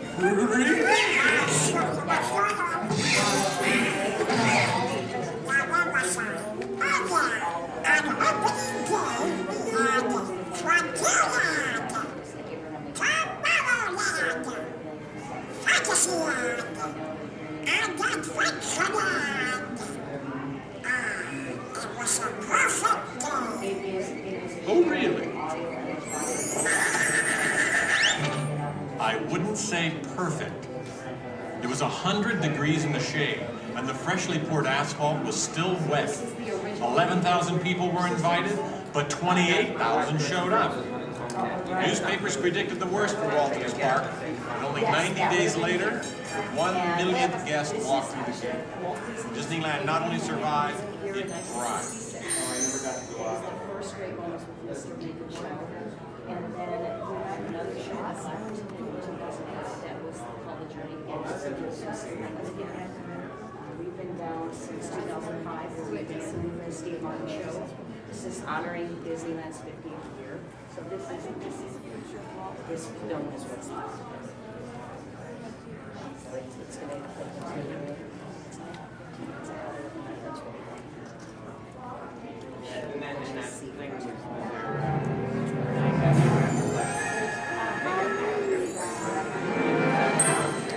Walt wanted the magic of Disneyland to begin as soon as you walked through the gates. And your first stop was this turn-of-the-century street inspired by the small town where Walt grew up. He felt so at home here. He even had an apartment built for himself above the fire department, and it's still there today. Walt paid tribute to his father in one of the shop windows. In others, you'll find some of Disneyland's most important contributors. Nice try, Donald. Many shops have come and gone here over the last 50 years. Gone is the working pharmacy, and gone but not forgotten, my favorite, Hollywood Maxwell's corset shop, better known as the Wizard of Bras. Yes, Disneyland is filled with nostalgia and memories, but that's only part of the magic. Let's not forget fantasy. Ah, hear that? When you wish upon a star, your dreams come true. For Walt, that was the very essence of Fantasyland. Of all the lands, this was closest to Walt's heart. He even placed the Disney family crest right above the castle gate. Fantasyland was created by the same artist who created Disney's animated films at the studio. And soon those storybook tales came to life in an orange grove in Anaheim. For the first time, we could step into those worlds and become a part of the